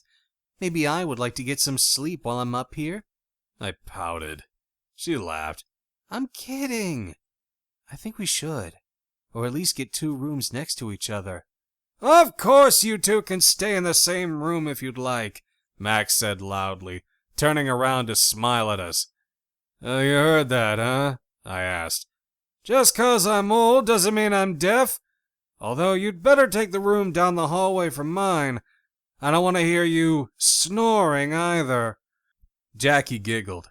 Harley, you can sleep in my room if you want, he said, petting him again. If it gets too loud in theirs. You might want to rethink that. He farts something awful, I said. Max shrugged. I fart dust. We'll do just fine together. Laughing, we followed Mac into the cabin. As he talked, I couldn't help but wonder what our futures held. So many people had died, and many more would follow. I thought about the plane crash and how I'd escaped death, only to spend the last few months not really living. Now this new catastrophe had somehow breathed life back into me, which was a miracle in and of itself. Are you okay? Jackie asked, noticing that I was quiet. Me? I smiled, slipping an arm around her shoulders. I've never been better. She gave me a strange look. I sighed. I was just thinking that it took me 2 tragedies before I finally realized that I was doing everything wrong. Jackie studied my face. Really? Yeah. I guess I must have thought the world owed me something. But it doesn't. It doesn't owe any of us anything. We just have to make the best with what we're given and live each day to the fullest. Well, duh, she said, looking amused. We all know that, Max said, listening in. We just seem to forget it occasionally. Or ignore it, Jackie said. Exactly. Which is why we're in the middle of a goddamn zombie apocalypse. Someone seen some dollar signs and became so damn greedy that they didn't do what was right. They didn't test the vaccine the way it was supposed to be tested. Now we're all paying the price for this, unfortunately, Mac muttered, looking disgusted. It was true. We were all paying for it. How much it would cost us in the end was anyone's guess, but for now, we had each other, and I wasn't about to give up on these two or anyone else who needed me. Which reminded me, Mac, I need to try and recharge my phone. I have a friend in Florida who I promised to call back and check up on. Oh, good luck with that. Now that the power is off, I have a feeling the cell phone towers will soon be running out of fuel. Do you have a phone number for her? I can try using my satellite phone, even though hers probably won't work. I sighed. It's in my cell, which, as I said, needs to be charged. I reached into my pocket to grab the phone, and found it missing. It was then that I remembered where I'd last seen it. Shit! What's wrong? Jackie asked. I think I left my phone at your place, I said. She sighed. We certainly can't go back for it. I know, I said glumly. Your friend in Florida, does she have anyone else who can help her? Mac asked. I don't know, to be honest, I replied. She'll be okay, Jackie said, taking my hand. I hope so. Marissa was a fighter. She'd learned to be after living with an abusive husband. I imagine those experiences might actually help her deal with this new kind of horror. Maybe when things die down, we'll go and search for her, Max said. I looked at him in surprise. You drive to Florida? I was thinking of taking a chopper. I have my pilot's license, he replied. Well, do you also have a helicopter? Jackie asked. No, but there's an airport not far from here, he said. I'm sure we'll find something. When things die down, though. I wasn't sure when that would be, but at least we had a plan. Whether it worked or not, it didn't matter as long as we gave it some effort. Suddenly, there was a horrible smell that filled the room. I think Harley is trying to tell us he needs to go outside and lay some pipe, I said, waving my hand in front of my face. Good grief, Max said, grimacing. You weren't kidding! What are you feeding that dog, zombies? Chuckling, Jackie walked toward the door. Outside, Harley, she said. The dog barked and trailed after her. So who is this woman in Florida, really? She an old girlfriend or something? He asked after they walked out of the house. No, just someone who was there for me when I needed a friend. Well, son, if you really think she's worth it, we can look for her. It's going to be risky, though. I realized that. His eyes burned into mine. Tell me something. Are you willing to risk Jackie's life for this other woman's? She doesn't have to be involved, I replied. He grunted and smiled.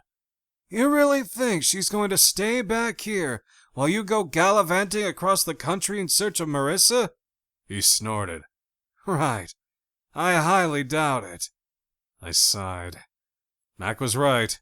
She wouldn't stay, and it wasn't fair to put her in any more danger after everything she'd already been through. You think about it, he said, waving his hand towards my leg. And give your ankle some time to heal before you make any big decisions.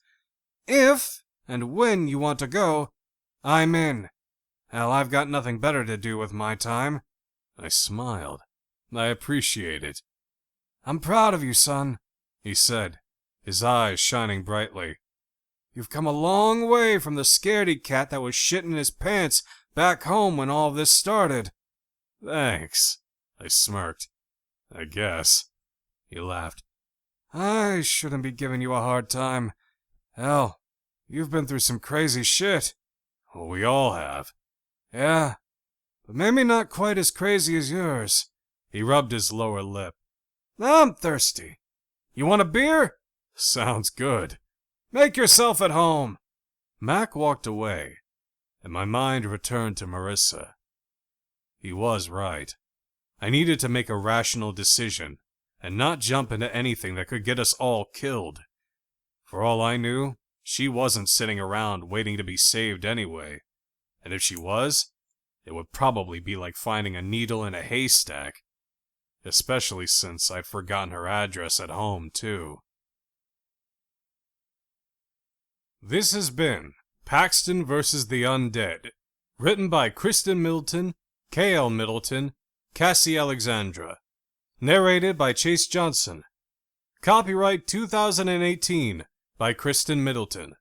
Production copyright by Kristen Middleton.